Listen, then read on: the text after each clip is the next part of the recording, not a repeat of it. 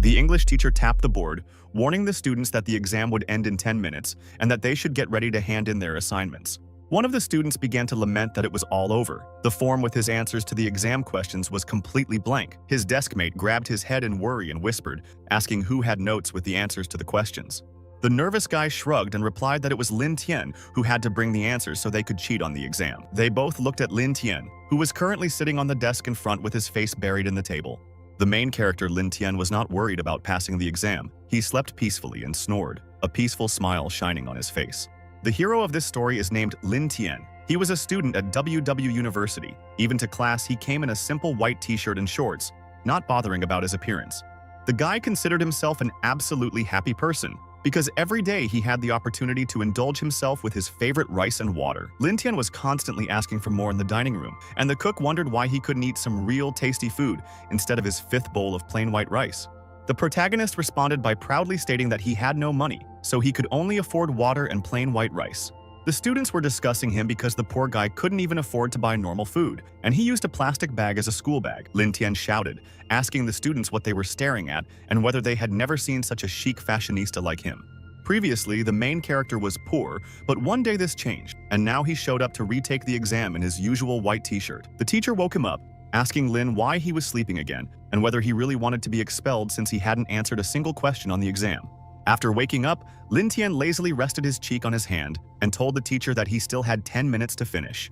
The teacher laughed haughtily and asked the student what he could accomplish in just 10 minutes. She shouted that she had already met many times poor and stupid students who could not study well, and they were simply a burden on the university. The woman threw the answer sheet back on the table and advised such poor students to stop dreaming, that the answers to the exam questions would simply appear in the sky outside the window. The protagonist grinned in response to the teacher's shouts because he had a backup plan to pass the exam. He looked at the teacher and asked what if the answers to the exam questions really did appear in the sky right now. Lin Tian crossed his arms over his chest and smiled smugly. At that moment, the exam answers actually appeared on the giant banner outside the window.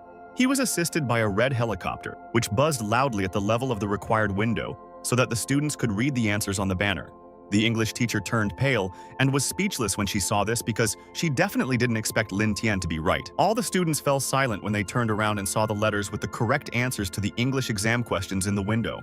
Lin Tian had little time left, so he grabbed a pen and quickly began to copy the answers onto his form. The boy raised his hand and shouted at his classmates to hurry up and copy the correct answers too. The kids were delighted and began to praise our hero, because now they would all be able to pass the English exam with flying colors. The main character stood up, addressed everyone in the class, and announced that it was time for him to leave, since he had completed the exam in a couple of minutes. The teacher got angry and started yelling at the students, demanding that they stop cheating.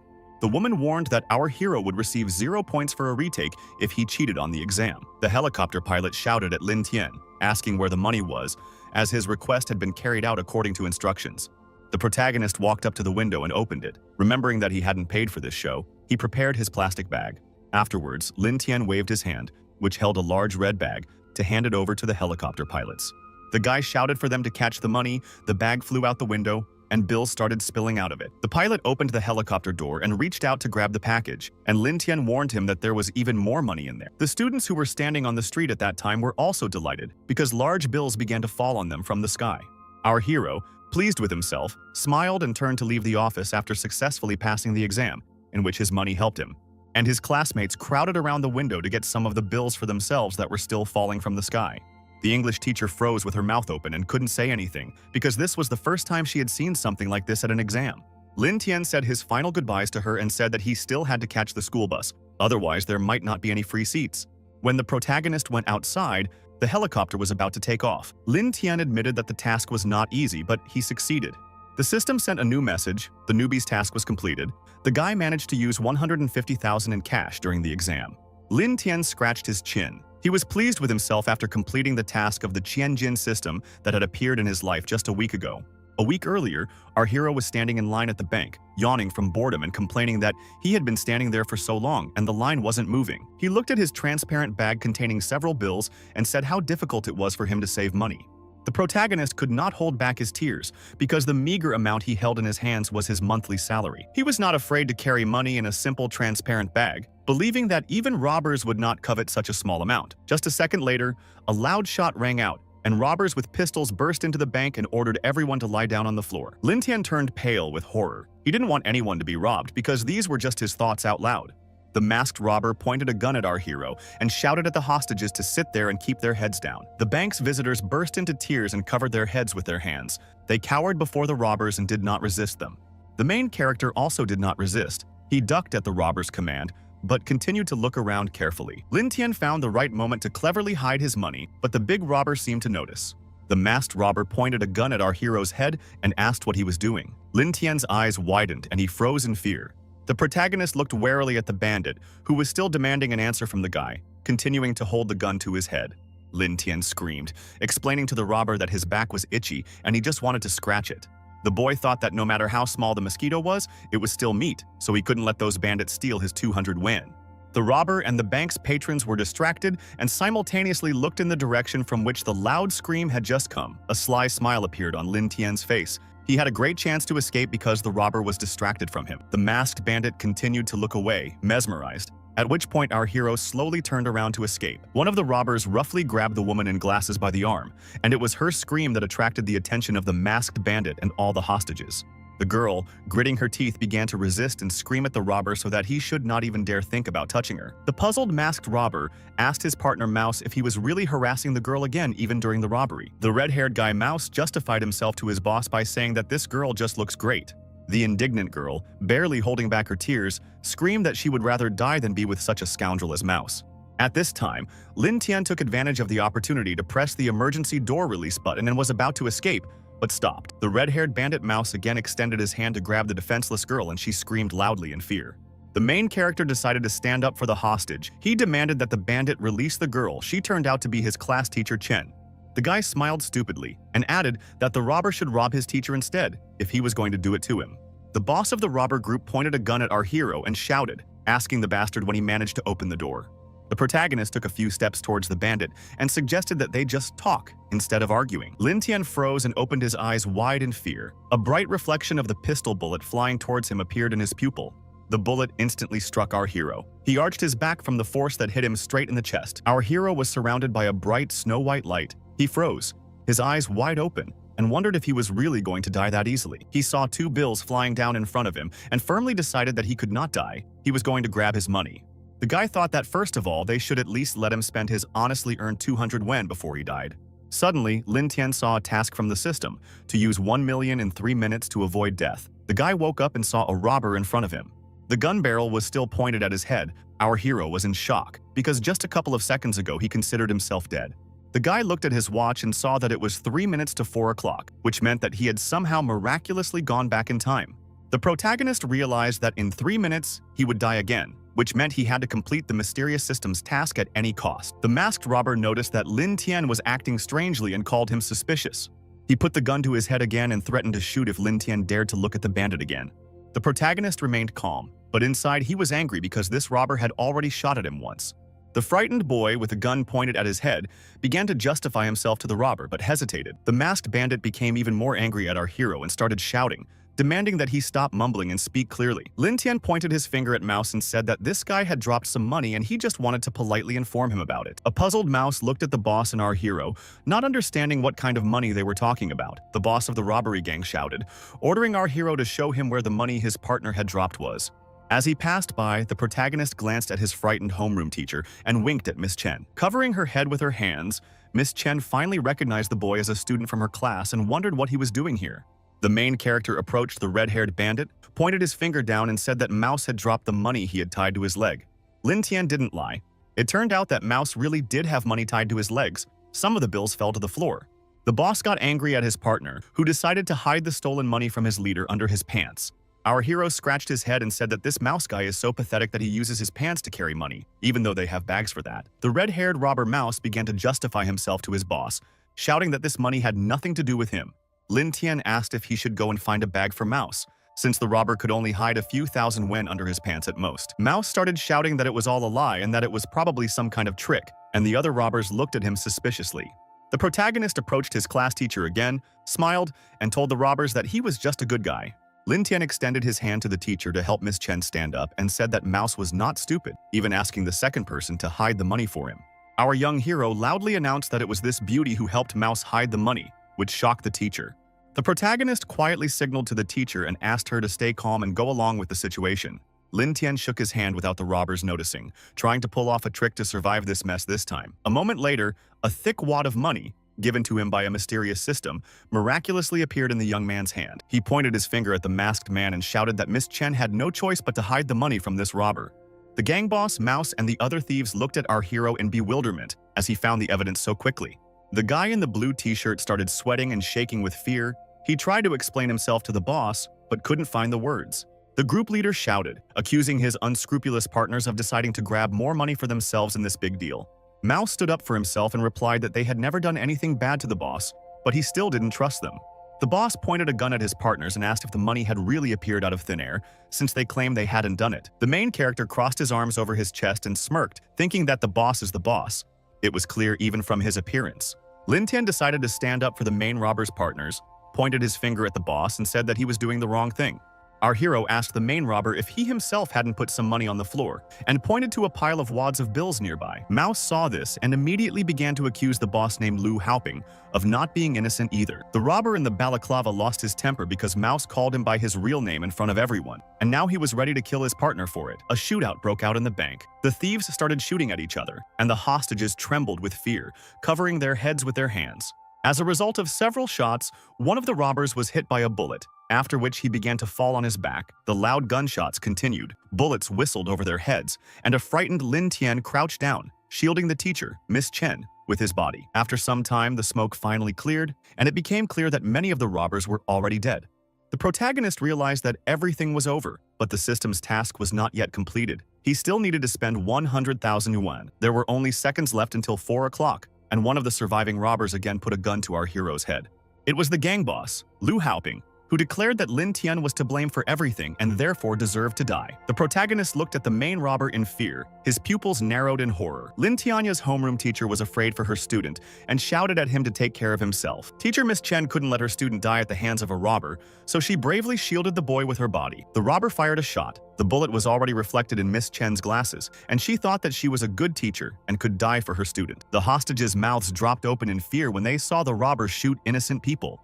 Lu Haoping, looking at his victims after the shooting, himself looked scared. Something had not gone according to his plan. Fortunately, Miss Chen's teacher was still alive, and she thought that the robber was shocked by her sense of justice, so he didn't kill her. The girl closed her eyes and resigned herself to her death. She thought that she would die without regrets. Our hero's class teacher opened her eyes again. She decided that something was wrong, because she felt no pain at all.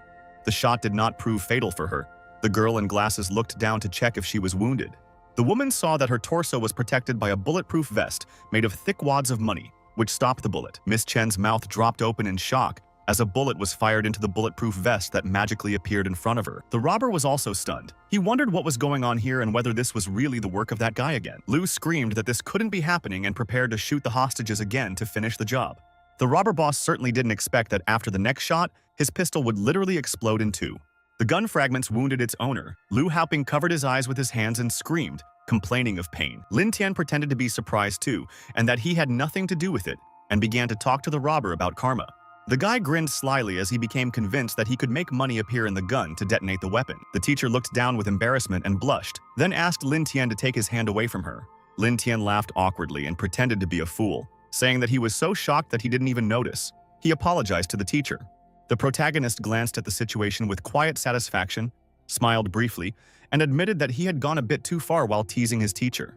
The guy reached out to take the thick wad of money he had materialized using the system.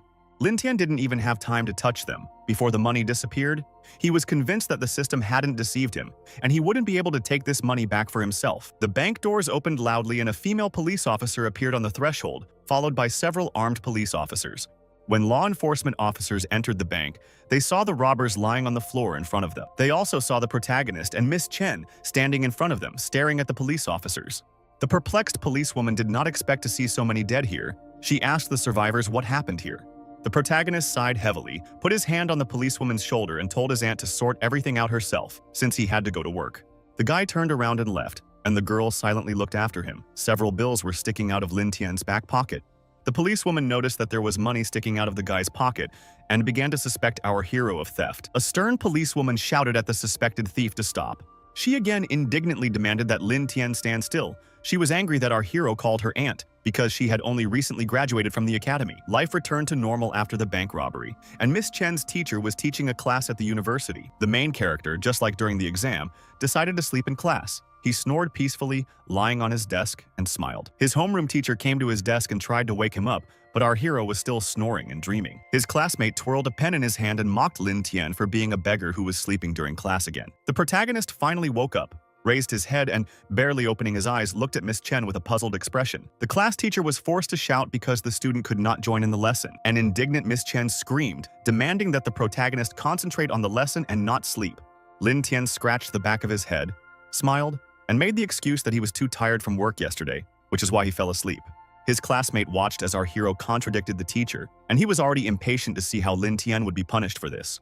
The class teacher couldn't forget yesterday's events. Before her eyes was the moment when Lin Tian covered her with his body. She blushed and turned away abruptly, telling Lin Tian that she forgives him this time, since he saved her yesterday. The protagonist briefly noticed the situation, reacting with visible surprise after an unexpected moment caused a small mishap with his teacher's outfit. Lin Tian's classmates were angry. They couldn't believe that our hero could sleep in class and get away with it. The red-haired boy looked at his phone lying on his desk in surprise when he heard it vibrate.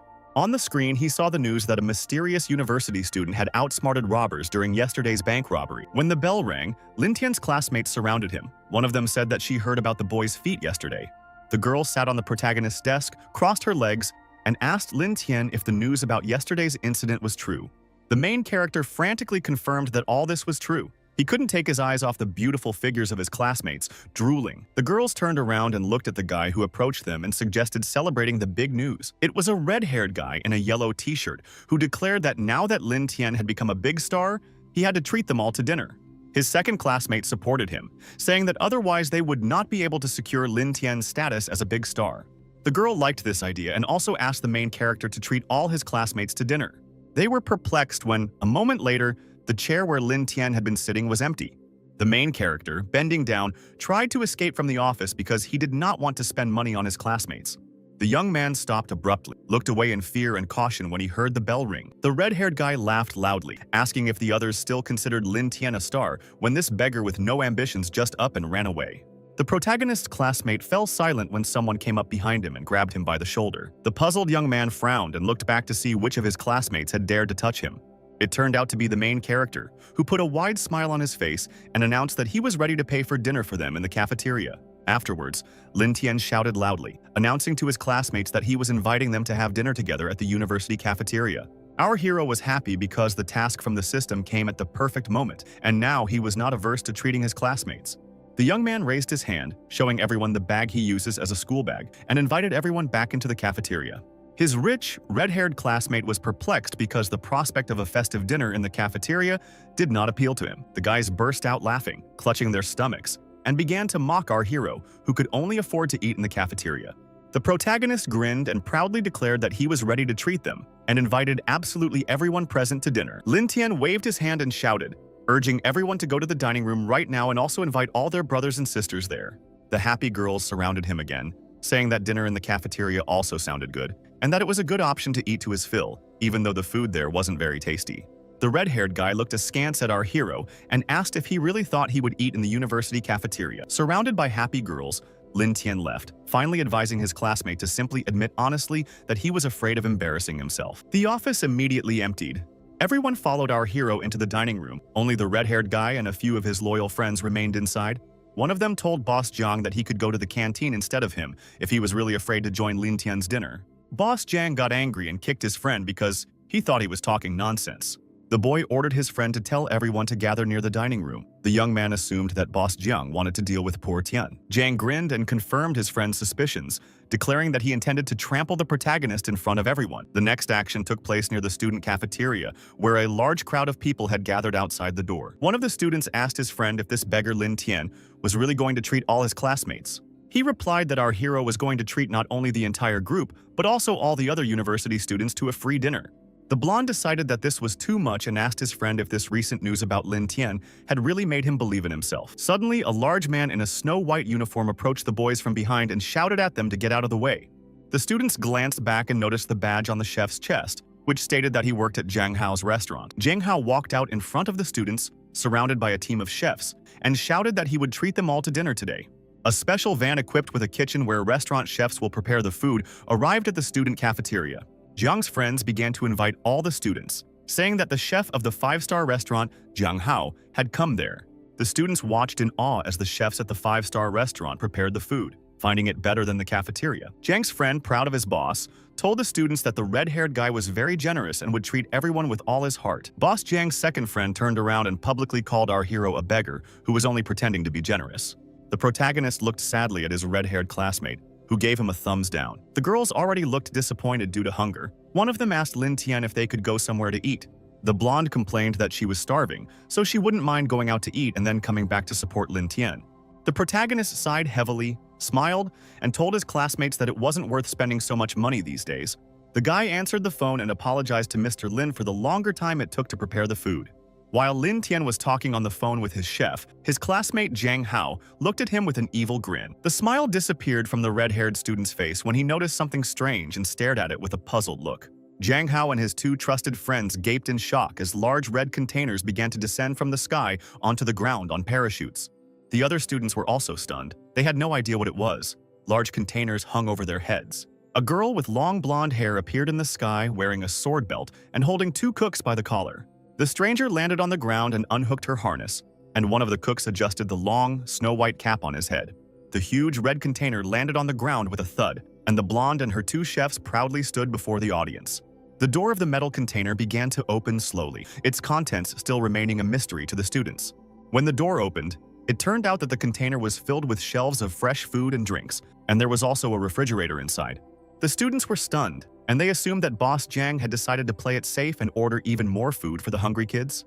Jean's friend looked at his boss with admiration and said that he could have warned them if he was planning something like this instead of doing it secretly. From the confused expression on the red-haired student's face, it was clear that he had nothing to do with the summoning of these containers. Boss Jian's friend shouted, urging everyone to hurry up and line up if they wanted to try Hao's best food in the world. Jiang Hao guessed that his second younger brother might have organized the container delivery and planned to give him a promotion. The guy proudly declared that he, Jiang Hao, simply loved to make people happy, and money or anything else was not a problem for him. Smiling widely, the red-haired guy approached the blonde and extended his hand, wanting to introduce himself to her.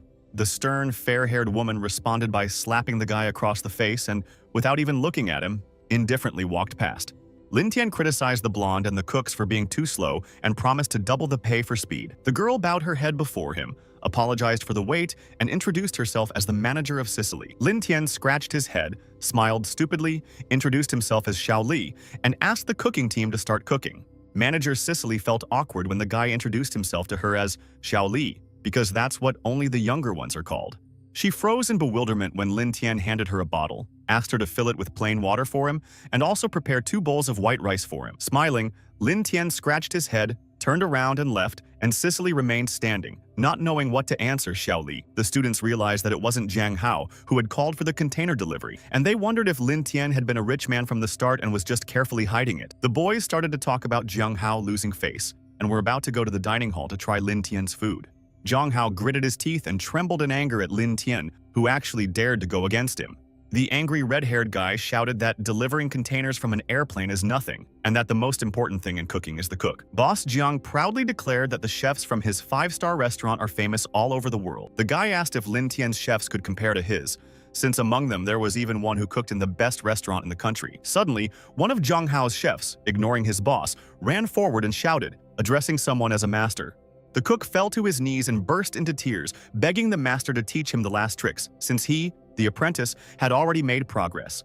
The chef asked the man if he, having received a job at the best 5-star restaurant in the country, was still asking him for anything. Jiang shouted at his cook, demanding that he return to him quickly or he would be fired. But it was more important for him to learn from the master. The protagonist smiled slyly, observing this situation, cleared his throat and declared that he was already hungry. The cook he hired told Lin Tian that he would start work immediately and asked the boy to wait a little longer. Jiang Hao was defeated. He fell silent and silently watched Lin Tian leave for the dining room, accompanied by the best culinary masters.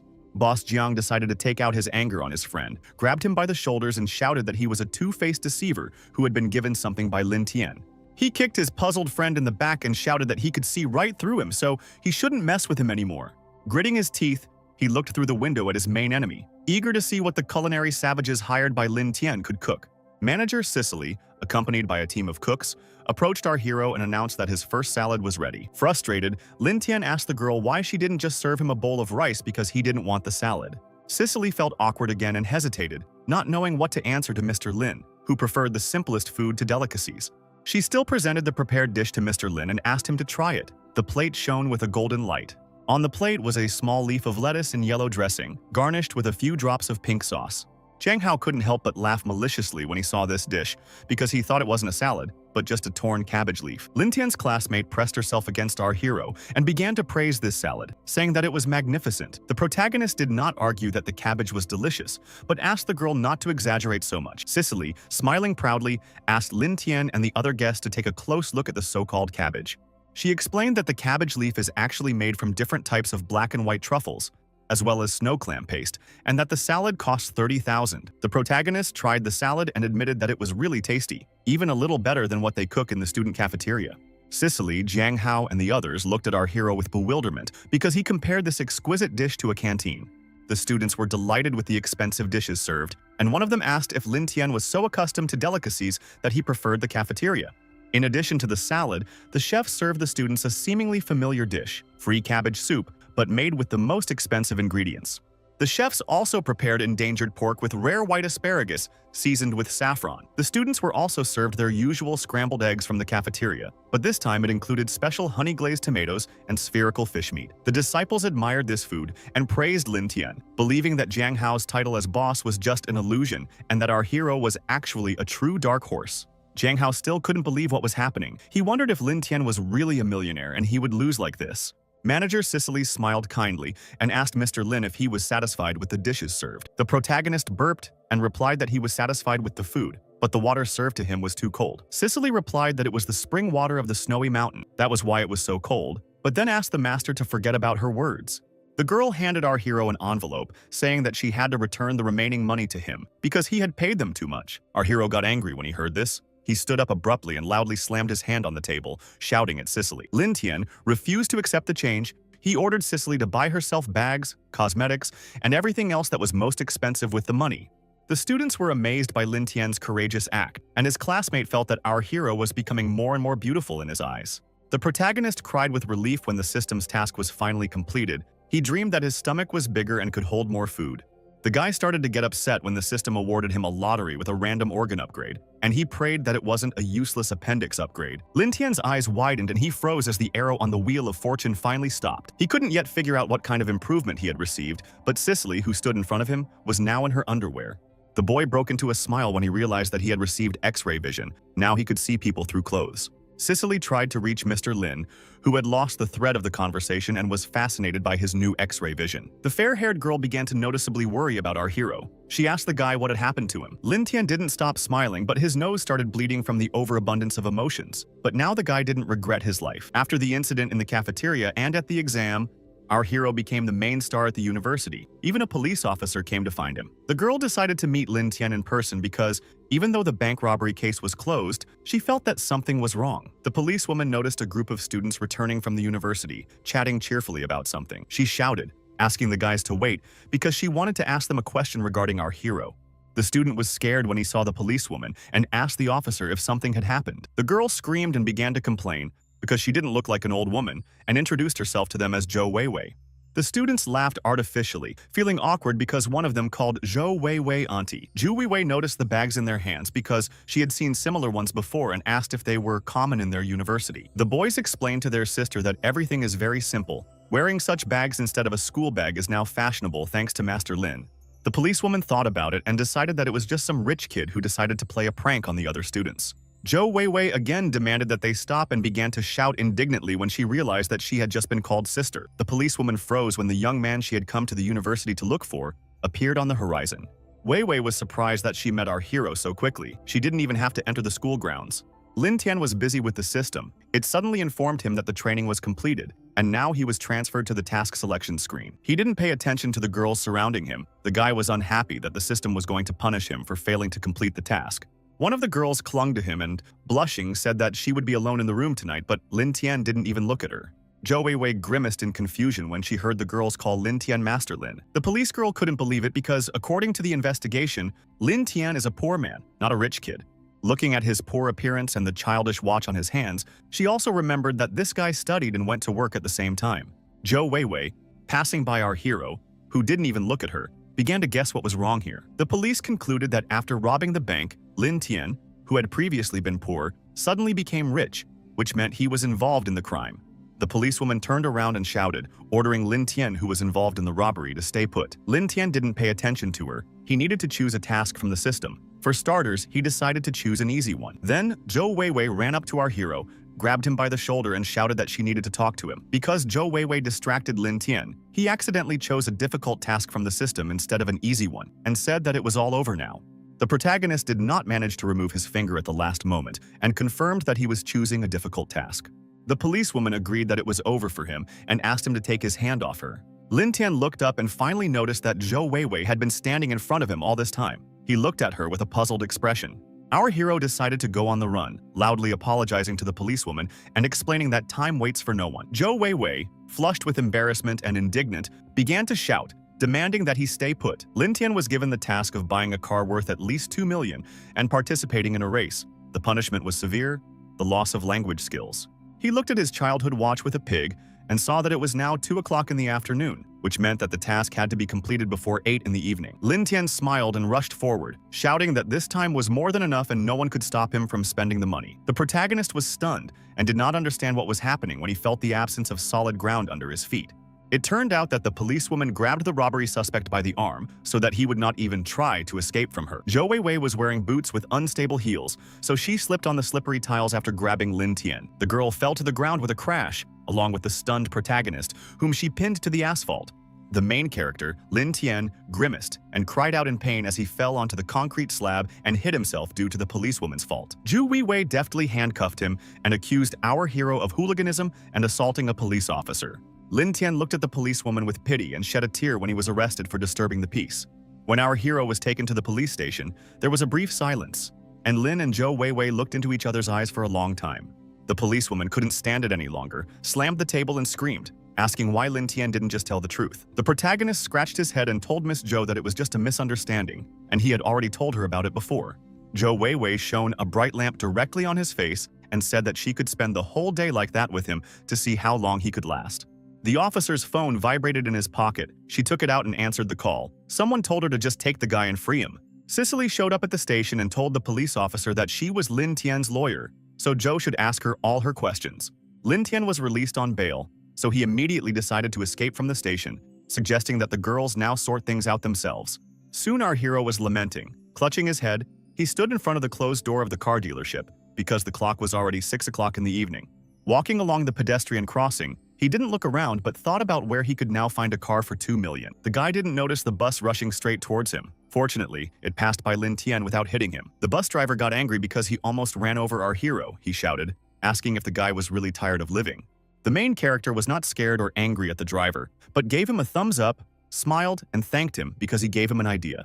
Lin Tian ran along the underpass whistling a cheerful tune, leaving the bus driver bewildered. The guy soon found a great hybrid car that had a lot of space and a lot of horsepower. Other perks included automatic air conditioning with a constant temperature and leather seats. The protagonist also noted the mirrors that rotated 180 degrees, so this vehicle seemed worthy of 2 million to him. Lin Tian said that it was worth the money spent, and he was not against purchasing a bus for as much as 2 million, just to complete the system's task. The young man beamed with happiness because now he would be able to avoid punishment from the system, and his language skills would be preserved. The guy proudly declared that from now on, he would have his own bus and would not have to spend money on public transport. Lin Tian smiled when he received a notification from the system that the first part of the task had been successfully completed. The smile disappeared from his face when the system described the goal of the second part of the task, to win a drift race in the purchased car. The main character decided that this was the end, because drift racing on this bulky bus seemed impossible to him. The guy grabbed his head, looked at the sky and screamed, because the main problem was that he didn't know how to drive. Lin Tian screamed and cried, but suddenly a silhouette of a woman appeared behind him, who declared that at least she knew how to drive.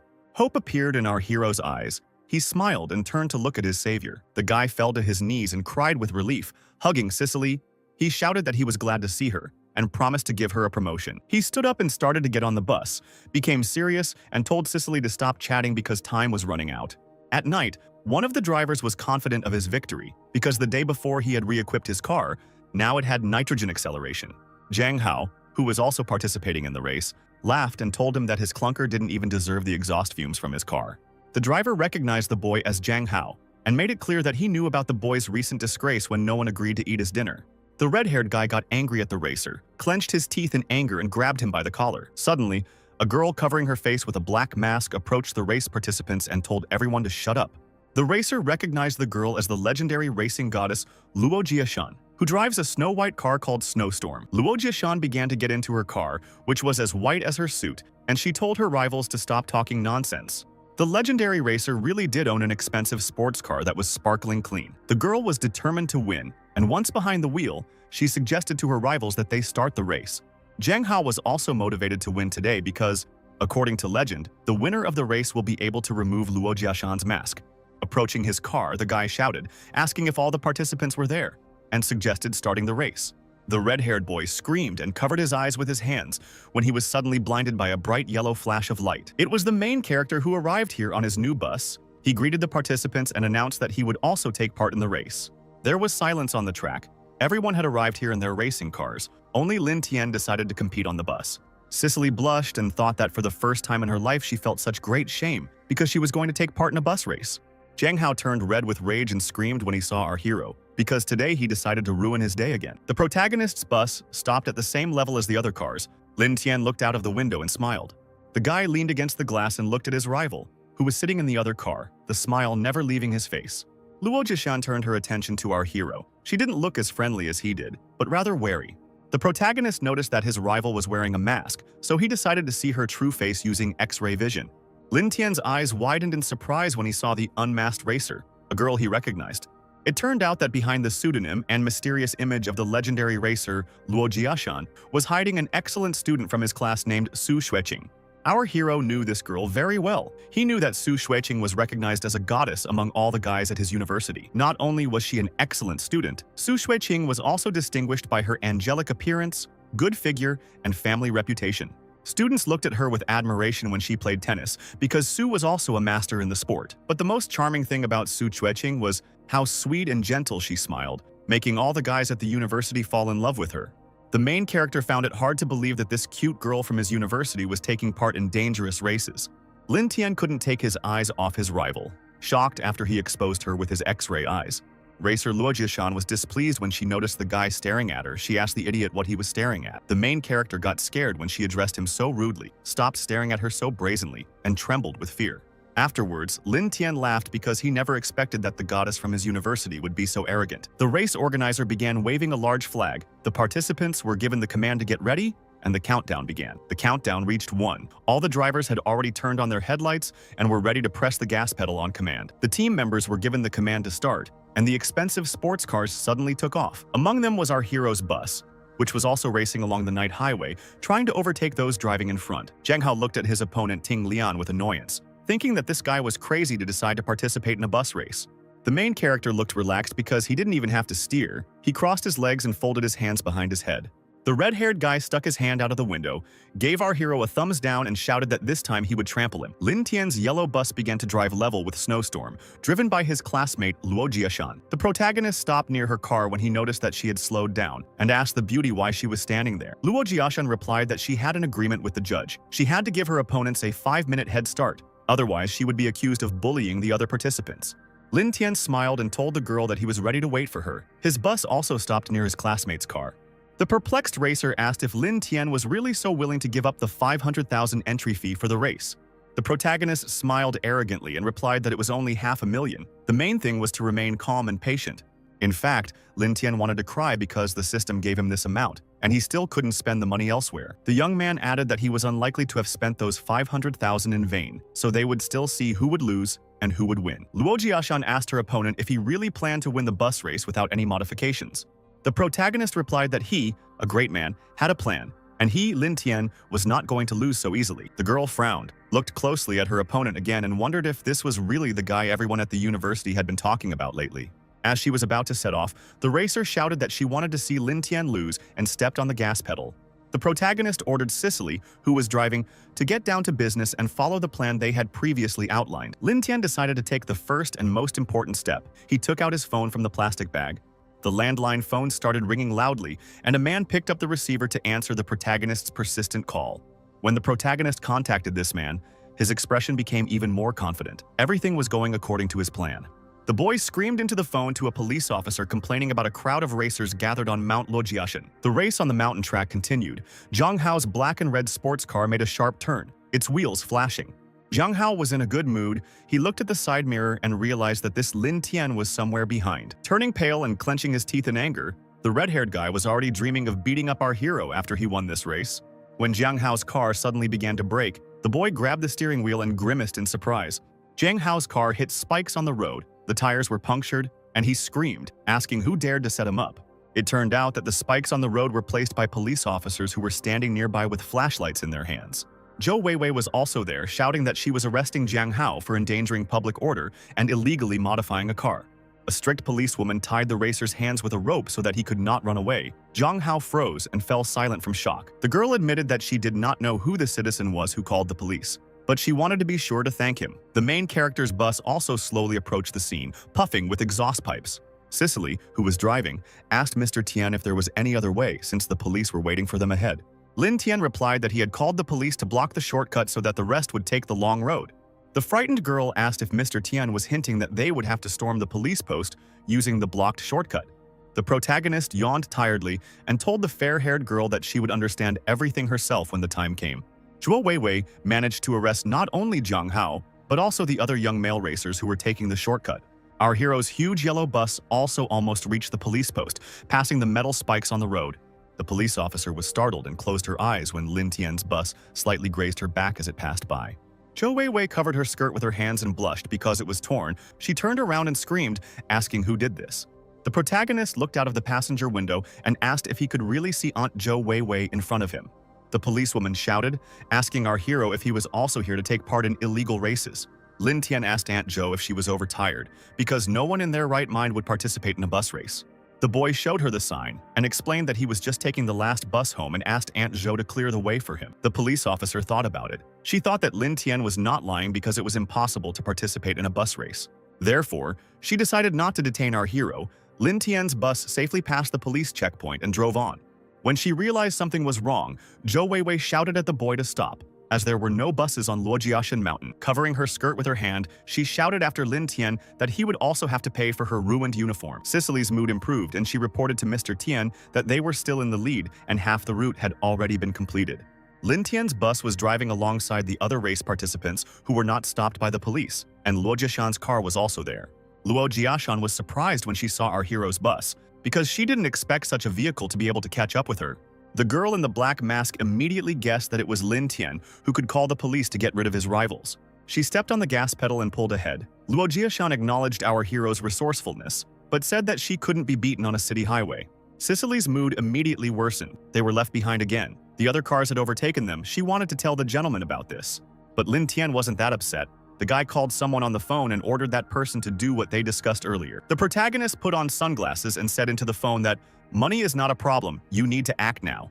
Luojiaxin's snow-white sports car was still in the lead, with the rest of the illegal race participants trailing behind. One of the drivers behind the wheel said he had no idea which idiot called the police, but luckily he had a way to get ahead. He was about to press the button, having recently equipped his car with a nitrogen booster that would help him defeat the blizzard. The guy pressed the button on the touchpad to activate the nitrogen boost in tornado mode and overtake Luojiaxin. Bright purple sparks flew out of the exhaust pipes of the racer's blue car. The turbo boost mode was successfully activated. Tornado mode actually helped the racer reach such a high speed that he overtook Snowstorm in a few seconds. The racer pulled ahead, but suddenly his eyes were blinded by a bright white flash that prevented him from seeing anything else. The puzzled guy winced from the bright light, not understanding where this flash on the road came from. The bright light blinded the other race participants, and they all began to lose control and crash into each other. The guy heard a call to Earthlings to let him study their bodies, then he assumed that aliens had arrived on Earth. The race participants started crying, opened the door, and started to get out of the car because he was too young and did not want to die at the hands of aliens. The riders climbed out of their cars and fell to their knees. All of them began to writhe and scream in fear of the unknown light. They obediently raised their hands up and shouted, appealing to the aliens to spare the young men. The 3 race participants didn't notice that the whole time they were standing not in front of the aliens, but in front of Lin Tian's yellow bus.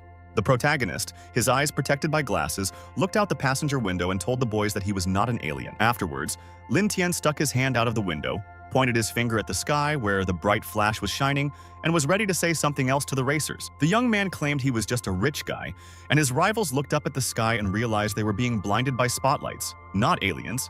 The protagonist pointed his finger at his rivals and let the Sicilian team who were driving take care of them. The fair-haired girl brought a thin metal tube to her mouth and blew sharp needles out of it. One of the needles hit the racer in the neck. He didn't even have time to realize what had happened and froze with a puzzled look on his face. Very quickly, Sicily managed to get rid of the rest of her Master Tien's rivals by throwing needles at the guys. This caused the race participants to fall asleep. They all collapsed on the asphalt in a heap and could no longer prevent Lin Tian from winning. Lin Tian laughed and asked the boys if they had ever heard the story of the tortoise and the hare, saying that now they would have to sleep like the rabbit in the story. Pleased with the result, our hero gave Sicily a thumbs up and praised her for doing such a great job. The girl smiled and told Mr. Tian that she learned this skill of throwing poison needles from Detective K. Dongzi. The rest of the race participants remained sleeping on the road, and our hero's yellow bus slowly moved forward. Luo Jiashan was the only remaining opponent for Lin Tian, driving her snow-white car while assessing the situation. The girl put on her sunglasses and admitted that Lin Tian really did have a few tricks up his sleeve. The racer pressed the red button, deciding that she would have to speed up to prevent her main rival from winning. The snowstorm has been updated with a spoiler and additional exhaust pipes to make the car even faster. Luo Jiashan stepped on the gas pedal to accelerate using the nitrogen boost. The wheel of her snow-white racing car began to spin rapidly, shaking against the asphalt and emitting bright sparks.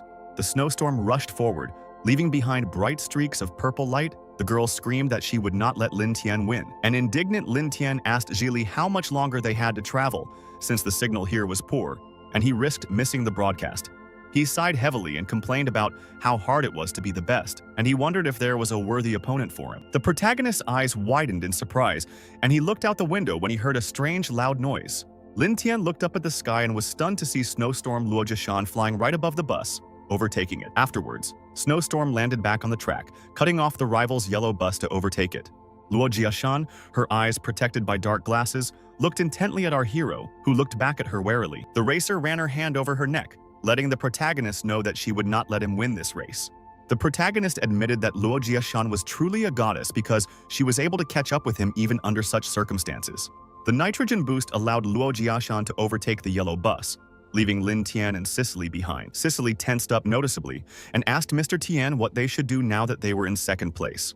Our hero thought for a moment and admitted that this was not in his plans. He was already afraid of actually losing this race. An idea came to his mind. Lin Tian grabbed the walkie-talkie and asked Sicily if she could throw it into Luo Jiashan's car. The blonde girl smiled and asked Mr. Tian to just watch as she did this. Sicily began to tear her clothes to make a makeshift rope from the scraps of fabric. The bus driver wrapped the radio in scraps of cloth in order to throw it into Luo Jiashan's car. Celie leaned out of the bus window and began waving the radio to get it to pick up speed and reach the right place after the throw. When Sicily threw the radio towards Snowstorm, it began to fly in a clear trajectory, eventually hitting the car. Luo Jiashan was perplexed when she looked at her passenger seat and saw a walkie-talkie lying on it. Lin Tian called out to her through the radio and asked the beauty if she was still tired and why didn't she stop and take a rest. The girl took the walkie-talkie and told Lin Tian to stop playing with her because he was just a loser who only deserved to kiss her feet. The main character, with a satisfied smile on his face, answered the racer that he would still have time to do this, but not before he won the race. Luo Jiashan got angry at our hero, calling him a pervert, and declared that he definitely wouldn't win today. Our hero smiled confidently and asked the racing queen if she was so confident that she could win. Jiashan visibly tensed up when Lin Tian called her by her real name, Su Xueqing, which was a secret. The girl's voice became quieter and less confident. Beads of sweat ran down her face. She asked how he recognized her, since she was wearing a mask. The main character couldn't get the image of his straight-A classmate, whom he saw in her underwear with the help of X-ray eyes, out of his head. The guy smiled and thought that he not only knew what she looked like under the mask, but also the color of her underwear. Lin Tian said over the radio that it was perfectly okay to keep secrets, but the racer needed to show a little goodwill. Luo Jiashan was outraged. She got angry and asked our hero, communicating with him on the radio, how he was not ashamed to say such a thing. A snowstorm caused the race car to brake suddenly, meaning the guy managed to stop his rival. Lin Tian's yellow bus was already a few meters from the finish line. His threats towards Luo Jiashan had an effect on her. The guy got off the bus, dressed in a racing suit, and everyone around him was cheering, loudly announcing the winner. Luo Jiashan was also in the audience, but she wasn't so happy. She looked angrily at our hero and dreamed of dealing with him if he exposed her. The main character wanted to get out of here as quickly as possible, because the live broadcast he wanted to watch would start very soon. The attractive blogger's live broadcast began, and her chat was filled with comments from viewers who were waiting for her appearance. The broadcast finally started, and the pink-haired girl invited viewers to start the stream with a dance and asked them not to forget to donate to her. The girl, without showing her face, began to dance to the music on camera, and the audience showered her with compliments. The main character blushed and did not let go of his phone, watching the broadcast of his favorite streamer. What attracted him most was her figure. Lin Tian was curious about who was hiding behind the streamer's mask, since the girl never showed her face. Our hero never tired of watching his favorite blogger dance and giggling, his smile widening with satisfaction. Tian Feifei continued to dance on camera in front of her audience, which was now more than 150 people watching. Suddenly, the ginger cat who lived in the streamer's house released his claws and, meowing loudly, jumped straight at her. The girl slipped in surprise and fell straight onto the floor, her thigh scratched by a playful ginger cat. Viewers didn't feel sorry for her, but started leaving the stream, leaving angry comments under her broadcast, saying there was nothing to watch here. Tian Feifei, who was still feeling unwell after her fall, apologized to her followers for making a mistake today. The main character was furious at the rude commentators. He screamed and waved his arms because his goddess was insulted. Feifei sat back down in front of the microphone, now with only 26 viewers watching, and she looked sad. Suddenly, the streamer felt dizzy. It became noticeably worse. She closed her eyes and began to lose her balance even while sitting. The number of viewers on her broadcast dropped to 4 people, and the angry ginger cat decided to attack his owner again. Lin Tian began to dream of having real money and being able to use his gifts to help his favorite streamer become one of the most popular. The protagonist was perplexed when he looked at his hand and saw that his fingers were emitting a bright golden light. His index finger began to shine brighter and brighter like a gold bar. Lin Tian continued to stare at his palm. Suddenly, Tian Feifei received a notification from the platform that she had received the title of Broadcast Queen. Lin Tian didn't understand who did this. Who had such good taste and so much money to give his goddess such an expensive title? Tian Feifei was also shocked when she received this gift, and the number of viewers on her broadcast instantly increased to 2 million. The girl stuttered as she thanked Tian Lin for the gift, unable to hold back her tears and blushing. The main character was shocked when he heard his nickname, because he definitely didn't give the girl any gifts. Lin Tian checked his phone. He received a message from the platform congratulating him on becoming a crowned noble in Tian Feifei's broadcast room. Our hero still found it hard to believe that this handsome multi-billionaire with good taste was really him. He didn't understand what was going on, and then decided to check what reward he received from the system for winning the race, since he had never done this before. The protagonist activated the system interface and saw that he had received a gift generator for winning the race. It turns out he received a golden finger, which he can use an unlimited number of times to spend virtual currency on any website. The reward from the system did not make our hero very happy, because he suddenly felt that he was losing a lot. The next morning, Lin Tian returned to the university, looking tired and yawning after yesterday's busy day. When he opened his eyes, the boy was shocked, because a girl from his university was wearing a bandage on her thigh, where Tian Feifei got a scratch yesterday. Thinking back to yesterday's broadcast, a shocked Lin Tian wondered if the goddess Tian Feifei was really a girl from his university. The protagonist continued to closely watch the girl with long hair in a short snow-white dress, whom he suspected. When the stranger turned around and smiled, Tian Feifei realized that Su Xueqing, the famous straight-A student and racer, was standing in front of him. Lin Tian shook his head in disappointment because the girl looked nothing like his favorite streamer. He shrugged and said that it was a waste of time because Tian Feifei and Su Xueqing were different in both height and face. Su Xueqing was delighted to bump into our hero. The excellent student admitted that she had been waiting for him here for a long time. The protagonist asked why she waited for him, since they didn't know each other well enough to communicate. Blushing, the modest girl asked Lin Tian how he did it, but in her heart she was angry at Lin Tian because he had threatened her last night. Lin Tian completely ignored the girl's question. He was more interested in the unusual bright light in the middle of the classroom. The guy pointed his finger in that direction and shouted, asking his classmates who was emitting such a bright light. It turned out that it was Zhang Hao, who had lost all his hair. His bald head was so perfect that it reflected the sun's rays. Zhang Hao felt ashamed because all his classmates were openly laughing at him. He sat with his eyes closed and his teeth clenched in anger. The guy became even more angry when he saw our hero, because wherever he goes, he always meets Lin Tian. Hao finally figured out that our hero might have been the one who called the police during the race yesterday. The shaved-headed guy stood up abruptly, waving his fist and began loudly accusing Lin Tian of being the one who called the police yesterday. Lin Tian pretended that he had nothing to do with it and asked if Zhang Hao was crazy, since the guy had been with Su Xueqing all night yesterday. All the students stared at the excellent student when they heard this. Su Xueqing froze, her mouth open, and didn't know what to say in her defense.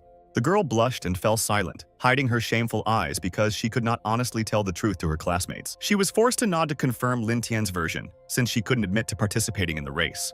In her soul, she felt like a terrible demon who, out of anger, was ready to take the life of our hero for this shame. The protagonist's classmates opened their mouths wide and fell silent, in shock, while Lin Tian sat up and put his legs up smiling. The boys began to whisper, discussing the shocking news because it turned out that the famous flower of the university belonged to the young and scary Master Lin.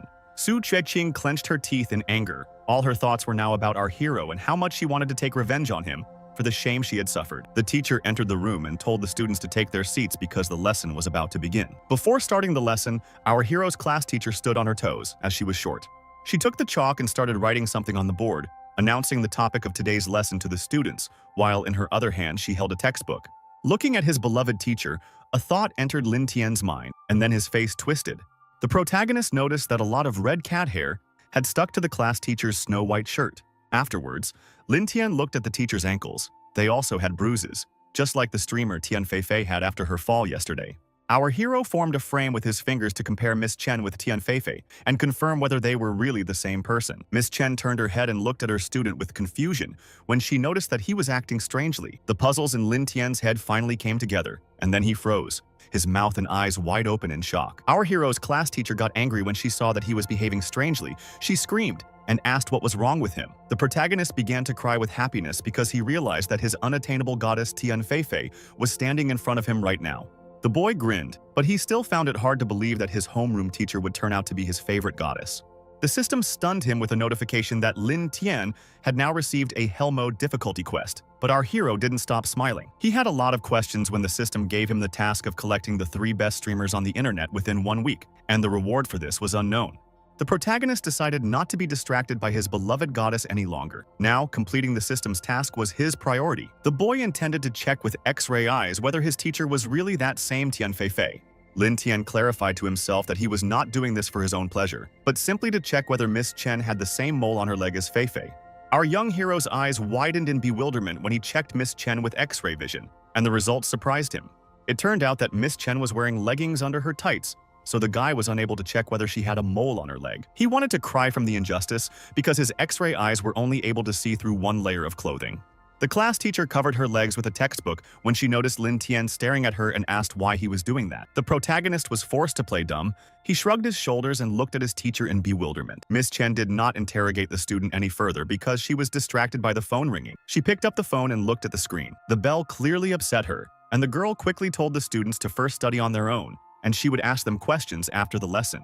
The class teacher put the phone to her ear and turned around to leave the classroom and talk to someone. The main character became worried when he saw his favorite teacher run out of the room in tears. He scratched his chin and remembered that his goddess Tian Feifei had once cried in exactly the same way when she was insulted by the audience. The young hero stood up abruptly and clenched his teeth in anger. Now he didn't care about missions from systems or money. The guy didn't want to let anyone make his goddess cry. Frightened, Miss Chen ran out of the university in a hurry, walked to her moped and put on her helmet to ride away. The girl had no idea that at this time someone was secretly following her, hiding near the building around the corner. It was the guy who immediately called someone and reported that Chen had already left and that he should remember to put pressure on the girl again. The main character was standing behind this guy all this time. He was angry at the one who was trying to hit on his goddess. Miss Chen was already at the hospital and talked to the doctor, promising to find a way to get money if only he would help her father with the operation. The doctor took off his glasses and replied that they couldn't do anything this time because the previous doctor-sponsored operation hadn't helped him. The purple-haired girl trembled and began to cry after hearing the bad news from the doctor. She received a message demanding that she have dinner with Master Zhou, for which Miss Chen would receive a whole $500,000 from them. Miss Chen stepped aside to read the message carefully. She was tormented by doubts, because she would be paid a whole $500,000. Soon, the girl left the hospital. At this time, a guy who had been following her and a man with an unbuttoned shirt were already waiting for her on the street. The man with the bald spot told Miss Chen that this situation needed to be dealt with, otherwise her father might get hurt. The red-haired guy laughed. He didn't think when he signed the contract with the girl that she would later turn out to be so stubborn and patient. Miss Chen couldn't stop crying. The guy put his finger on her chin and remarked that she was very beautiful. Luckily, our hero's homeroom teacher was saved, because a moment later a fist landed in the boy's face. The blow was so strong that the red-haired guy flew back several meters and fell to the ground, raising a cloud of dust above him. Miss Chen was confused about what had happened, and the frightened girl began to look around. It turned out that the girl was saved by Lin Tian, who menacingly clenched his fist and insulted a bunch of idiots who dared to touch her beloved goddess. Afterwards, the main character carefully took the class teacher by the hand to lead her away from this group. The guy told the scoundrels to keep their ears open and listen to him carefully, after which he declared that this girl belonged only to him. The red-haired guy who had been punched in the face by our hero was still sitting on the asphalt. Teacher Miss Chen blushed when she heard her students' words and hesitated, not knowing what to say in response. The balding man got angry and shouted, asking the guy what the hell, since Miss Chen had signed a contract with their company. Smiling maliciously, the man declared that the girl was to blame for not reading the contract carefully, as she was now obligated to pay them a fine. The nasty old man didn't have time to finish speaking and announced the amount of the fine before he received a slap in the face from Lin Tian. The protagonist blew on his hand, which was burning after a hard slap, and advised the man to keep quiet. The red-haired guy, who was still shaking from pain and anger, covered his beaten face with his hand and tried to get up. With his tooth knocked out, he shouted angrily, drew his knife, and ordered his men to take the life of our hero for his sake. The man with a large gold chain on his chest took the knife from the red-haired guy, clenched his teeth in anger, and was ready to pounce on Lin Tian. He shouted, asking Lin Tian if he really thought his fist would be stronger than his cold weapon. The main character was not frightened by this. He said that it seemed like the guys had misunderstood everything and asked them to look back. The two scoundrels, holding their knives at the ready, turned around sharply and became frightened, thinking that an ambush had been prepared for them. When the men turned and looked back, they froze in bewilderment because there was nothing there except a leaf from a tree floating in the air. Our hero took advantage of the opportunity, grabbed Miss Chen in his arms and ran away, and they immediately realized that they had been deceived. Lin Tian ran to his yellow bus to keep himself and his beloved goddess safe from the criminals there. The red-haired guy and his partner with a bald spot followed our hero and Miss Chen onto the bus to catch them. The main character sat down on one of the seats and put the girl in his arms. Surprisingly, the young man looked completely calm. Whistling a tune, Lin Tian said that the scoundrels seemed to have no idea whose bus they were boarding. The red-haired guy shouted angrily, asking if Lin Tian really wanted to deceive them again and pretend that this bus belonged to him. Without waiting for an answer, the criminal is hit in the face again, this time by Cicely, who attacks him with her knee. The man in the unbuttoned shirt winced in fear when he saw the blonde's leg in front of him, rapidly approaching his face. Cicely managed to deal with two big guys in 2 blows who lost consciousness and collapsed on top of each other in the street. The blonde girl shook her hands and closed the bus door, getting rid of the 2 annoying rascals. The protagonist opened the window and proudly shouted to the beaten men that this yellow bus really belonged to him. The yellow bus chugged along as it slowly rolled forward, leaving behind 2 big guys who were still recovering from the beating they had received from Cicely. Our hero's class teacher felt awkward as she was sitting on his lap, her cheeks flushed. The protagonist noticed that his beloved goddess was worried and worriedly asked the girl what had happened. Still blushing deeply with embarrassment, Miss Chen asked her student if he could finally let her go. Lin Tian laughed stupidly, pretending to be a fool, and made the excuse that he simply forgot to let her go, after which he removed his hands from her. The main character put an innocent smile on his face, looked at the teacher and tried to convince her that he had not just lied. With a heavy sigh, a saddened Miss Chen told the boy that he had better let her off the bus so that she could go back on it. The girl explained that she couldn't afford to pay the fine for breaching the contract, so she should apologize to her bosses.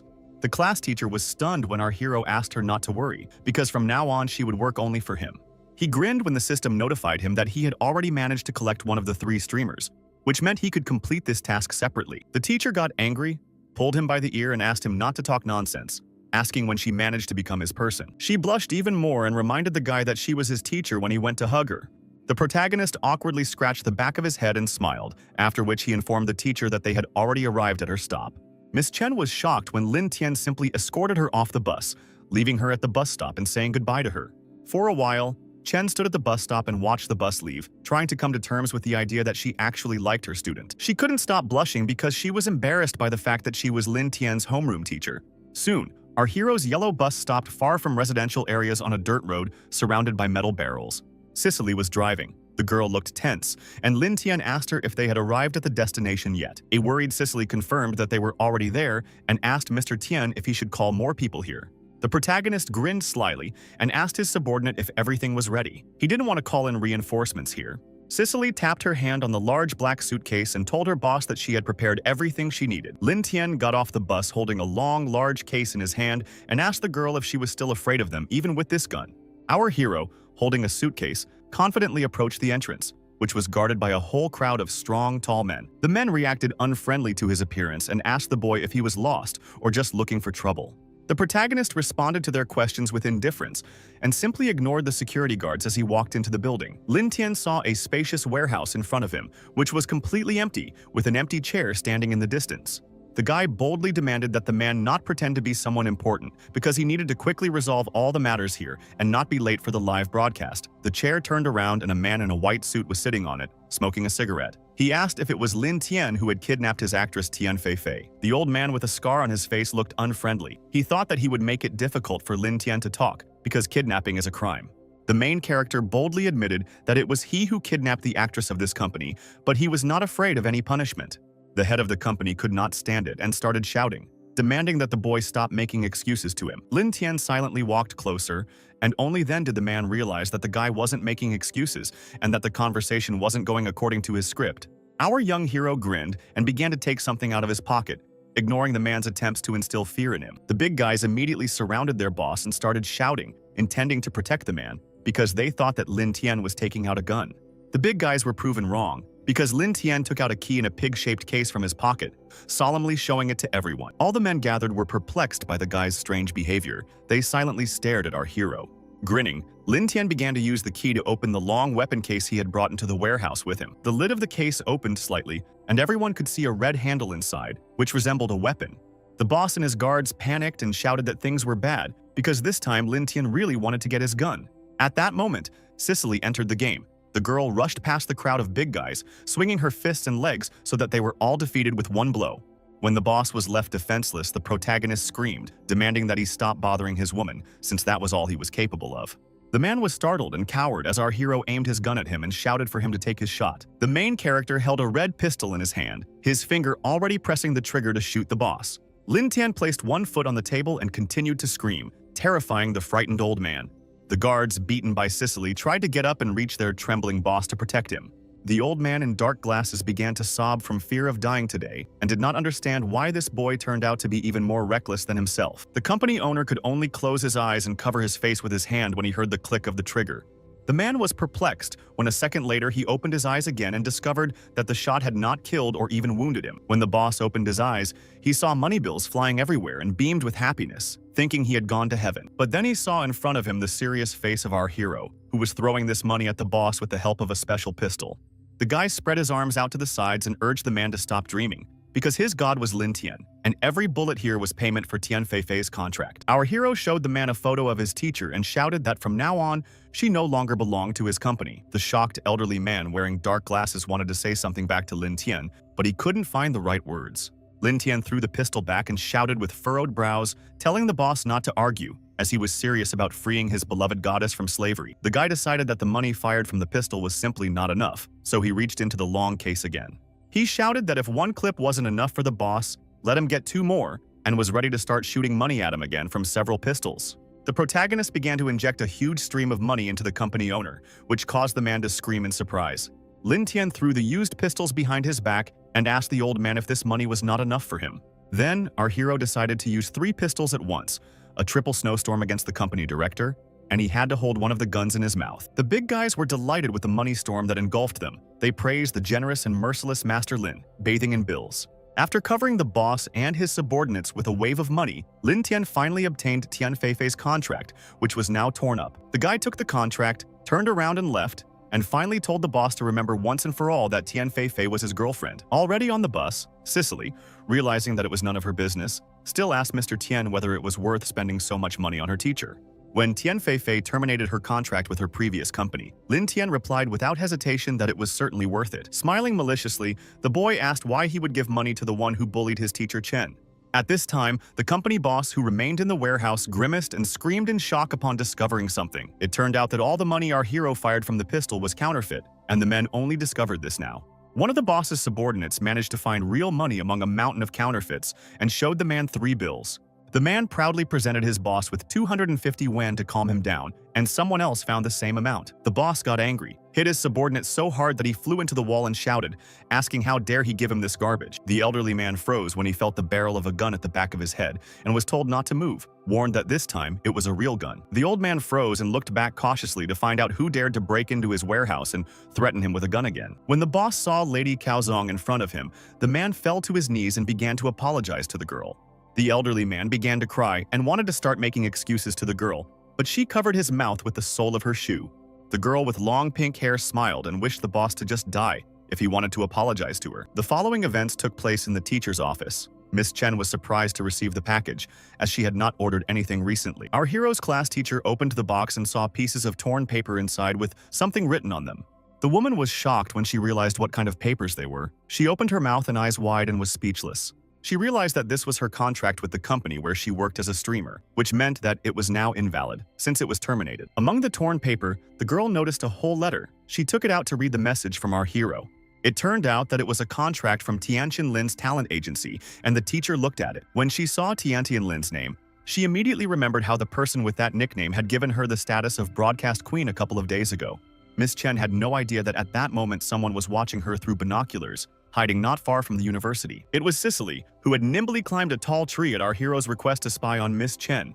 At this time, the main character, without bothering himself with anything, sat under this tree, putting his hands behind his head, and rested. Lin Tian, smiling happily, asked Cicely if his homeroom teacher had signed the new contract. Cicely replied that the girl had naturally signed the contract, since her father needed money for the operation, and she could not refuse a generous reward. Our hero knew that the previous wave of gifts had attracted a lot of attention to Tian Feifei, and the popularity of her broadcast was steadily growing. The guy was bothered by the fact that the system only gave him the right to sign a contract with the 2 best streamers, and not with 3.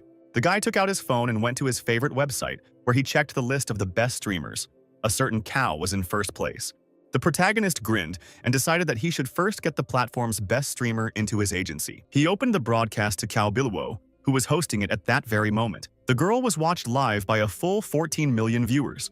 On his way back to the bus, Lin Tian called Cicely to follow him so that they could work together to force Cao Bu to sign a contract with him for any amount. Soon, Lin Tian managed to meet the best streamer in the country. The girl smiled radiantly and agreed to sign a contract. The protagonist was shocked and shouted, asking if Cao Biluo wasn't going to negotiate since she was the #1 streamer. The girl threw herself into his arms and said that she was confident in her brother's integrity and that he would not lie to her. Our hero blushed, awkwardly scratched the back of his head and laughed, saying that Cao Biluo had a great future ahead of him. Lin Tian was jubilant in his heart. He definitely didn't expect that getting the best streamer would be so easy. Victory was just around the corner. In fact, Cao Biluo was not who she pretended to be to our hero. She was preparing a trap for Lin Tian, who was leading the wolf into his house. The pink-haired girl raised a glass of red wine and offered a toast to her new boss. The happy guy immediately drank a glass of wine in one gulp. He didn't mind getting drunk today since things were going well.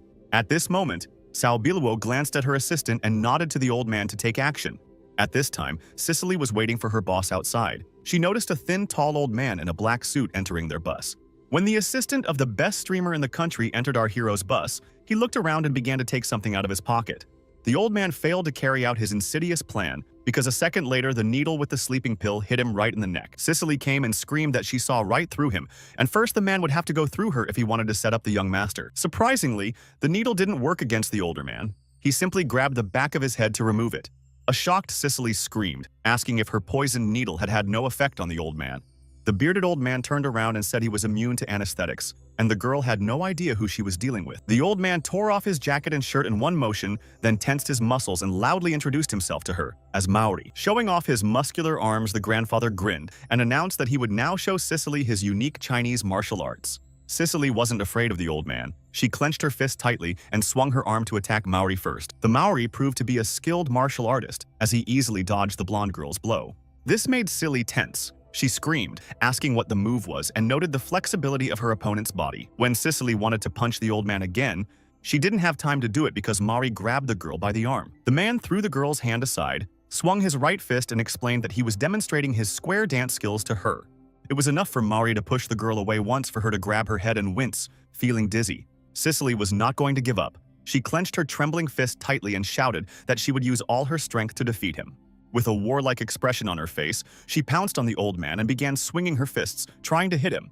Maori deftly dodged the girl's countless blows, shouting that she would not be able to keep up with his dynamic rhythm. Cicely froze, her eyes wide, and stopped trying to resist when Maori hit her across the neck with the edge of his hand. This made the girl fall asleep instantly, and the elderly man did not miss the opportunity to take a selfie with her in the background. Lin Tian's celebratory dinner with Cao Biluo was in full swing. The table was laden with delicacies, and they clinked their glasses to drink again.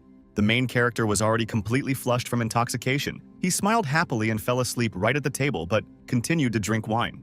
Cao Biluo also broke into a satisfied smile. But she was not drunk. She was happy with the success of her dastardly operation. The girl lifted her skirt, under which she held a small bag, and wondered whether her assistant had completed his task or not. At this time, Tin Lian had completely lost control of himself. He was so drunk that he fell headfirst onto the table and fell asleep, dropping his glass. Cao Biluo stood up, put her foot on the table, and looked ominously at our hero, asking if he really thought she would actually sign a contract with him. She took a sip of wine and said that she would break the contract as soon as she threw the drunk Tin Lian into the bus, which already contained evidence against him. The girl laughed loudly and shouted that after that the main character would end up in prison, where he would drink with his cellmates.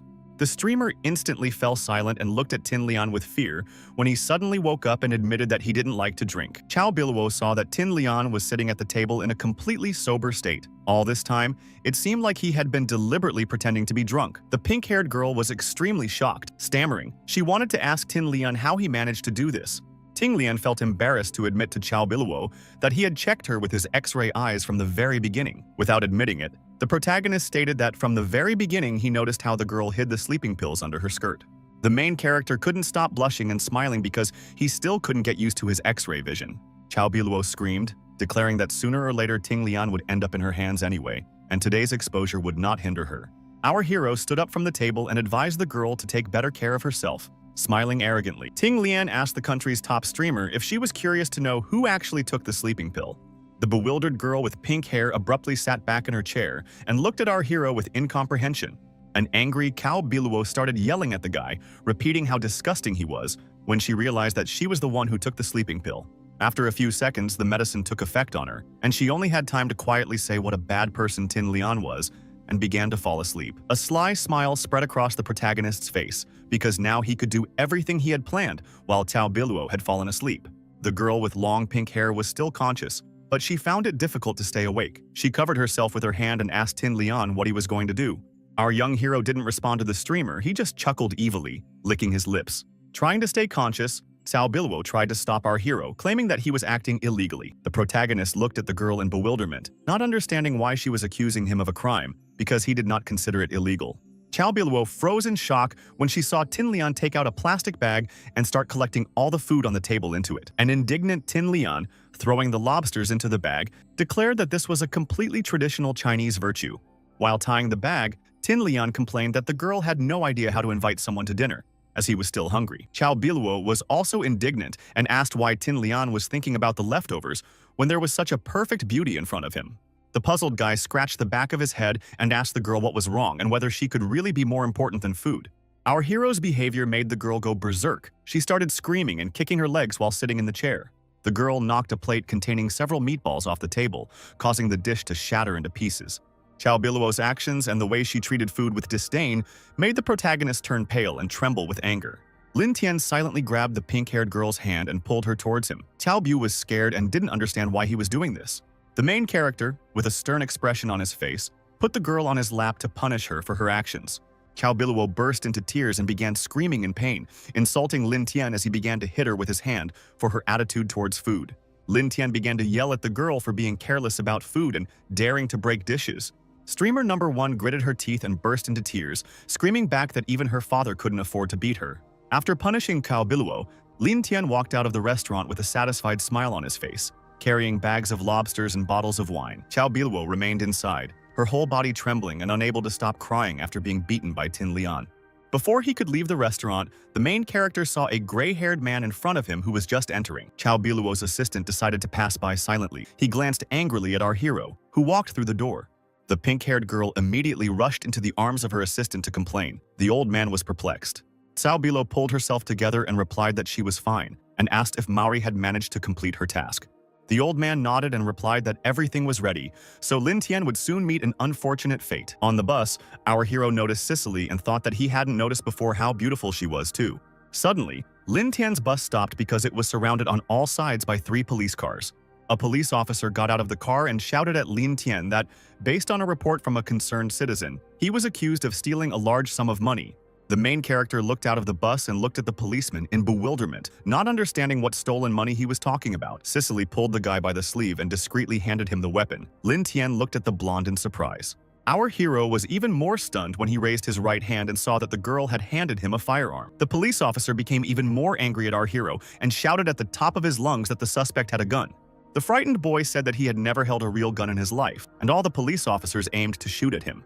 A smug, chubby police officer shouted, ordering his subordinates to open fire on the armed suspect. He looked at the girl running towards him in bewilderment. It was Zhou Weiwei, who decided to intervene in the situation. The policeman was angry at his colleague and shouted, asking if the girl was going to disobey his order. The police officer covered our hero with her back to prevent her colleagues from shooting Lin Tian. The girl shook her head and told Officer Yuan to take a closer look at our hero's weapon because it was a water pistol. The protagonist silently and without a single emotion on his face raised his hand and demonstrated this by releasing a stream of water from a water pistol. Officer Yuan shouted, claiming that the suspect was still dangerous because he had thoughts of resisting the police. Zhou Weiwei replied that there was no need to shoot the guy, since they had blocked the roads in all directions and he had nowhere to run. The man asked if the girl had overheated in the sun, since she had previously been investigating Lin Tian. The indignant girl replied that she had no personal animosity towards the suspect, she only relied on justice. The protagonist was touched and hugged the policewoman, calling her aunt, sister, and officer, because she stood up for him. Zhou Weiwei blushed and screamed, demanding that he stop touching her. After all, Lin Tian was still a suspect. There was simply no need to shoot him. Officer Yuan categorically disagreed with his colleague, so he roughly pushed the girl aside to deal with our hero alone. The protagonist was frightened when he saw that the man had pushed Zhou Weiwei to the ground with the force of his push. Lin Tian clenched his teeth in anger and glared at the policeman, wondering if he had been too harsh. Officer Yuan smiled evilly and asked why Lin Tian was still thinking about helping others, and did he really think that anyone other than Zhou would support him here? Confident in his rightness, the protagonist grinned and advised the police officer to stop talking too much. Lin Tian walked to a dark alley and shouted loudly, ordering someone to get out, and Officer Yuan looked in, perplexed. A small drone quickly emerged from a dark alley with a small camera underneath it filming the police officer. Officer Yuan was taken aback when he realized that the flying robot was filming him, and the plump police officer frowned and turned pale. The man lunged forward to grab the small quadcopter and squeeze it in his fist so that no one could take it off again. The law enforcement officer angrily threw the quadcopter to the ground so that it would definitely break. Having destroyed the flying camera, Officer Yuan smiled ominously and shouted that now our hero hardly has any more aces up his sleeve. Lin Tian asked the policeman if he knew that the #1 streamer Cao Biluo and the #2 streamer Tian Feifei were his actresses. The man snatched the gun from his colleague and asked what was so special about money, since in order to manage it, you at least need to be alive. The protagonist sighed heavily and replied that Officer Yuan seemed to be really stupid because he didn't know about such a thing as live broadcasting. Officer Yuan didn't even notice how the wig fell from his bald head. He pointed a gun at our hero and asked if Lin Tian really thought he could spend his money as he pleased. Suddenly, one of the civilians approached the policeman and touched the barrel of his pistol, admiring how realistic the weapon looked. Officer Yuan was silent when he saw a crowd of people in front of him. All of them turned out to be Tian Feifei's viewers who had come to see their favorite streamer. Viewers began touching the puzzled policeman, admiring how realistic his uniform was, because they thought the police officer was a hired actor for the broadcast. The protagonist grinned, apologized to the policeman, and stated that with that much money, you really could do anything. Cao Biluo finally came to her senses after dinner with Lin Tian. The effect of the sleeping pill had already worn off. She was angry at our hero. The girl looked at her assistant and asked if everything was ready. She hoped that Tin Lian was in big trouble now. The older man smiled ominously and told Lady Cao that with him on her team, she wouldn't have any problems.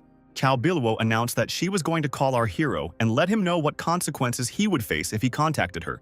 The pink-haired girl wanted to get her phone out from under her skirt, but then got scared when she discovered it was gone. Instead of her usual smartphone, she took out a pink toy phone for children, which had a picture of Lin Tian's favorite pig on it. The entire huge pink mansion of the #1 streamer, Cao, was filled with screams because she was angry at our hero for switching her phone. Lin Tian told Cicely that he had decided to use Cao's phone to broadcast live and asked Tian Feifei to start the stream. The guy grinned as he stood in front of the streamer's crowd and declared that the crowd's power was truly great. The protagonist took out a piece of paper and a pen and decided that now he could confidently sign a contract with the streamer. Lin Tian wrote his name on the line for side B. Cao Biluo's signature was already written at the top. The system task has been completed. One more point. Now our hero only has to sign a contract with one more girl. A jubilant Lin Tian addressed the crowd and asked if they enjoyed the exciting open-air live broadcast. He looked into the camera and asked viewers to remember that his name was Tiantian Lin, and also asked them to follow his broadcasts because there would be a big draw tomorrow. Tiantian Lin had 1.5 million viewers, all of whom wrote him positive comments because the guy promised them gifts. The protagonist smiled smugly as the audience recognized him as the same donor, but he decided to become even more popular. Suddenly, a shot rang out, and someone present in the square where the broadcast was taking place grabbed a pistol and opened fire. The viewers who came to the streamer's broadcast became frightened, started screaming and running in different directions. Officer Yuan opened fire, agreeing not to shoot our hero but intending to search his yellow bus. This didn't frighten Lin Tian. He smiled slyly and thought that he had a great opportunity to take action. Lin Tian decided to play along with the officer and stood in his way, begging the policeman not to search his bus since so many people were watching his stream. Officer Yuan, passing by, whispered to the boy that he would be in big trouble if he insulted Her Highness. A fierce police officer walked up to the window where the white telephone was standing to pick it up and stop the broadcast. The man threw the phone on the asphalt and loudly ordered his subordinates to all enter the bus and search the vehicle. When the police officers entered Lin Tian's bus, the boy walked up to Officer Yuan, put his hand on his shoulder and thanked him. Officer Yuan was completely perplexed. He didn't understand why this young man suddenly started thanking him. The man assumed that Lin Tian wanted to say something in his own defense and warned that it was too late to do so. Lin Tian warned the officer that people would want to know more about what was happening after the man broke the phone. With his arms outstretched, the protagonist proudly declared to the policeman that everyone present was part of his live broadcast. Officer Yuan visibly tensed up and started sweating, but pretended not to care, because the boy was about to be arrested. One of the police officers looked out of the window holding a suitcase in his hand and reported to the officer that he had found the missing item. The smug Officer Yuan ordered his subordinate to open the suitcase to check its contents. The man was overjoyed because he was sure that Lin Tian would not be able to escape responsibility after the police planted something in his suitcase. When the policeman opened the suitcase found on the main character's bus, the first thing he saw was a blinding light. The young police officers were stunned when they saw the contents of the suspicious suitcase, their faces blinded by the bright light. When it became clear what was in the suitcase, Officer Yuan no longer looked so self-confident. The man tensed up. The officer decided that evidence had been discovered and asked our hero how he would now behave. The protagonist pretended that he was very sorry and repentant because he shouldn't have loved studying so much. The police officer didn't understand what was going on, so he asked the boy what he loved to study so much. It turned out that the police did not find anything criminal in the suitcase. There were only math and English textbooks inside. Officer Yuan's subordinates showed him the contents of the suitcase, and the bald man was dumbfounded for a while. Officer Yuan became even more angry and started shouting, asking why the money Lin Tian had stolen had not been found. The protagonist scratched the back of his head, pretending to be a fool, and asked the police officer what stolen money he was talking about. The police officer shouted, accusing our hero of hiding the stolen money in the bus, and his subordinate had just found it. Our young hero grinned confidently and declared that Officer Yuan had supposedly forced the policeman to plant the money on the boy. Officer Yuan pointed a gun at our hero and warned that slandering the police was a crime. The guy, unafraid, removed the gun barrel from himself and warned the officer that he would not get off with just prison if he did not put the weapon away. The bald man refused to put away his weapon, believing that no one here could stop him from carrying out justice. The protagonist smiled, showing the officer all his teeth, and declared that now the person who could stop Yuan was already here. Officer Yuan wanted to continue threatening our hero, but fell silent when he looked back and saw a man in a black suit. The man in glasses with a SWAT team standing behind him looked at the policeman with disdain and asked if he could stop him. Yuan didn't act so confident now because Director Zhou from the Disciplinary Bureau appeared before him. Director Zhou reported that they had just received an internal report that Officer Yuan had committed numerous disciplinary violations. Mr. Zhou said they would continue to investigate and try Yuan, according to the law, as they would not tolerate criminality. The Disciplinary Bureau staff grabbed the officer to arrest him, but he continued to make excuses and shout about the money Lin Tian had stolen. The main character was jubilant, surrounded by joyful spectators, and Director Zhou asked someone if this was the guy who asked to come to the district attorney's office. Zhou Weiwei, who was standing nearby, admitted to the director of the Disciplinary Bureau that it was that guy. Director Zhou knew it was wrong, but he told Weiwei what a heart of gold her boyfriend had, and how calm and reasonable he was.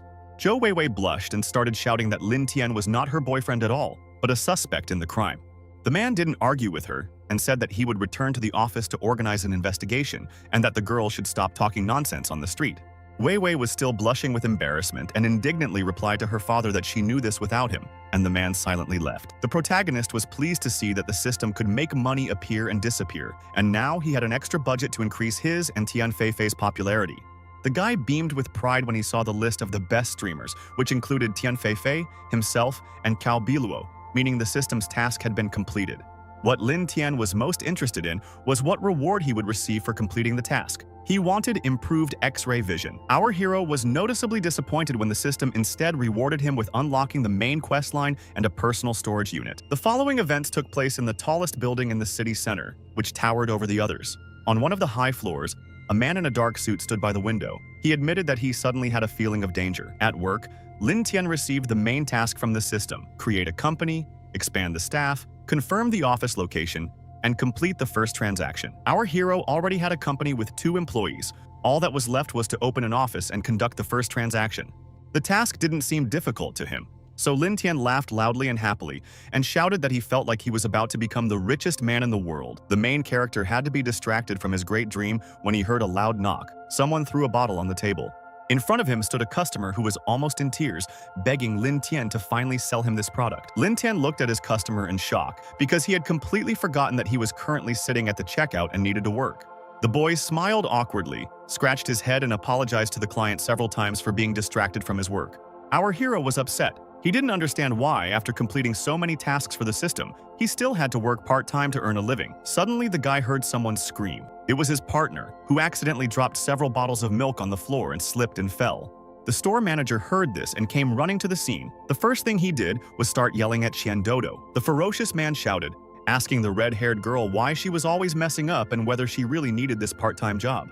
Qian Dodo couldn't hold back her tears of shame when she was yelled at, and the girl apologized to the manager. Smiling ominously, the store manager approached the girl, leaned over in front of her, and asked what he should do with her now.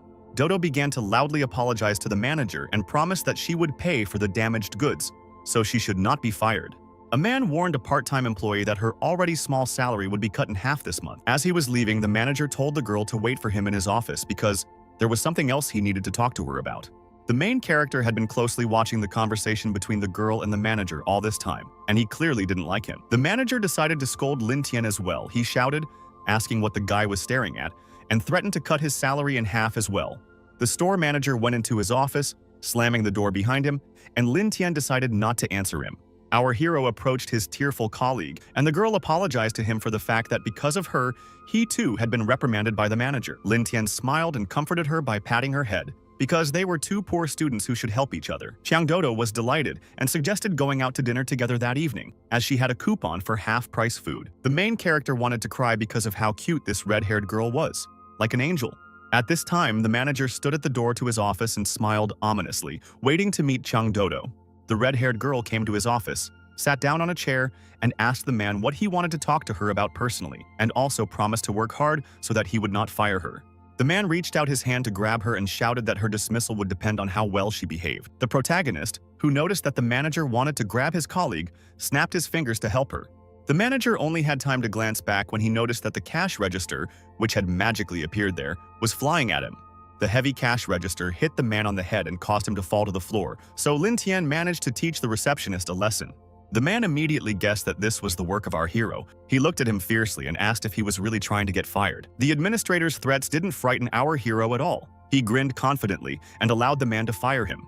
The manager rose back to his feet and happily fired our hero, demanding that he now get out of there. The protagonist pointed at himself in bewilderment and replied that the man seemed to have misunderstood something. Lin Tian stated that the manager was now fired, since this store was now owned by our hero. The man refused to believe that the poor student Lin Tian had bought the store because he thought it was impossible. The protagonist insisted on his own. He suggested that the manager call and check it out personally if he didn't believe it. Putting on a friendly smile, the manager immediately called the shareholder to find out whether Lin Tian had really bought the store. While the manager was talking to the shareholder in his office, Lin Tian calmed the girl down and took her to a safe place. Lin Tian returned to the administrator's office and closed the door behind him, then asked the man how the conversation went. The man looked down at the floor and was silent for a moment before answering his careless salesman. The manager threw a heavy clock at Lin Tian, but the boy managed to deftly dodge the collision with the alarm clock. The manager started yelling at the guy again, saying he had just asked the shareholders and the store was not for sale. The protagonist laughed loudly and asked the manager when he had asked him to call the shareholders. The angry man told Lin Tian to stop making a fool of himself and asked who he should call if not the company's shareholders. Lin Tian handed the store manager a small bundle of white paper and told him to call the number on it. Before making the call, the man warned the boy that he would call the police if he was convinced that Lin Tian was lying this time too. The irritated store manager called the right person and, to begin with, greeted the stranger. He didn't yet suspect that he had called the person who was standing in this very office at that moment, and it was Lin Tian. The protagonist greeted the store manager and introduced himself as Lin Tian, as if they weren't even in the same room. When the manager turned around and looked at our hero, his face was twisted with anger, and Lin Tian tried to make the same face. The man lost control of his anger and grabbed the folded chair because Lin Tian was trying to play with him again. The administrator swung the chair and started shouting, threatening to kill the main character for such stupid pranks. The manager was dumbfounded when the chair above his head disappeared and his wig slid down, revealing his bald head. A sly smile appeared on the protagonist's face. He decided to admit to the man that he had not actually bought the store. The guy put one foot on the excavator's bucket and proudly announced that he had purchased a plot of land on which the store now stands. He spread his arms out to the sides and announced that this place would now be the office of the Tianqin Lin Company. The protagonist climbed into the excavator's bucket, which began to rise upward, leaving the store manager standing in the midst of the devastation. Lin Tian sat comfortably in the bucket, took a bottle of soda, and gave the command to the excavator driver to demolish the store building. The store manager was devastated and stood there crying as he watched the place he worked in crumble before his eyes.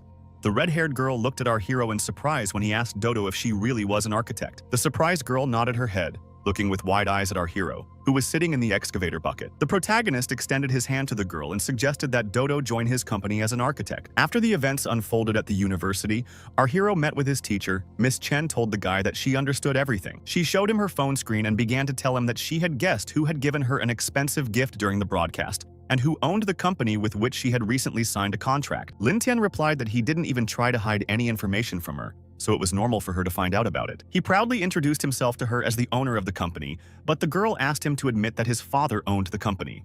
The protagonist froze and stared at her with surprised eyes, because he decided that Miss Chen suspected him, not his father. The woman was convinced that her student was indeed the son of a rich businessman, so she wanted to tell him something. Lin Tian was confused because his dad was never a rich businessman, quite the opposite. While putting the papers into a bag, Miss Chen decided to warn the boy. As a teacher, even though she was now an employee of his father's company, she showed him Lin Tian's social practice grades and told him that this couldn't go on any longer since the boy had received 1 point. Miss Chen began to reproach our hero, saying that firstly, the guy, being a rich kid, did not need to worry about food. The guy thought that he didn't agree with her because last month he couldn't afford to eat properly and only ate rice and water. Secondly, the girl reproached the student for not having to worry about his clothes since his parents provide him with everything. Lin Tian disagreed with her again because he had recently washed his only pair of white underwear and jeans, and they had turned blue.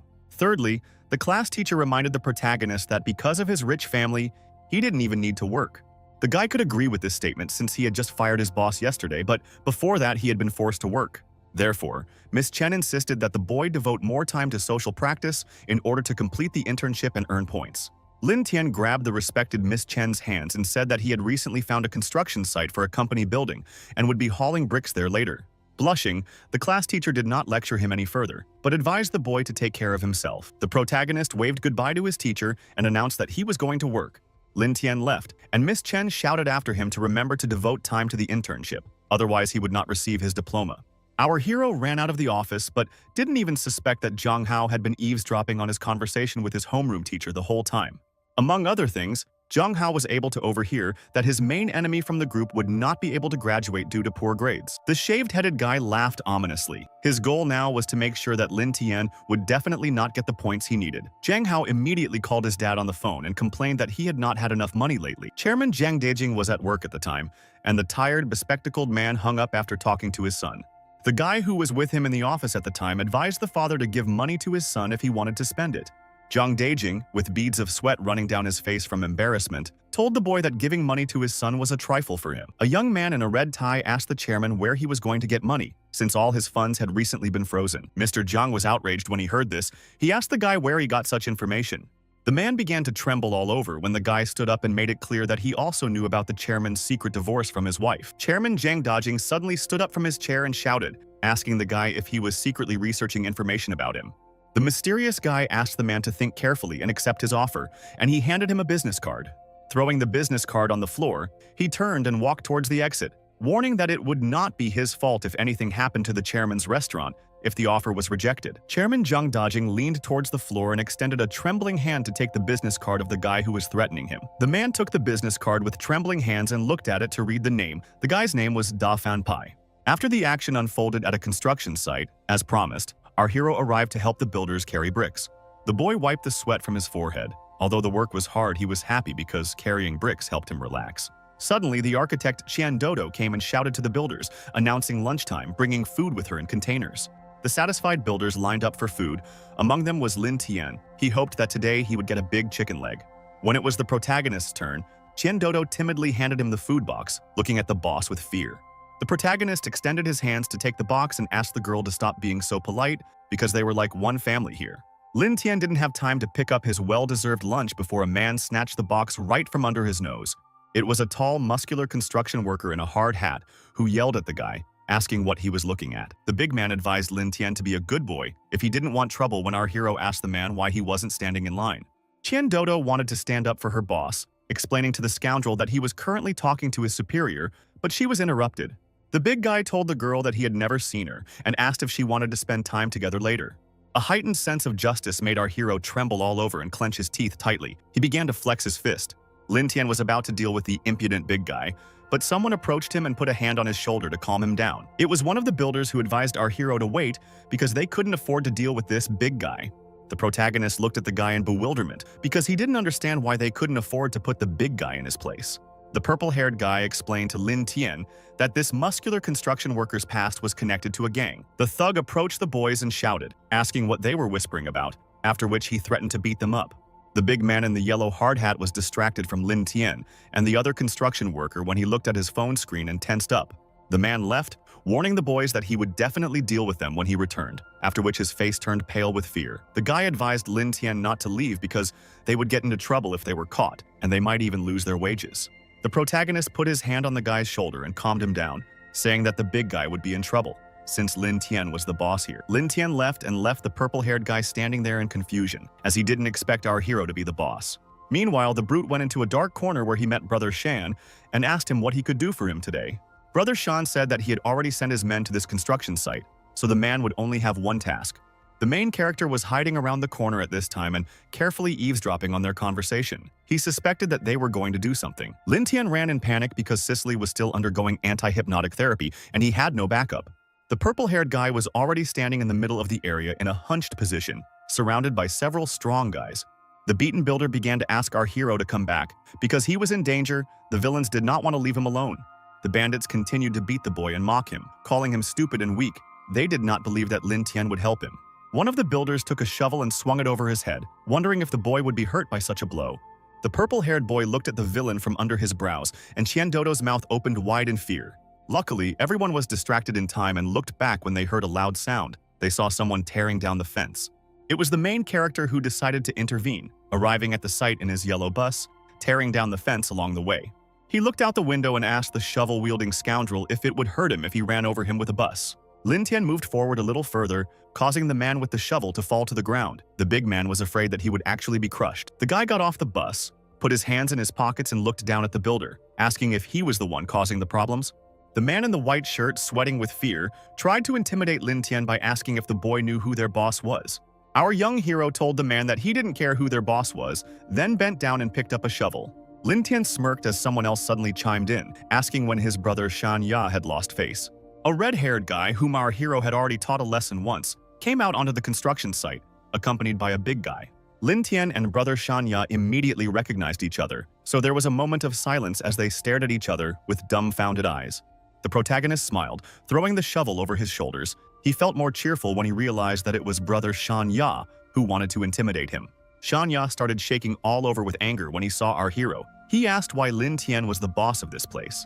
The guy, looking down at Shanya, told the bandit to get out of here, otherwise he wouldn't be able to hold the shovel. The big man clenched his fist and shouted, asking Lin Tian who he thought he was and whether he had the right to talk to Shanya's brother like that. The main character looked at the big guy with a menacing smile and asked if he also knew this guy. The builder proudly admitted that he also hung out with Shanya and asked if there was anyone in the area who wasn't afraid of them. Suddenly, someone came up and hit the tall, muscular builder right on the helmet. The big guy immediately became furious and turned around, asking who had the courage to hit him and whether this person was really tired of living. The brute immediately fell silent and began to sweat with shame when he saw in front of him a short old woman with a cane who was clearly not afraid of him. The grandmother pulled him by the ear, and the builder fell to his knees and began to groan in pain, asking his mother what she was doing there. The old woman began to beat her son on the back with a stick and scream, claiming that she was not afraid of him, and that it was he who was tired of living, not her. The big guy took off his construction helmet and grabbed it with trembling hands. He burst into tears and began to apologize to his mother. The grandmother approached our hero and thanked him for picking her up on the bus. Otherwise, she would have been late, and her bad boy would have made a big mistake. Introducing himself as a Boy Scout, the protagonist told the elderly woman that everything was fine because helping people was his passion. The boy stopped being so kind when he turned his attention back to Shanya's brother and stated that it was time for them to talk now. Shanya felt awkward, tried to justify himself to Lin Tian, and then promised that he would leave here right now. Lin Tian stopped him and asked him to do something, namely, tell him about his employer and fulfill one request. The red-haired boy couldn't just give Lin Tian such information because there were rules that couldn't be broken. The protagonist knew how to convince Shanya's brother, so he handed him a large bag filled to the brim with bundles of money. Shanya blushed with joy. He accepted the bribe from Lin Tian, but still did not want to talk about his boss because it was not good. Seeing that the guy was reluctant to give out information, Lin Tian handed him 2 more similar bags stuffed with money. Money intoxicated Shanya's mind. He immediately admitted that his boss's name was Jiang Hao, and it was madness on his part to challenge our hero. The protagonist was delighted and praised the guy, after which he stated that the mafia is, after all, a service industry. He put his hand on Shanya's brother's shoulder and warned him that he was going to do something big, and the guy would help him with it, since he had connections. Shanya's face froze in shock as Lin Tian shared his plans with him by whispering something in his ear. Soon, our young hero met with Cao Biluo. The girl was indignant and screaming, claiming that she would in no way agree to his proposal. Lin Tian looked at the girl sternly and asked Comrade Cao how she could disobey her boss. Streamer number 1 looked at her boss in fear and blushed, asking how he could force her to do this.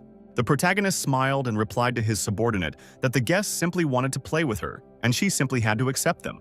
Cao Biluo angrily shouted at the boss that she never thought that Lin Tian would be such a bad person. The boss stood up from his chair and walked towards the door. He turned around and looked at his actress, reminding her that her refusal was a breach of contract. The protagonist smiled ominously and warned that breaking the contract would cost the number 1 streamer dearly. Shouting and indignant, Cao Biluo pulled off her shoe to throw it at the boss and called the guy disgusting. The guy left and slammed the door behind him, asking the girl to come on time tomorrow, but she failed to throw a shoe at him. The pink-haired girl clenched her teeth in anger and called for her assistant, Uda Lan. Uda Lan obediently approached his mistress, Cao Biluo. Pale with anger, ordered her assistant to ask someone for help. The old man didn't like the idea because he knew who it was, and he tried to dissuade Madame Cao. Cao Biluo shouted that he was the only one who could help them, and brother Da Fan Pai was the only one who was not driven by money. Uda Lan fell to his knees before the girl and begged Her Highness to think twice, because his brother would make them both indebted to him if they asked him for help. The girl looked at the assistant with offense and asked the old man, since when did he have the right to talk to her like that? Streamer number 1 nudged her faithful assistant with her foot, after which the old man began to apologize to Her Majesty. An angry Cao Biluo stood up and left, telling Uda Lan that he had 1 hour to bring his brother Da Fan Pai here. An hour later, Uda Lan managed to bring his brother to Her Majesty. Da Fan Pai smiled at the girl and admitted that he had long wanted to meet her. The pink-haired girl looked at the man with pity and said that brother Da Fan Pai's name was like thunder. Da Fan Pai laughed awkwardly, scratching his head, and told Lady Cao that people were just giving him a reputation. Sweating with excitement, the streamer was ready to tell the man the main reason she asked him to come here.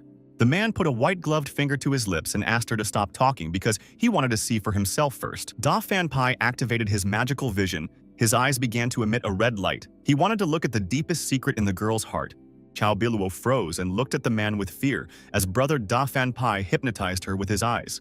The man managed to delve into the girl's traumatic memories. He saw the day when she was still a little girl and cried after an accident. He also saw her memories from her childhood, when Cao Biluo felt completely alone and was surrounded only by an indifferent crowd.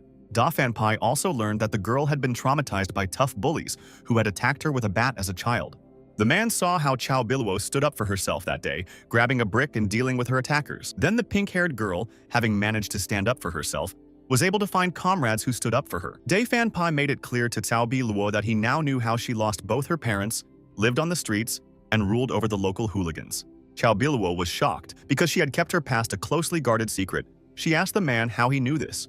The man smiled slyly in response and simply told the pink-haired girl that she was now in his debt. The confused streamer asked the man if he really meant that he was ready to help her. Da Fan Pai smiled brightly and asked if he needed to deal with Lin Tian, because he had already found out all of her secrets. The man admitted that recently many people have been begging him for this. Zhang Hao had also made the same request before. It was 7 o'clock in the evening. Cao Biluo was sitting at the table and was unhappy that she had to receive guests on the orders of the boss. The girl already imagined herself sitting in disgusting company with bottles of alcohol in her hands, in an intoxicated state. She shook her head and reassured herself, because Da Fan Pai's brother was nearby and he would definitely deal with her new boss. The wary Cao Biluo spoke to Da Fan Pai through a hidden earpiece and said that she was ready. Da Fan Pai was standing outside the mansion at this time. He told the girl that he understood everything. Zhang Hao was also with him. Adjusting his white gloves, the man told Zhang Hao to go and detain our hero for a minute. The shaved-headed boy humbly bowed his head before Da Fan Pai and agreed to carry out his order. Da Fan Pai glanced at Zhang Hao and took the monocular, whispering to him to let him take a look at his secret. The protagonist, whistling a melody, approached the door of the European cuisine restaurant where today's dinner would take place. The guy looked at Zhang Hao in shock, as if he had accidentally bumped into him with his shoulder and started shouting indignantly. Lin Tian, looking at the guy in surprise, asked the student with a shiny bald head how he could help him. An angry Zhang Hao reminded Lin Tian of his name and asked our hero why he came to eat at this restaurant. The protagonist waved his hand at him and replied that it was none of his business, after which he said goodbye to the student and left. Zhang Hao needed to delay our hero a little longer, so he shouted, demanding that Lin Tian stop. Lin Tian looked at his classmate with irritation and asked what else he wanted from him. The bald-headed student said that this restaurant belonged to his family and he could order the chefs to prepare a table for Lin Tian. The protagonist turned around and replied that he didn't need it. He only asked his classmate to bill him after dinner. Zhang Hao became even more angry at Lin Tian and began to yell, accusing our hero of allegedly breaking the law. Absolutely every person who was in the restaurant lobby at that time turned around and stared at Zhang Hao and Lin Tian. Our young hero confidently crossed his arms over his chest and asked his bald classmate how he was breaking the law. Zhang Hao screamed, accusing Lin Tian of forcing his streamers to host guests in that room, which was human trafficking. The protagonist demanded that his classmate provide evidence because his business was honest. The angry student stepped forward, claiming that he did not believe in the honesty of our hero's business, since Shanya had told him about Lin Tian's plan. When the bald guy opened the door to the room, he froze in surprise when he saw what kind of guests the streamer was receiving. The room was filled with a hubbub. A whole crowd of children surrounded Cao Biluo from all sides, shouting and demanding that she play with them. Grinning, the protagonist placed his hand on the student's shoulder and asked if he was already convinced of the honesty of the guy's business. Perplexed, Zhang Hao asked if this crowd of children were the guests that Lin Tian had been talking about all this time. Our hero looked at his classmate with incomprehension and asked what was wrong with that. Lin Tian smirked as Zhang Hao simply turned around and left, finally accusing the young man of being cruel. The guy entered the room and declared that the charming Princess Cao Biluo was the best candidate to host this dinner with the children. The children surrounded the girl from all sides, calling her a charming princess, and Cao Biluo could only sit and cry. Da Fan Pai had been secretly observing the situation in the restaurant through a monocular all this time. He didn't understand what was going on. In addition to Cao Biluo sitting on the chair, he saw our hero, but instead of an ordinary person, a silhouette of binary distorted code stood in front of him. When the main character was standing and looking out the window, Cao Biluo approached him, so the guy asked if something was wrong. The pink-haired girl looked upset. She looked at the floor and admitted that she was wrong. Lin Tian, while eating the cake, reminded the girl that she accused him of having a perverted mind, and he was offended by her suspicions. Cao Biluo began to feel indignant because her new boss hadn't made things clear from the start, which is why she thought badly of him. With a sinister smile, Lin Tian announced that this time the reception was a charity event, but he would make the first broadcast tomorrow. The guy thought that the most difficult part of the main task from the system was creating a company and hiring employees. The protagonist was distracted from his thoughts, his eyes wide with fear, when someone pushed him in the shoulder. It was Da Fan Pai who apologized and asked Lin Tian if he was in pain, and he smiled and replied that everything was fine. Our hero walked to his bus, followed by Cao Biluo, who looked questioningly at Da Fan Pai's brother. Da Fan Pai deliberately collided with Lin Tian. From such a close distance, he only saw the number 11, and he was curious about what it meant. The man wanted to solve the riddle of our hero. Lin Tian intrigued him very much, and he did not take his eyes off the guy. Lin Tian returned safely to the bus and set off. Zhang Hao approached Brother Da and asked what they could do now. With a sinister smile, Da Fanpai replied that there was no need to engage Lin Tian directly, but to start with the people around him. The following action took place at our hero's university. Miss Chen was sitting at the table, when suddenly she saw that someone was calling her. The girl greeted Dr. Dan cheerfully and asked how her father was doing, hoping that the man was feeling better. When Miss Chen heard the doctor's answer, the smile instantly disappeared from her face, and she became very wary. At this moment, Qian Dodo was already at home, sitting at her desk reading a textbook, when she was suddenly distracted by a phone call. The red-haired girl greeted the owner of the house she lived in and said that she would be able to pay this month's rent right away. When Qian Dodo heard the landlord's answer, her expression changed dramatically, and she looked frightened. Cao Biluo was also at home at this time. She was relaxing, sitting on the sofa, and chewing sausage, when someone distracted her with a phone call. Smiling happily and in a good mood, she answered the call and introduced herself to the person as Cao Biluo. When the #1 streamer heard what was said to her on the phone, her mood immediately worsened and she began to sweat from anxiety. A frustrated Cao Biluo lowered her head and told the man on the phone that she understood everything. When the girl hung up the phone, the first thing she wondered was what her boss Lin Tian would do this time. At this time, the main character was diligently scratching his head, trying to cope with the pile of thoughts that tormented him. The guy slammed the table menacingly and complained that no one answered his call. The phone was lying right in front of him. It turned out that all of his employees had quit without telling the guy a word, including Qian Dodo, Cao Biluo, and Miss Chen. The protagonist didn't understand what to do now, because the percentage of completion of the system's main task had dropped sharply. Suddenly, someone called Lin Tian. The phone lying on his desk vibrated loudly, and someone's name appeared on the screen. Lin Tian was stunned when he answered the phone and heard that the race finals would be held tonight. Having received a new task from the system to win the race final, Lin Tian walked to the door and opened it because someone was knocking on it. He saw in front of him a red-haired guy with a radiant smile on his face, who said that he had come for an interview. Lin Tian scratched his head and let the man into the office, remembering that he had just posted an advertisement for recruitment. Da Fanpai looked at the binary code that our hero was made of and saw that the number had dropped from 11 to 3. The man smiled ominously and thought that, in any case, a disaster awaited our hero at the end of the upcoming race. In the evening, the race participants lined up in their places, and the organizer, waving a flag, warned that the route of this race was longer than all the previous ones. He explained that from the city center, racers would have to travel to the eastern part to get a mark, and then return west to the end of the city. Lin Tian was relaxed because he had heard of this racing format before, especially since he wouldn't lose anything if he lost anyway. The organizer stated that this final race will be held without restrictions on the route and methods, and the winner will receive membership in the Divine Heroes Club. The man handed over a thick stack of papers and declared that the losers in this race would have to give up what was most valuable to them. These words made our hero afraid, because no one had warned him about this condition before. The organizer began waving the flag again, and then asked the race participants if they were ready to start. Lin Tian put his hand on Da Fanpai's shoulder and declared that he was counting on him because he couldn't give up his company for a loss. With his hands obediently on the steering wheel, Da Fanpai smiled shyly at his new boss, promising to try not to lose in this race. In fact, Da Fanpai was eager to see what Lin Tian's face would look like after he gave away his company. The final race finally got underway, with legendary racer Luo Jiashan's car, Snowstorm, taking the lead straight away.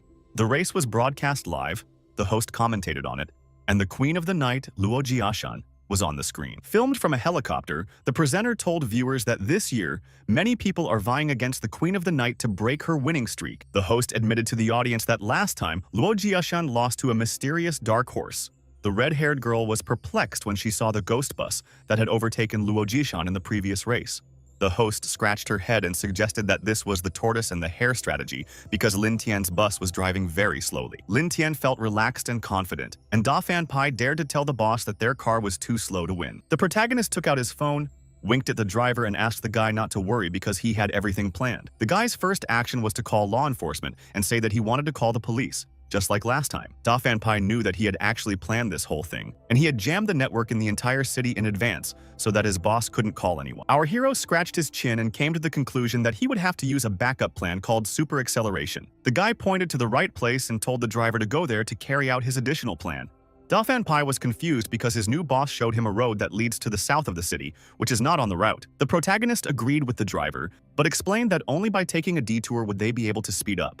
The snowstorm was still raging, And soon, Luo Jiashan's snow-white car reached the checkpoint in the eastern part of the city. Zhang Hao also participated in the final race, and he was overjoyed to see how slowly his opponent's bus was moving, and was sure that he would lose. The shaved-headed guy managed to get ahead. He put his hand out of the window to get a stamp confirming that he was the first to pass the checkpoint. Zhang Hao was perplexed when he looked at his hand and saw a snowflake fall on his palm, even though it was summer outside. Our hero's classmate was frightened when he raised his head and looked at the sky, and saw a real snowfall there. The shaved-headed guy turned around sharply and warily when he heard a loud roar in the sky. There were 3 planes flying in the sky at once, and they caused the snow to fall in the middle of summer by spraying it from the back. Zhang Hao saw not only the planes in front of him, but also the yellow bus of his main rival, which was approaching the checkpoint. The yellow bus was not afraid of snow because the vehicle was modified with metal snowmobile skis. The main character rejoiced after making a snowball and fresh snow. He said that on such a road it was easy to speed up. Now Lin Tian wasn't worried about losing. He looked out the window and smiled as he watched his opponents slide across the snow. A sudden snowfall caused the racers to lose control, and 3 cars were involved in an accident, one of which crashed into a pole. Zhang Hao got out of the car and started crying, wondering why this had happened to him and why it was suddenly snowing. The planes that accompanied our hero continued to sprinkle the route with snow, creating winter weather in the summer. The bald-headed student, looking at the sky and crying, finally noticed the planes and that they could be responsible for the snowfall. The protagonist admitted that artificial snowfall was the secret to his true acceleration. Da Fanpai sighed heavily, not understanding what was wrong with Lin Tian's brain, who had come up with the idea of getting to the checkpoint through the southern part of the city. The day before, Lin Tian brought several suitcases of money to the airport and ordered the staff to bring him some snow with everything they had in their arsenal. The guy also demanded a pair of tracks from the factory workers to speed up on the snowy road and told them to wait for his signal before throwing snow. Da Fanpai, having learned this secret through his vision, thought that Lin Tian was mismanaging the money because his company was not worth so much investment. The man warned his boss that the plane's snow supplies had been completely depleted, so the snowfall would soon stop. The driver asked the protagonist why they didn't do it the easy way and just go to the office to bribe the judge. Da Fanpai deliberately came up with this idea because this way his people would catch Lin Tian right in the office, and he would lose his reputation and money. The protagonist replied that it was a pathetic idea and asked him not to worry, after which he ordered him to go north. The yellow bus driver was confused. He looked at the boss and asked if they really needed to go straight to the city center. Lin Tian smiled and told Da Fanpai to just trust him, and then they would be able to win the final race. Da Fanpai visibly tensed up, but he didn't argue with our hero and remained silent, because he had to follow the orders of the new boss. Lin Tian told the driver to hurry up and advised him to behave well because it was his first day on the job. The yellow bus moved off, sliding along the snowy road on its tracks. Da Fanpai headed towards the northern part of the city. The helicopter was already circling over the finish line. The presenter announced that the final race would soon be over. The racers had only a few miles left to go. The first group of cars appeared on the horizon, and the presenter was shocked because Snowstorm, the car of the permanent leading queen of the night, was not among them. At this time, Luo Jiashan held the steering wheel tightly and couldn't believe that Lin Tian was competing in this race fairly. The girl saw several cars ahead of her, which also did not fall into any of the main characters' traps. The Queen of the Night decided to speed up in order to win the race this time too. She pressed the big red button. The snowstorm rushed past, passing and pushing aside its rivals with the flow of air, the speed causing the snow-white car to fly above the road. The presenter was delighted when she saw the Queen of the Night and concluded that she was simply saving her strength, so she would definitely win this time too. Both Luo Jiashan and the female commentator were startled when they heard the sound of a rapidly approaching train. The Queen of the Night immediately realized that it was a trap, so she sharply turned the steering wheel to the side so that her car would not fall into the trap. A snowstorm stopped right in front of a high-speed railway, leaving a rider wondering why the train was passing there now. The girl screamed, asking if this was all part of Lin Tian's plan, and reminded that she was still ahead before this train appeared here. The legendary racer became even more frightened. She froze and opened her eyes wide when she heard the voice of her main rival. She saw Lin Tian's yellow bus pushing the train in front of it, and our hero reminded her of the proverb about all successful men and the women who support them. The protagonist looked at his rival, winked coquettishly at her, and declared that the woman who supported him seemed to be her. The guy shouted out the window that his car would now be called Day Ice, since her car was called Night Snow. Our hero shouted, ordering the driver to initiate the Day Ice transformation. They were already close to the finish line. The tracks detached from the wheels and the bus shot forward, crossing the high-speed railway straight to the finish line. Luo Jiashan was shocked. She understood that the rules did not prohibit this, but accelerating using the train was too much. The girl frowned and declared that turning a car into a train was the best her main rival could do. She was confident that our hero was unaware of her main trump card, after which she activated the snowstorm transformation. Right before our eyes, the legendary racer's sports car transformed into a snow-white motorcycle, stripped of unnecessary parts. Now Luo Jiashan, riding the modified Snowstorm 11 Pro Max, rushed forward at breakneck speed. While racing around the track, the racer decided that she could win the second half of the final race if she used nitro. Da Fan Pai was still stunned by what had happened, because Lin Tian had figured out how to reach the finish line using the high-speed train. He looked at the boss tensely and wondered if this Lin Tian was some kind of divine being to have figured it out like that. The main character, smiling sadly, looked out the window and admitted how sad he was, because there were no rivals nearby. A moment later, Lin Tian's boredom was no longer a problem, because he noticed his main rival in the side mirror. Lin Tian stuck his head out of the window and turned around. He saw the Night Queen in front of him, who was already chasing him on a motorcycle. The girl shouted at him that she had guessed this would happen, so she had come up with a backup plan, and this time Lin Tian would lose. The legendary racer's threats didn't frighten him at all. He looked out the window with a smile on his face and complimented Luo Jiashan's black outfit. Da Fan Pai looked at his boss in confusion because he didn't understand where Lin Tian saw the girl wearing a black outfit when she was wearing white. The red-haired boy frowned and asked Lin Tian if they were going to speed up since Luo had overtaken them. A jubilant Lin Tian, about to have dinner, told the driver that there was no need, since they had already won the race. The Queen of the Night looked back and saw that she had already noticeably pulled away from the bus, with only a couple of 100 meters left until the finish line. The legendary racer, using Nitro Boost, managed to reach the finish line first and achieve another victory.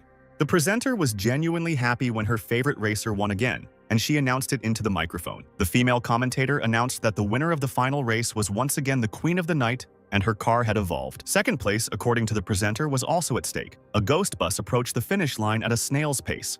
The Queen of the Night pointed her finger at our hero and loudly announced that Lin Tian had lost to her. The host and Luo Jiashan were silent in bewilderment as the yellow ghost bus, ignoring everyone, simply drove on slowly and leisurely. The red-haired girl commented that it seemed like this racer was unable to admit defeat and wanted to run away. The protagonist leaned out of the window and shouted to his comrades that it was time to finish and that they should come and get their pay. Several men, following Lin Tian's command, rushed forward and started running towards the yellow bus to get their money. One of the men got rid of the large checkerboard flag he had been waving at the finish line. The Queen of the Night, the commentator girl, and the rest of those present silently watched what was happening, not understanding what was happening. It was only after a few seconds that Luo Jiashan realized that she had not crossed the real finish line. The legendary racer quickly returned to her evolved motorcycle, Blizzard, to reach the real finish line as quickly as possible. She didn't have time to do this because Lin Tian was already celebrating his victory. The guys were throwing him into the air and shouting that they were the #1 boss in the world. Luo Jiashan frowned in displeasure and became quiet as she tried to come to terms with her latest defeat. Da Fan Pai approached the Night Queen and admitted that he was curious about how she, Cao Biluo, and Jiang Hao ran into Lin Tian. The girl did not want to answer this question because she understood perfectly well that in front of her stood the legendary I-1, capable of seeing right through everyone. The racer asked why Da Fan Pai couldn't handle Lin Tian since he had such a unique talent. Da Fan Pai smiled and admitted that he even admired the main character a little because he was unable to see through this guy. He thought the strangest thing about this guy was these mysterious numbers in his binary code, the meaning of which was unclear to him. The protagonist approached his driver, patted him on the shoulder and praised him for a job well done, and also allowed him to add a chicken leg to his lunch. The angry Night Queen asked Lin Tian if he was the one who invited all these spectators here. Lin Tian spread his arms out to the sides and replied that this entire huge crowd of people were now employees of his Tianqian Lin company. He was pleased with the work done, because the percentage of completion of the system's main task had finally increased to 37%. Smiling brightly, he approached Xiaolong again and offered to bring back the people who had recently quit to the company. Da Fan Pai looked at our hero with bewilderment and was about to blurt out that the fired employees had told him something. Fan Pai was scared and concluded that Lin Tian was testing him, since he shouldn't have known about the dismissal of those employees. The man decided to get out of it and asked if they weren't going to celebrate Boss Lin's victory. Lin Tian scratched his head and asked, what was the point of celebrating his victory when he could just give everyone money and they would be happy? The protagonist returned to his yellow bus and told Da Fan Pai to get on too, as new adventures awaited them. When Lin Tian turned away, the smile disappeared from his face, and he thought that this newcomer to his company, Xiaolong, was definitely not an easy one. Da Fan Pai had the same thought in his head because Boss Lin had just tried to test him. The yellow bus's engine started, leaving only Luo Jiashan standing outside next to her snow-white motorcycle. The girl couldn't control her anger. After losing for the second time, she screamed and hit the motorcycle with her hand. The Night Queen turned around and said that Da Fan Pai had also failed in his fight against the protagonist. The legendary racer wasn't going to give up so easily. She returned the car to its original condition and said that it was time to teach this Lin Tian a lesson. The following events unfolded in the pink luxury mansion of Streamer #1, where Lin Tian's bus pulled up. The protagonist got off the bus and walked up to the glass front door, opening it without knocking to enter Cao Biluo's house. When Lin Tian saw what was happening in Cao Biluo's house, a look of intense fear appeared on the boy's face. He froze and opened his mouth wide. In front of him stood Zhou Weiwei and Cao Biluo, who was yelling at the police officer, claiming that she had been doing something for a long time. The angry policewoman replied that this time all the evidence pointed to Cao Biluo, so she wouldn't get away with it. Lin Tian scratched his head in confusion and asked Aunt Zhou and Junior Cao what happened here. The police officer looked sternly at our hero and asked if Lin Tian had any connection with Cao Biluo, who was a member of the gang. Cao Biluo was now angry with our hero, thinking that it was he who had caused her to get into trouble with the law. Looking at the evil girls with fear, Lin Tian asked if this was the legendary battle between Asura and Indra. Lin Tian tried to shout over them to calm down and finally explained to him what was going on here. Zhou Weiwei and the country's top streamer finally fell silent, glaring at each other with hatred. Afterwards, they started shouting at the same time, trying to explain the situation to Lin Tian, the police officer accusing the streamer of fraud. The girls' screams and the endless stream of incomprehensible information made the protagonist's ears ring and his head spin. Lin Tian put his finger on Cao Biluo's mouth and signaled her to shut up, and she blushed as she looked into his eyes. Streamer number 1 snorted and turned away sharply, offended by her boss, and did not yell anymore. The main character asked the police officer to sit down first, and then slowly and calmly tell him everything. Zhou Weiwei sat on the sofa opposite our hero and Cao Biluo. She told him that something happened this morning. According to the police, the streaming platform launched a discount on balance top-ups. People could pay just 1 yuan and receive as much as 50. The protagonist covered his mouth with his hands in shock. He regretted that he had not known about such a generous promotion earlier. A police officer said that a huge number of spectators took part in this action, but a problem immediately arose. According to Zhou Weiwei, the executives and moderators of Cockfighting, a streaming platform, disappeared simultaneously. Having become serious, the main character asked the policewoman if those people had really disappeared with the viewers' money. Zhou Weiwei confirmed his suspicions and added that the only person who had not disappeared was Cao Biluo, one of the company's top officials. The main character looked at his employee with suspicion, and she became frightened when she noticed her boss looking at her like that. The indignant girl with pink hair screamed, wanting to justify herself and prove her innocence, but she was interrupted. She blushed and froze in surprise when Lin Tian hugged her and reassured her, saying that he believed her. The fact that the main character stood up for his ward moved Cao Biluo to tears. Lin Tian told the police officer that he trusted his officers unconditionally, and Cao Biu looked at him lovingly. Gritting his teeth, the protagonist confidently declared that he was ready to take full responsibility for Cao Biluo's actions. Zhou Weiwei stood up and sighed heavily. She decided to give our hero only a warning, since he had already helped the police several times. Turning around, she warned that a special investigative team had been created for this case, so the guys had a maximum of 2 days. The protagonist was delighted and replied that 2 days was more than enough, because he personally was already prepared for this problem. The police officer began to leave, and Cao Biluo, whom our hero had been hugging by the shoulder all this time, touched his hand. When Lin Tian felt the girl's touch on his palm, he looked at her in shock. Cao Biluo stuttered and blushed as she thanked Lin Tian because he still helped her even though she quit. The protagonist grabbed her by the shoulders and declared that she was his wonderful employee, no matter what. Streamer number 1 blushed even more, closed her eyes in embarrassment, and said Lin Tian's name with a smile on her face. Lin Tian also couldn't take his gaze, shining with delight, off his employee. He quietly said her name, approaching her face.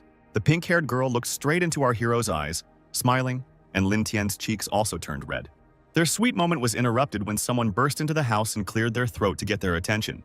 The protagonist and Cao Biluo were stunned when they saw Cicely in front of them, who had disappeared from the city for a long time. The girl changed dramatically.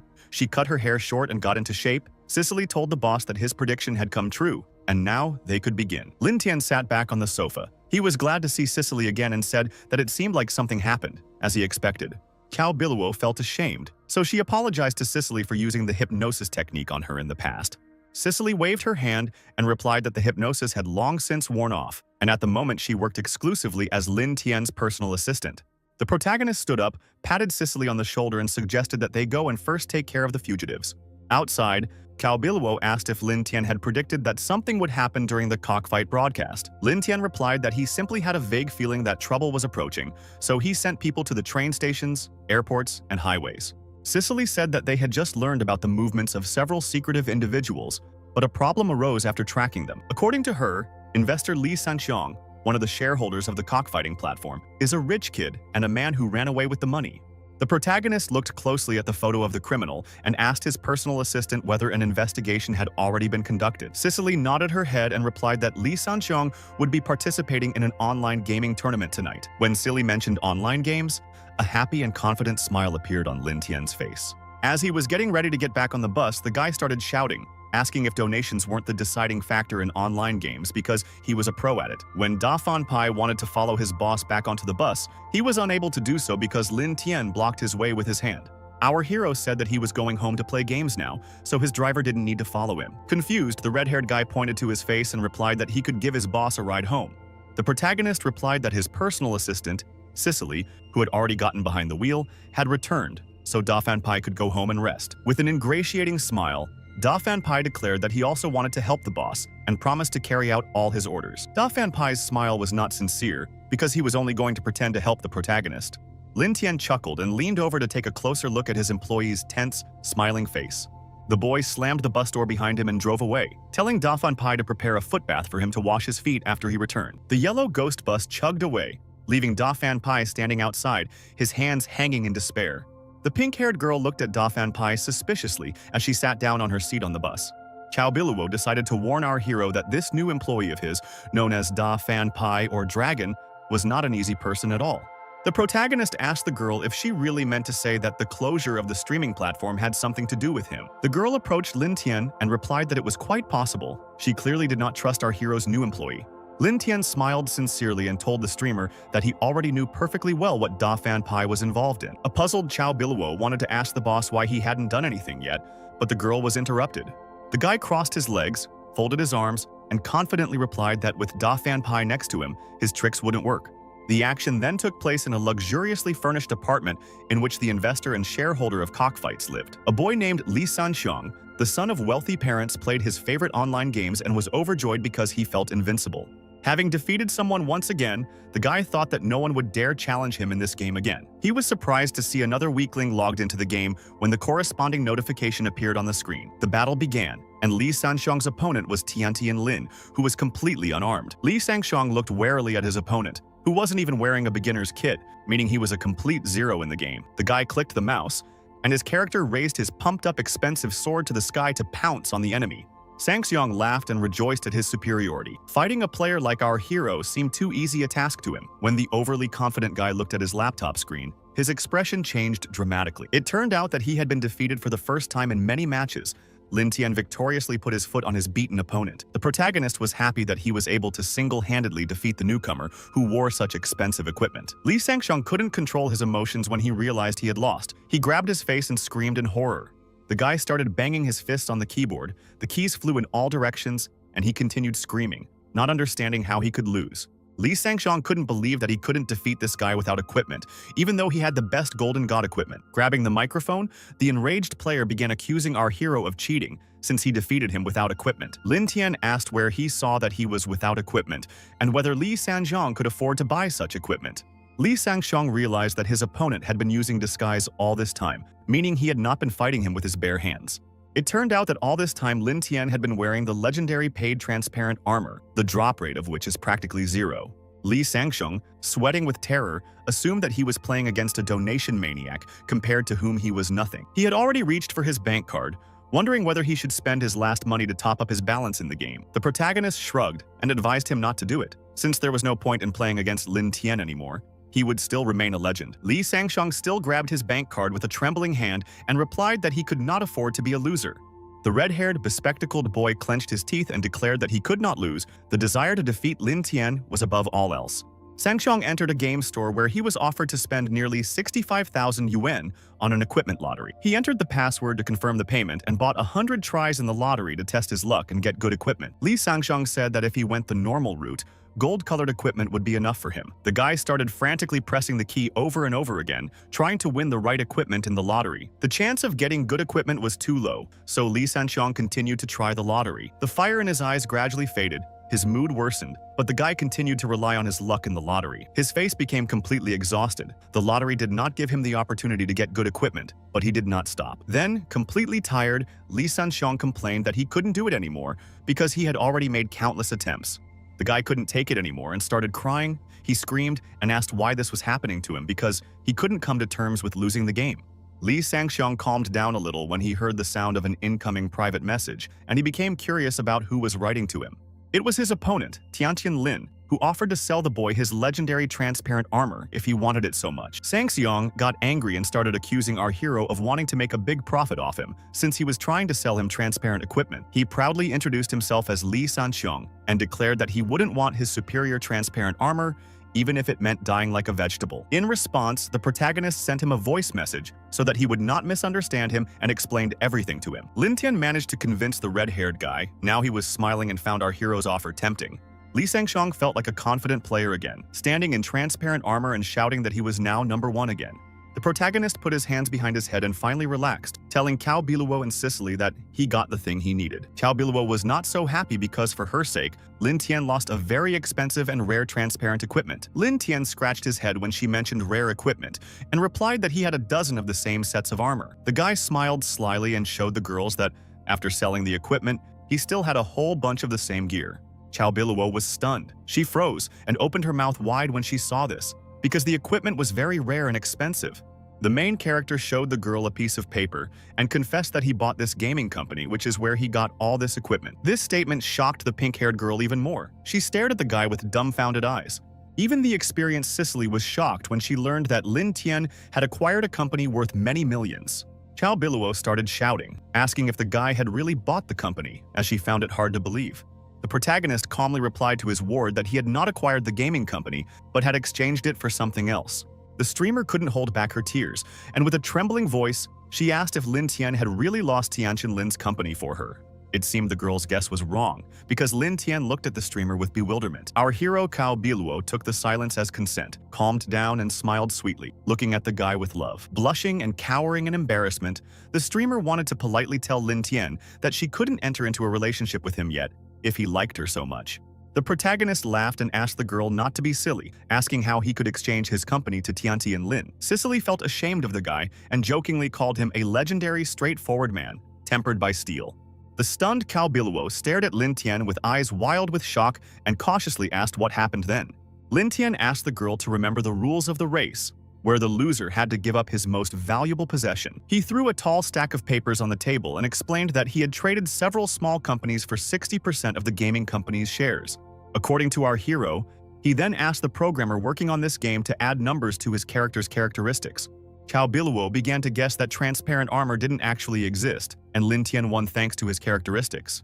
The guy picked up his mobile phone and started chuckling slyly as he texted someone. Sicily asked if the so-called transparent armor was really Lin Tian giving commands to the programmer to change the data. Lin Tian replied that he was happy because he had received everything he wanted from Lee Sanxiong, and now he wanted to reward him with an improvement in his characteristics. Cao Biluo looked at the guy hopefully and asked if this was really about proving her innocence, since Lin Tian claimed that he got everything he wanted. The protagonist almost pushed her away from him with his palm and shouted that this was not about her innocence at all. Sicily and Cao Biluo were already tired of their boss's unpredictable behavior, so they simply fell silent and waited for his explanation. The tired Sicily shook her head and complained that she couldn't bear to watch it anymore. Lin Tian was really too ironically straightforward. Our hero suddenly jumped up and hit the table, after which he shouted, suggesting that the three girls now go somewhere else. The guy finally explained to Cao Biluo and Sicily that he had managed to get a list of all those involved in this setup from Lee Sanxiong. Soon the action took place in a nightclub, which was full of people who came to relax and listen to live music. All the spotlights were directed at the singer, who was standing on the stage, the girl covering her face with a mask. One of the VIP visitors asked the younger Zhang why he hadn't seen this singer here before. The green-haired boy who worked at the club remarked on Boss Zhou's excellent taste and explained that this amazing singer had recently joined the club. Licking his lips, Boss Zhou asked the younger Zhang to describe to him what she looked like since the singer was hiding her face behind a mask. The younger Zhang replied that the girl usually did not show her face, but one day one of the workers saw her and the singer turned out to be incredibly beautiful. The man immediately got up from the sofa and demanded that Junior Zhang immediately send this mysterious beauty to his room. Boss Zhou walked towards the exit of the common room, and 3 strong bodyguards went to the stage to grab the girl. 3 strong men in dark glasses surrounded the singer from all sides. She looked at them with fear. The singer was frightened by the appearance of these thugs. She asked the men in a trembling voice what they wanted from her. Boss Zhou's bodyguards didn't explain anything to the mysterious singer. They began to reach out their hands to grab her.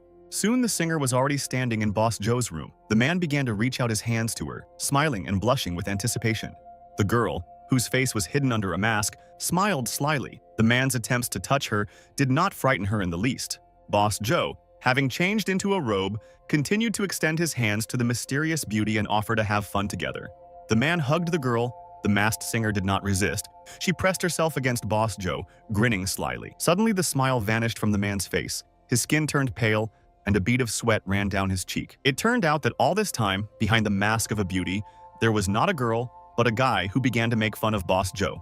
The stunned man screamed, asking the unfamiliar young man who he was and where the beauty had gone. The disgruntled protagonist was outraged that Boss Joe still had the courage to ask him such questions. Lin Tian started shouting, asking Boss Joe if he wasn't good enough to satisfy him. The boy continued to shout indignantly, asking the man if he too couldn't become a beauty. A shocked Boss Joe sat on the bed, staring at our hero, not understanding what he was getting at. Having come to his senses, the man grabbed his radio and began shouting at his subordinates to go to his room, because there was some crazy person in there. Boss Joe's bodyguards kicked down the door and immediately rushed into the room to save their boss from the madman. A crowd of 5 strong men surrounded the protagonist from all sides. Lin Tian remained calm and silent. Boss Joe complained that the kid had ruined his mood, so he wanted him to pay for it. The main character decided to finally rip off his wig and shouted that it seemed like things had gone too far. The militant guy put his hands forward, forming a pistol with his fingers, and suggested that they begin. One of the bodyguards was perplexed when the young man began shouting, threatening the guards with a gun. Boss Joe and all his guards looked at the madman in shock as he began to point a gun at them from his own fingers. The man shouted that it seemed like Lin Tian was taking them for idiots, so he ordered the guards to grab the boy. One of the bodyguards was the first to rush forward, attacking our hero with his fists, but this did not frighten him. Lin Tian continued waving his hand, pretending it was a real gun, and even began to imitate the sounds of gunshots. The bodyguard, who was about to punch our hero, froze and stared at him when he saw smoke coming from his fingers. Boss Joe and his guards were shocked when one of the bodyguards, who was shot by Lin Tian, collapsed to the floor. Smiling smugly, the protagonist pointed an imaginary gun at another guard and then fired. The guards didn't understand what was happening when the second big guy also collapsed to the floor after the madman's shot. Now the protagonist is armed with 2 imaginary pistols at once, preparing to continue the shootout. Lin Tian continued to shoot at Boss Joe's bodyguards with both hands now. Each of them was killed with a single shot. The guy managed to get rid of every guard, leaving only Boss Joe alive, who huddled against the bed and trembled with fear.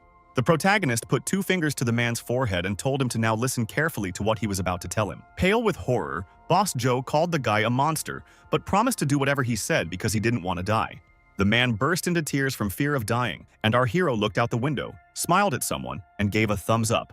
It turned out that all this time, Cicely was hiding on the roof of a neighboring building, and she was shooting at the guards instead of the boss with a sniper rifle. Cao Biluo was also nearby at this time. She was delighted with Cicely's abilities and told the girl that she was magnificent. Cicely told the streamer that it was a small thing because she only used a rifle with anesthesia, which made all the bodyguards fall asleep.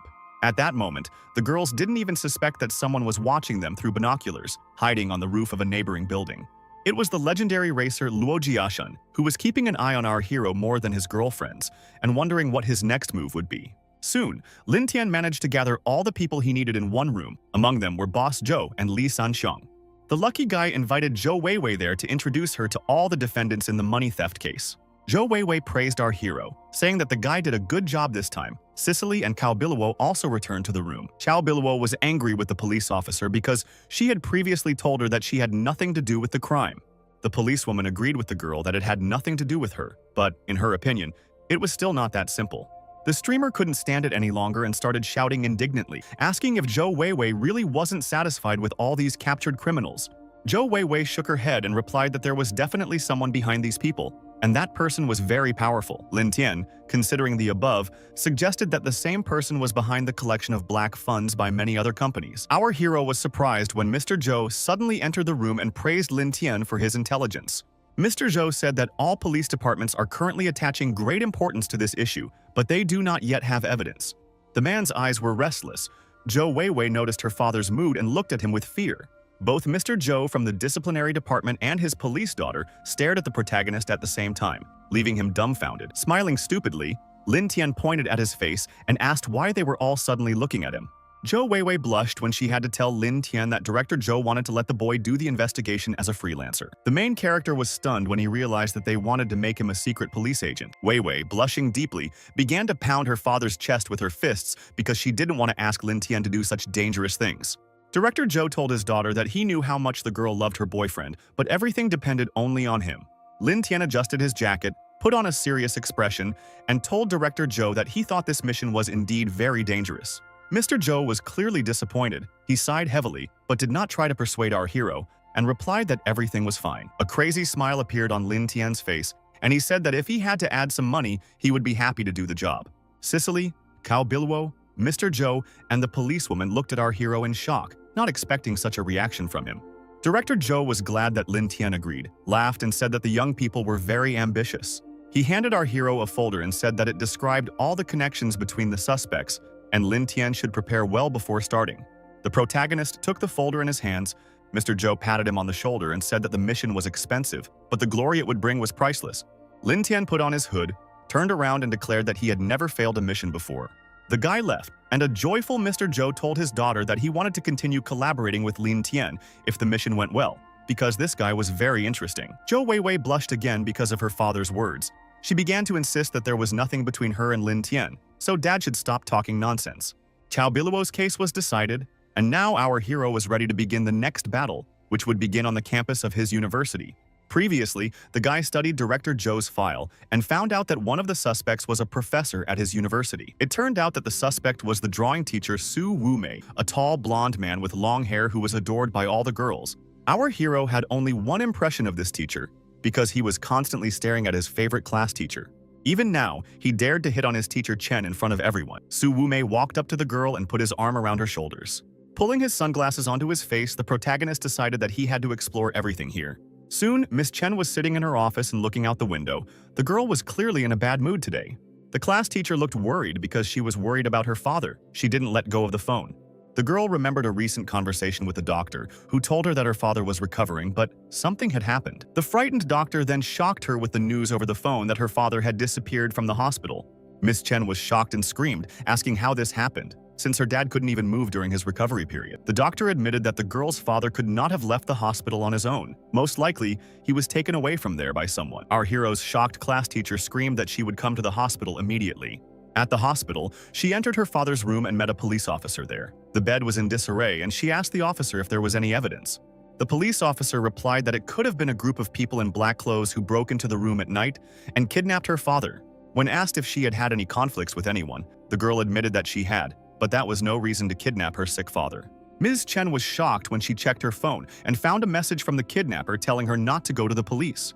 The police officer noticed that the girl was taken aback by something and asked if something had happened. The frightened girl decided to obey the kidnapper and lie to the police officer that nothing had happened. Miss Chen forced a smile and said that her student had a problem, and she had to come to his aid immediately. The girl returned to the university and sat at her desk. She came to the conclusion that these kidnappers must be enemies of the Lin Tian family business.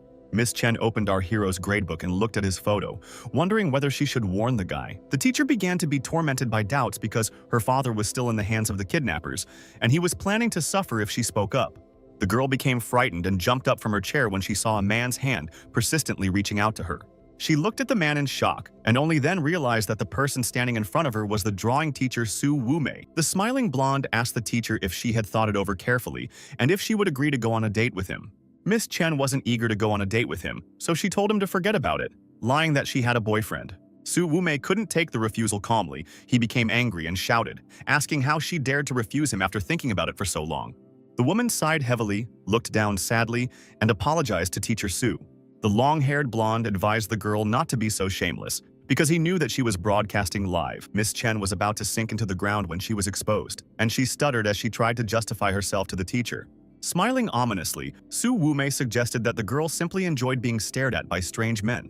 The teacher took a step back as Su Wumei started to approach her, asking what he was going to do to her. Su Wumei stretched out his hands and began to praise the real internet celebrities he found hot.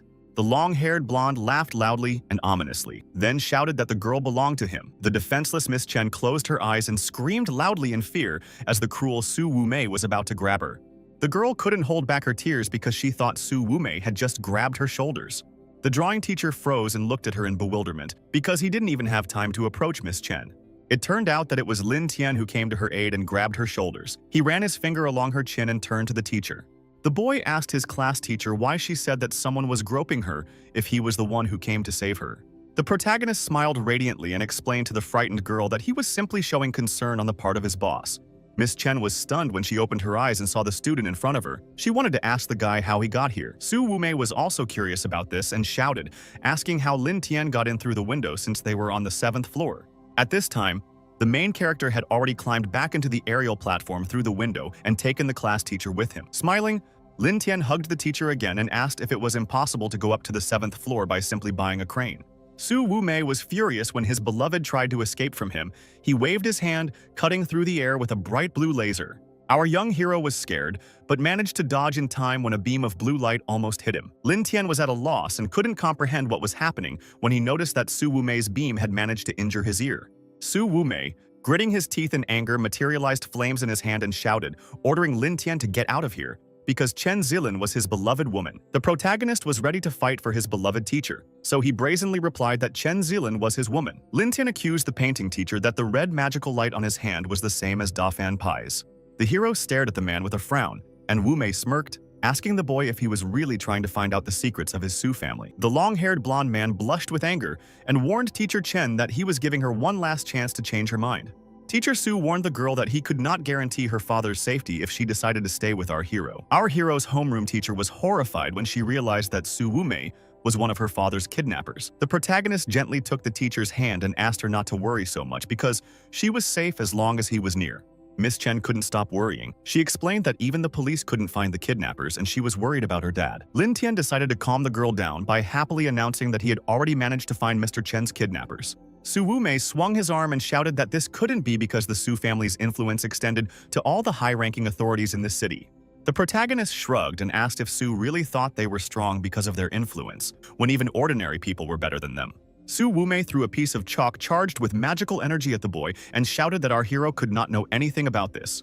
Lin Tian tensed up, but quickly reacted, hugging the girl tightly to protect her and jumping to the side. The protagonist began to visibly panic when he looked to the side and saw where the piece of chalk the teacher had thrown had landed. It turned out that the blow hit the metal structure of the basket in which Lin Tian and his beloved teacher were now standing. The bolts of the structure began to loosen. The cradle was collapsing before their eyes. Lin Tian and Miss Chen could barely stand on their feet.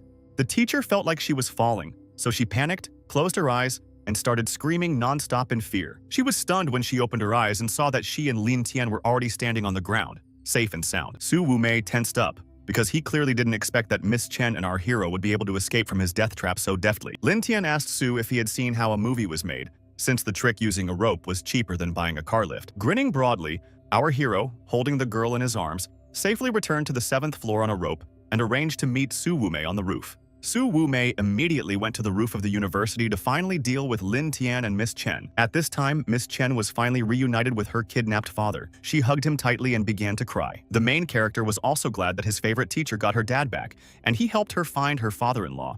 The drawing teacher, seeing this picture, clenched his teeth tightly and began to tremble with anger. Su Wumei was stunned as he looked at the man and began to stutter, unable to understand how Lin Tian managed to return the kidnapped father to the girl. The long-haired blonde looked warily at the man who approached and put his hand on his shoulder. He saw in front of him the main character, who could not stop bursting into tears and sobbing loudly without embarrassment. Su Wumei grimaced, looked at Lin Tian with a puzzled expression, and asked why he was whining, since he clearly didn't expect this from him. Lin Tian wiped the tears from his cheek with his finger and asked if the scene of father and daughter reunion wasn't touching. The art teacher pushed the student away and shouted, asking if he was laughing at him and how he managed to save the man. Having calmed down, Lin Tian asked if the guy really didn't know it himself, since money was all he had. An angry and stunned Su Wumei shouted, asking our hero if he had actually managed to bribe the kidnappers. The protagonist threw up his hands and replied that he didn't know anything, so it wasn't him he needed to be asked. Lin Tian relaxed and put his hands behind his head, while the blonde man, grimacing with anger, took out his phone to find out everything. One of Miss Chen's father's kidnappers was in another place at the time and took out his phone when someone called him. Smiling ingratiatingly, he greeted Chief Su cheerfully and asked if there were any new instructions. He had to cover his ears when Su Wumei started yelling into the phone, asking what kind of instructions there could be if the kidnappers were working for competitors. The man tried to convince his boss that this was not true because they had never worked for Su's competitors and had always followed his instructions. An enraged Su Wumei shouted, asking the man if he really took money from this Lin Tian, and then released the hostage. The kidnapper tensed, looked around to make sure no one had heard, and put the phone to his ear. The man made sure that the hostage was in place, an elderly man lying on a hospital bed, surrounded by a crowd of kidnappers. The bandit told Chief Su Wumei that everything was fine, and the man they had kidnapped was still there. These words made the long-haired blonde man even more angry because the man began to deny his guilt. The protagonist listened attentively to Su's conversation with the kidnapper, and a crazy happy smile appeared on his face. Su Wumei was horrified when he finally realized that he had fallen into Lin Tian's trap and no one had kidnapped the hostage. The art teacher noticed that the chair where Mr. Chen had been sitting was now empty. The blonde was dumbfounded when he saw a man in front of him, cutting through the air, rapidly approaching him. The man managed to snatch the phone from Su Wumei's hands and landed successfully, performing an acrobatic stunt, for which Lin Tian gave him 100 points. Visibly panicking, Su Wumei, who had lost his phone, demanded that Lin Tian confess what he was planning. The boy approached the box covered with red cloth and honestly answered that he was going to get even with the drawing teacher. Lin Tian explained that he was doing this to make Su realize how wrong he had been and revealed the precise location recognition tool. The protagonist took Su Wumei's phone and then inserted a red wire into it, which would allow them to determine the hostage's geolocation. The man hired by the guy used a tool to determine and report that the caller was located near the suburbs. Lin Tian was delighted by this and gave the order to immediately move to the scene to rescue Miss Chen's real father from captivity. When the imaginary Mr. Chen tore off his mask, it turned out that Cicely had been playing the role of the man all this time. The muscular girl tore off her hospital pajamas and was ready to go to the suburbs right away. The protagonist nodded to his personal assistant, ordering her to go first and he would follow her later. Cicely, in order to get to the bus faster, decided to jump down from the roof onto the street instead of going down the stairs. Su Wumei's tension increased when he saw our hero also jumping from the roof using his batsuit. Hugging the frightened teacher, the boy asked how he should punish Su Wumei now that the situation was already under control. The tearful class teacher approached our hero's ear to secretly give him an idea. The girl's idea frightened Lin Tian. He considered this punishment too harsh because Su Wumei might burn with shame after this. A sinister smile appeared on the protagonist's face, and he admitted that he still liked this method of punishment. After the events unfolded in the corridor, at the door to the teacher's room, 3 cute students were standing next to it. The girls gathered near the teacher's room to guard their favorite teacher Su Wumei. They finally waited for his appearance. They were convinced that it was definitely Su Wumei because such a graceful figure in this establishment could only belong to a drawing teacher. The 3 female students began to stare at the teacher with loving eyes. They shouted, confessing their love to Su Wumei. As the graceful, long-haired blonde man approached them, silence fell over the corridor, and the smiles vanished from the girls' faces.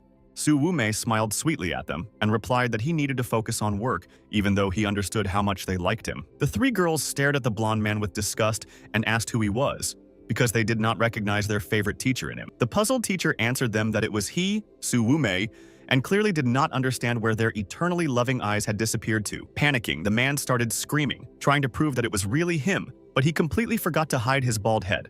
The students did not believe him, replying that he was as much of a teacher as they were a ballerina. Teacher Su couldn't stop shaking with rage because Lin Tian's punishment was that Wumei's hair would be shaved off. After the event took place near a small shop where Chen Dodo was selling her signature stinky tofu, Cao Biluo and Miss Chen were also there. Cicely, who knew nothing about this, asked our hero what these girls were doing there. The protagonist explained to his personal assistant that when his company had a lot of money again, they would be able to start a new business plan. Curious, Cicely began to ask the boss what other new plan he was trying to tell her about. Without explaining anything in detail, the guy smiled smugly and declared that he had already thought about the first clients. The protagonist handed his personal assistant several sheets of paper and asked Cicely to find these people for him. The short-haired blonde's eyes widened in surprise when she read the list of her first clients. The first client was police officer Yuan, who wears a wig to cover his bald head. The second client was also a man suffering from baldness. He was a former manager of the convenience store where our hero worked. The third client on Lin Tian's list is Jiang Hao, the protagonist's classmate, who, like the other men, suffered from baldness. It didn't take long for Cicely to bring all the clients to the boss, and she reported this to the guy. The store manager knew that Lin Tian was now a big boss and asked if he was worthy of our hero looking for him. Fearing Lin Tian, Officer Yuan still dared to complain that he had been demoted in his position because of him. A frightened Jiang Hao asked his classmate what he was up to again after trampling on him in 2 races and at dinner in the cafeteria. Smiling radiantly, the main character asked the boys if they still hadn't figured out what united the 3 of them. The men really couldn't figure it out. Zhang Hao asked if what they had in common was that he had deceived them all. The protagonist shook his head because the guy's version was not correct, but he was ready to tell them the truth. Lin Tian explained that the men were linked by the problem of baldness, at which point Cicely tore the wigs off Officer Yuan and the former manager.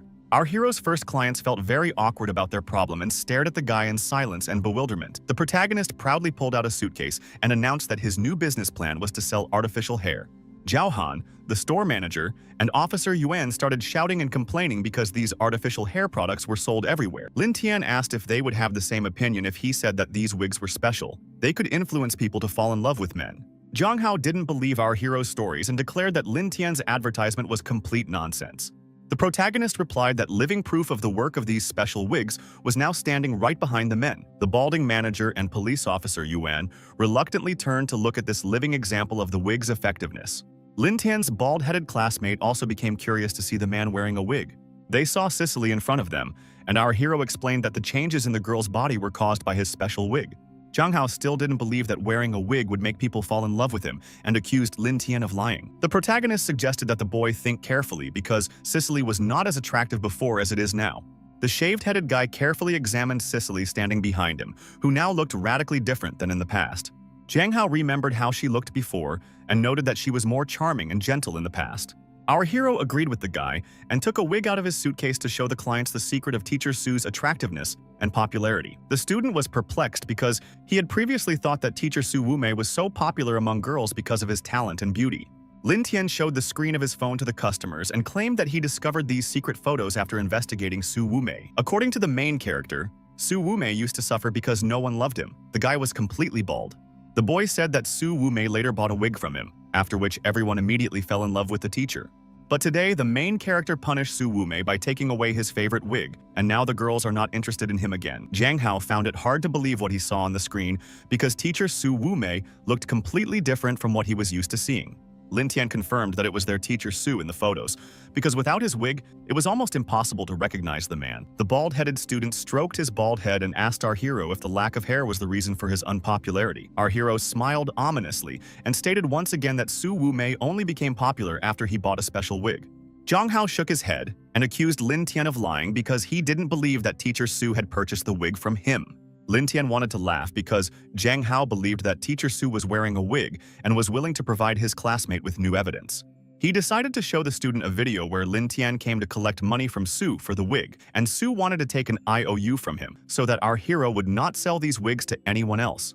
The protagonist showed the clients a video of Su Wumei, bald-headed and shaking with anger, cursing Lin Tian for taking away his beautiful hair. Lin Tian proudly showed off his wig and declared that everyone should have the opportunity to own this wonderful artificial hair. This evidence did not convince Zhang Hao. The bald-headed guy still felt there was something fishy about this. Our hero noticed that the guy couldn't make up his mind, so he invited him to touch the wig, smell its wonderful aroma, and verify its quality. Zhang Hao reluctantly picked up the fake hair and sniffed it to check if it really smelled that good. The scent was so mind-blowing that tears appeared in the guy's eyes and his cheeks turned pink. Now he was delighted with the wig. Looking pitifully at the main character, the shaved-headed guy asked how much this artificial hair cost. The protagonist shook his head and replied that he could not charge the student for the wig because students could not have money. Zhang Hao got angry and shouted that he had everything, and Lin Tian was just looking down on people since he had a lot of money himself. The bald-headed guy held out several credit cards in his palms and allowed Lin Tian to take as many as he wanted, since money was nothing to him. Cicely walked up to our hero and whispered, asking if this Zhang Hao wasn't acting too strange.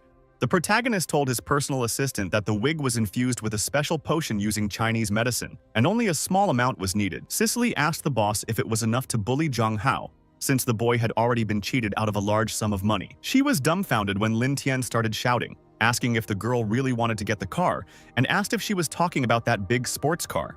At that moment, Zhang Hao's large black sports car was parked nearby, and the first customers in Silly froze in bewilderment. Zhang Hao was willing to do anything to get this wig, so he handed our hero the keys to his favorite car. Afterwards, Cicely asked the boss if this wasn't too much, and Lin Tian asked if Zhang Hao, on the contrary, shouldn't thank the guy. Zhang Hao and the other customers were happy after purchasing the wig. Now they all had long blonde hair. Lin Tian was ready to collect the reward for completing the first main quest because the first transaction had been completed. The office layout was ready, and he had also finished recruiting employees. The protagonist became very wary when he activated the system interface and discovered an unpleasant notification there. Instead of a reward, he received a message stating that the identity of the company employee did not match the documents provided, meaning he could not receive the prize. Our hero began to go over all of his employees in his head, among whom were Cicely, aka Xiao Li, and Da Fan Pai, aka Xiao Long. Lin Tian also remembered the red-haired student Qian Dodo, who works as an architect in his company. The first thing the protagonist decided to do was call Xiao Long, whom he had hired last in his company as a driver. Da Fan Pai answered the phone and began to grovel before the boss, asking if he had any instructions. The stern and serious boss replied that he needed to discuss something with the man and ask his advice. Clenching his fist, Da Fan Pai replied that he would have no problem discussing anything the boss wanted with him and would carry out any of his instructions. The protagonist responded to the employee that he appreciated his loyalty and was ready to get to the heart of the matter. Da Fan Pai grinned, eager to hear what his boss had to say, and he was already dreaming of using this information against him. Although a bright smile appeared on Lin Tian's face, he stunned the boy with the sad news that Da Fan Pai had been fired. The protagonist didn't bother to listen to what the fired employee had to say, but simply hung up, having dealt with the first liar. The dragon couldn't understand what just happened. He looked at his phone in shock, having lost his job at Tianjin Lin Company. Da Fan Pai was so angry that he yelled at the whole room, asking if Lin Tian was making fun of him, and smashed the phone with his fist. Lin Tian decided to ask his personal assistant for her opinion, and asked if she thought he had been too harsh with Da Fan Pai. Cicely was not happy with her boss's actions, shaking her head in disapproval and declaring that it was a violation of the employment contract. Smiling slyly, Lin Tian replied that he was willing to pay the fired driver a year's salary, since this money was small change for him. The short-haired blonde only sighed heavily in response, and the main character couldn't stop smiling stupidly. Suddenly, Lin Tian grabbed Cicely by the waist and pulled her towards him, declaring that there was another matter that concerned her. The protagonist approached the girl's ear and stunned her with the news that she, too, had been fired from Tianjin Lin's company. The news came as a complete surprise to Cicely, and she looked at her boss in fear, asking if she was really fired. Our young hero admitted that he recently managed to find out that Cicely is not who she claims to be, and in fact, she is not the same Xiao Li.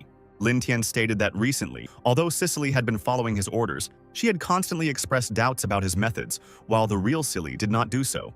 He grabbed her by the waist again and said that the real Cicely didn't like being touched, but this one just silently endured it. Smiling ominously, the protagonist asked if he really needed to voice the final argument in favor of her not being Cicely. Cicely smirked and replied that she had no intention of keeping this secret from the boss forever, as her movements and fighting abilities were indeed better than the real Cicely's. It turned out that the main character didn't even notice this obvious difference. He scratched the back of his head and looked at her in bewilderment. The lying Cicely was also perplexed and asked if the boss hadn't noticed that she had much better skills than the real Cicely. The girl blushed and became angry with our hero when he said that she was not such an outstanding figure, which distinguished her from the real Cicely. The protagonist looked away in shame, licked his lips, and thought that he couldn't help himself, which is why he noticed this. Afterwards, Lin Tian asked where the real Cicely was now, because she herself didn't seem to have any malicious intent.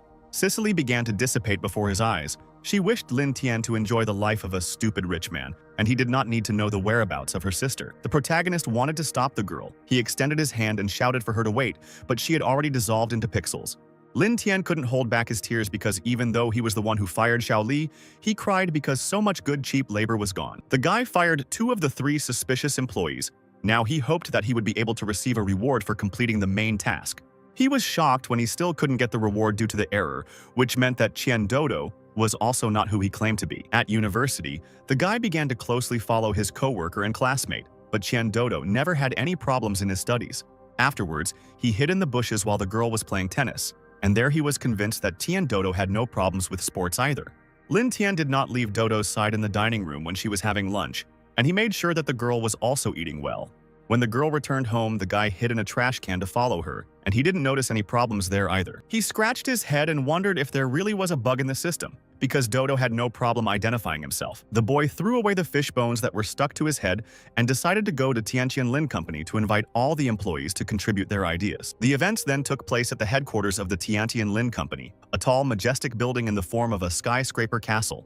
Lin Tian was wary because every time he came to the office, someone outside the building would shout for the alliance, and this time was no exception. The protagonist approached the door leading to the headquarters. The glass door automatically opened in front of the boss. Inside, he was greeted by girls lined up in a row, all wearing the same uniform, who happily greeted Boss Lin. On the right side, There were also girls who worked for the Tianjin Lin company lined up. They greeted our hero with a smile. The protagonist blushed and couldn't stop smiling because with the help of X-ray vision he could see what variety of underwear his employees were wearing. He mentally listed all the girls' underwear, among which were camouflage, snow white, beige, and with a teddy bear. Lin Tian, with a happy smile on his face, said how good it is to have company, and even better to have such vision. The protagonist suddenly became wary when he noticed the top with the teddy bear, because he had seen it many times before.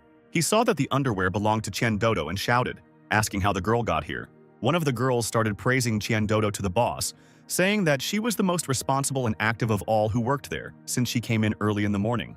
Our quick-witted hero thought something was wrong, because he had been watching Dodo all day, and she couldn't have come to the office so early. The boss began to look closely at Chen Dodo, which made her tense. He began to guess who was causing the error in his system. Lin Tian decided to test her by praising the girl for how well she had performed in the swimming lesson this morning. The red-haired girl assumed that Boss Lin was mistaken because she didn't have swimming lessons in the morning. Our hero apologized to her and admitted his mistake, but in reality he intended to continue questioning the girl. Lin Tian reminded Chen Dodo that he had invited her to have spicy tofu with coriander for lunch this morning, so it was time for them to go. Chen Dodo laughed and asked the boss to stop joking because he was inviting her to eat pumpkin cookies, not spicy tofu. The attempt to expose the girl failed again because he really didn't invite her to have spicy tofu for dinner. The cheerful girl reported that there were still several contracts for the sale of wigs that needed the boss's signature. The protagonist put his hand on Chen Dodo's shoulder, agreed to sign the documents, and told her to keep trying just as hard. When Lin Tian turned around, the polite smile disappeared from his face. He finally realized that there could be something wrong here. He smiled ominously when he realized that there were two Chen Dodos in this world, so they could be both studying and working at the same time. He immediately shared this news with teacher Chen, who was shocked to hear that there were two Chen Dodos. The protagonist, frowning sternly, decided to let these two red-haired girls tell them themselves how this was possible. Miss Chen asked the boy if he was absolutely sure that Chen Dodo would tell him the whole truth. Lin Tian grinned maliciously and replied to his beloved class teacher that he was sure of it, because his trap would soon snap shut. At this moment, the two Chen Dodos were sitting at the table and chatting. One of them reported that Lin Tian was beginning to suspect them. The second Chen Dodo, blushing with shame, asked her twin sister why they didn't tell Boss Tian the whole truth. The red-haired girl with glasses replied that they couldn't do that yet because she had one last trump card left. After the action unfolded in our hero's apartment, the guy was sleeping peacefully in his bed after a hard day at work. He was forced to jump up in the middle of the night when someone started knocking on his door, although he had not called anyone, and it was already late. Lin Tian carefully walked to the door and looked through the peephole before deciding whether to let this person into the apartment. The main character was surprised when he saw through the peephole a completely empty corridor. There was no one behind the door. The guy scratched the back of his head and decided that this was strange. He moved away from the door to return to his bed. Before Lin Tian could return to sleep, a few seconds later he heard an insistent knock on the door again. The main character got angry, opened the door abruptly and shouted, asking who dared to disturb him in the middle of the night.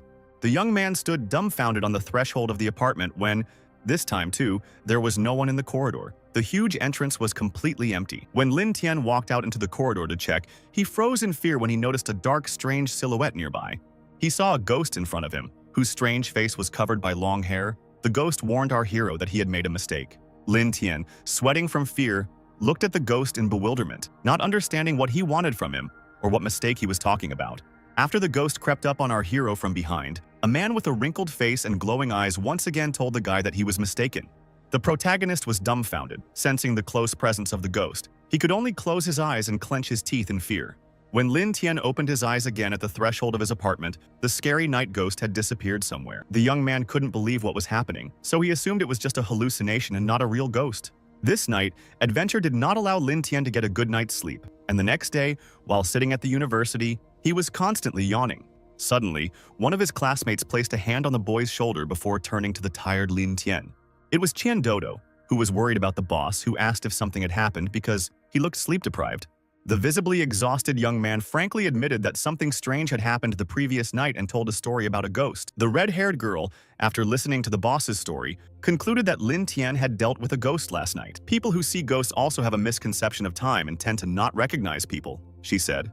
The protagonist smiled and added that such strange people can see two identical people, hinting at Chen Dodo's deception. Chen Dodo tried again to convince the boss that he had just seen a ghost, and then the guy would stop thinking that the girl had a twin. The girl failed to deceive him. Lin Tian shook his head and asked what kind of relationship Chen Dodo had with her. The red-haired student stared at her boss in fear when he asked her this question, because she didn't expect him to know everything. Lin Tian smiled ominously and said that yesterday he clearly saw Chen Dodo and her twin disguised as ghosts because they were wearing tops with a cat on them. Chen Dodo, indignant, covered herself with her hands and stuttered as she asked Boss Lin Tian what he was saying. Our hero openly stated that he saw everything with his own eyes because the ghosts' clothes were torn and their wigs had slipped to the side. A panicked Chen Dodo replied that he couldn't expose them because they were convinced that the suits were perfect. The protagonist was jubilant because he had long ago seen through this masquerade in which Chen Dodo and her twin sister were participating. Lin Tian reassured her, trying to convince her that she could put aside her doubts because she could trust him. Boss Tian looked her straight in the eyes, and the girl advised him not to interfere in this matter because she was worried about him. Chen Dodo stood up and warned that otherwise, both he and all his loved ones would die sooner or later. The protagonist looked at his red-haired employee with fear because the problem turned out to be much more serious than he expected. The following events took place in the building where the Chen Music School was located. One of the musicians, a gray-haired man in a suit, ran to the director in a panic and shouted that something had happened. The school principal was sitting quietly drinking tea at this time. She smiled and asked Teacher Xiaoli if he would like to join in the tea party. The man had no time for tea. Teacher Xiaoli, sweating from the stress, shouted that someone was putting on a show at school. Smiling, the woman asked her subordinate to stop panicking and promised that she would come there after tea. It turned out that Lin Tian had burst into the music school and started demanding that the director be called in because he wanted to talk to someone more senior.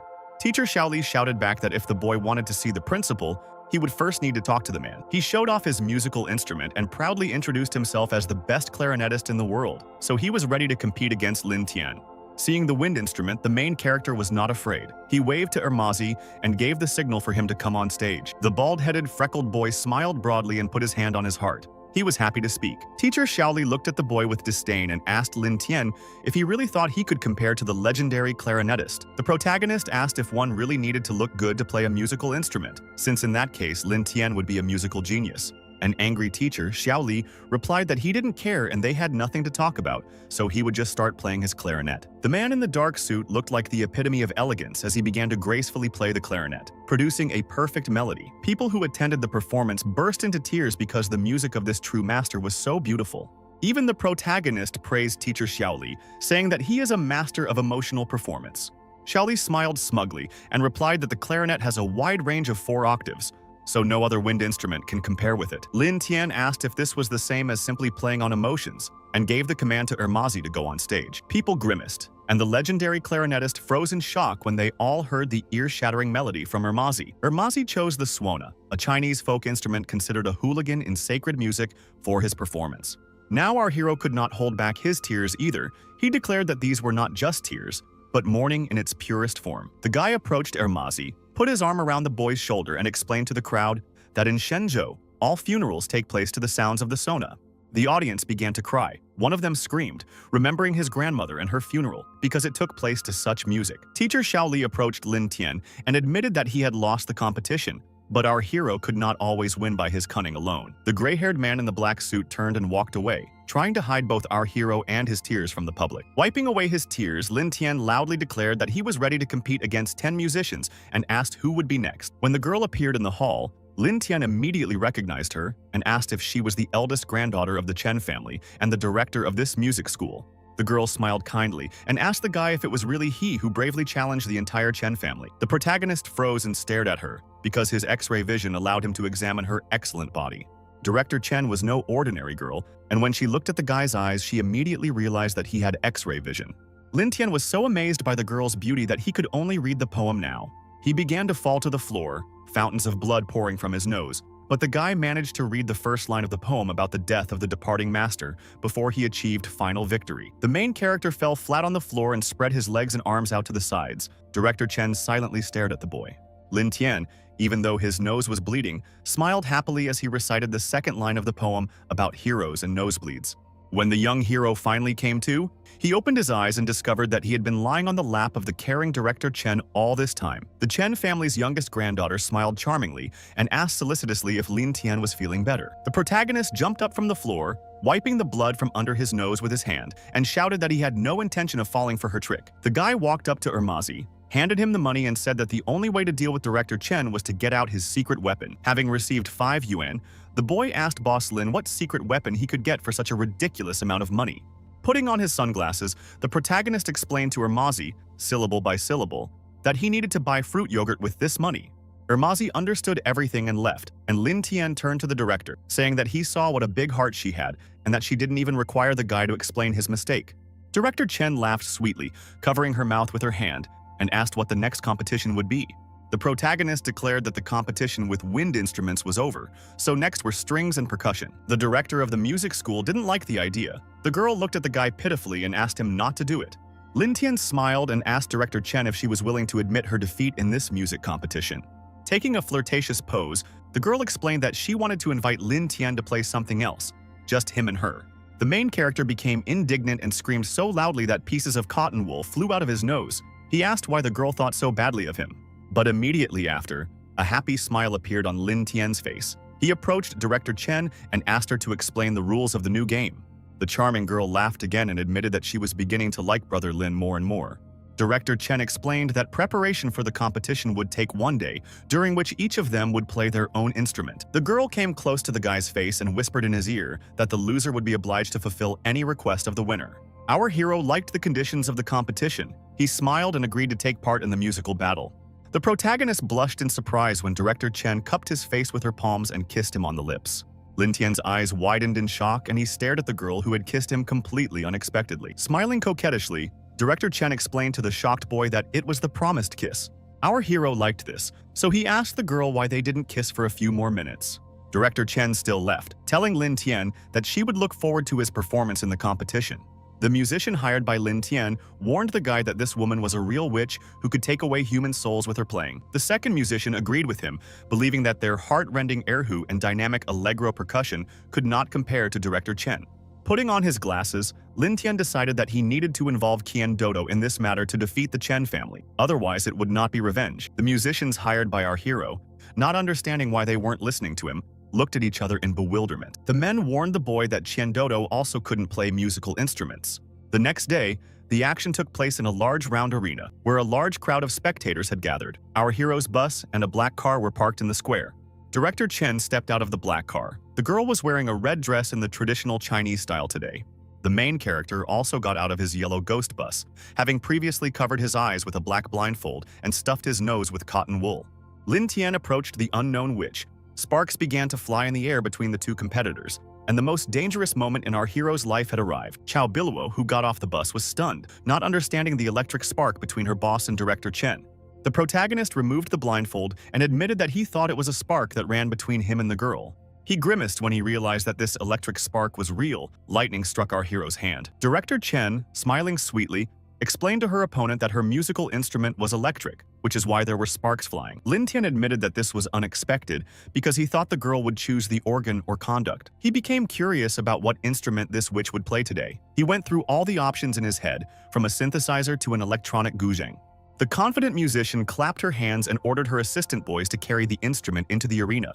A whole team of assistants brought an instrument into the arena, which was striking in its size, but for now it was covered with a black cloth. The protagonist was stunned when he saw a musical instrument of inhuman size in front of him.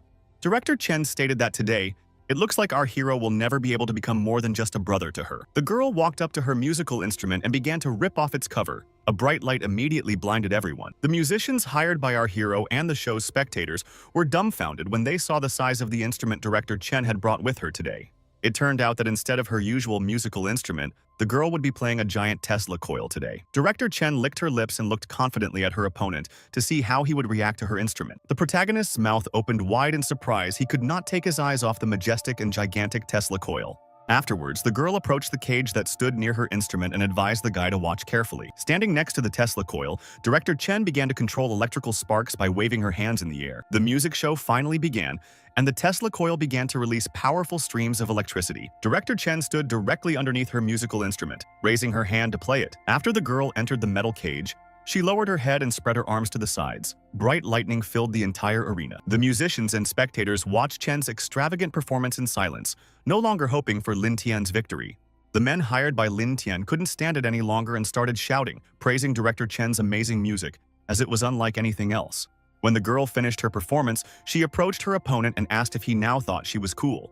The protagonist didn't dare argue with Director Chen. He began to nod his head frantically, his hair ruffled by the electric sparks.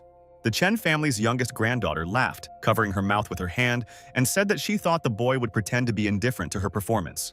A completely serious Lin Tian admitted that this was the first time in his life he had heard real, professional electric music. He took the girl's hand and said that he could not control sound the way she did, relying only on a small iron cage to isolate the electric field.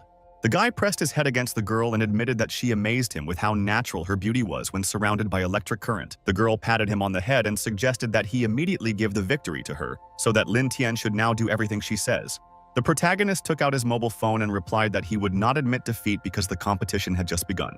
The audience was outraged because they did not believe that there could be music that would be even more powerful than director Chen's performance. The crowd began to watch our hero, not understanding what he was doing, as he called someone and began to climb up the ladder to the top of the Tesla coil.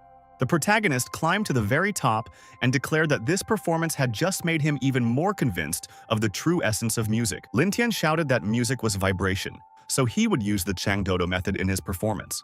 The girl looked tensely at her opponent when he stated that he wanted to pay tribute to the Chen family. Director Chen crossed her arms over her chest and thought about our young hero's words about music being vibration. When she heard some loud noise, she became even more alert and screamed, asking what that sound was.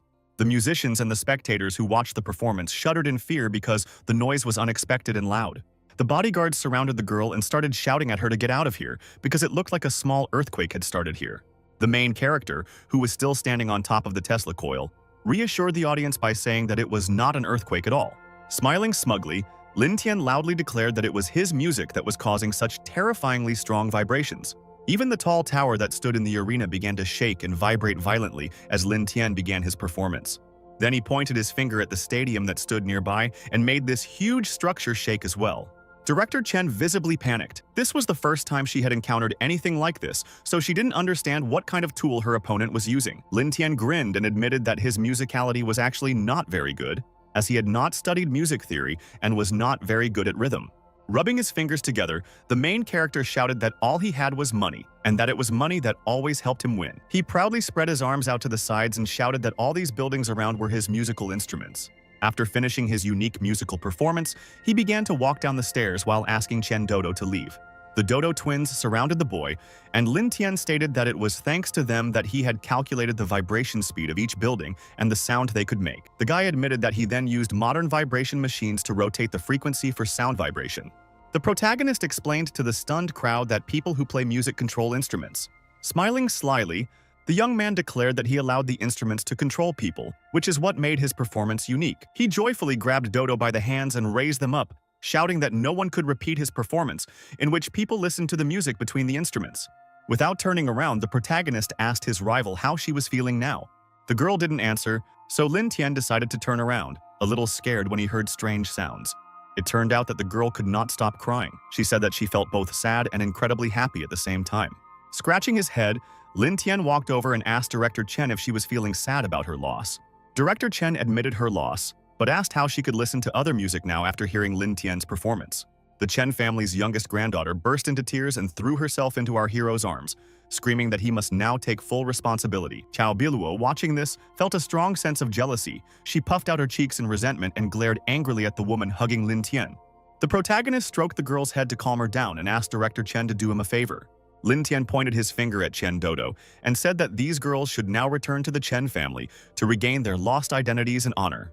Director Chen was ready to fulfill any request of our hero, so she promised to return the girls to the Chen family. Smiling sweetly, the girl admitted that she also wanted to ask Lin Tian for one modest favor.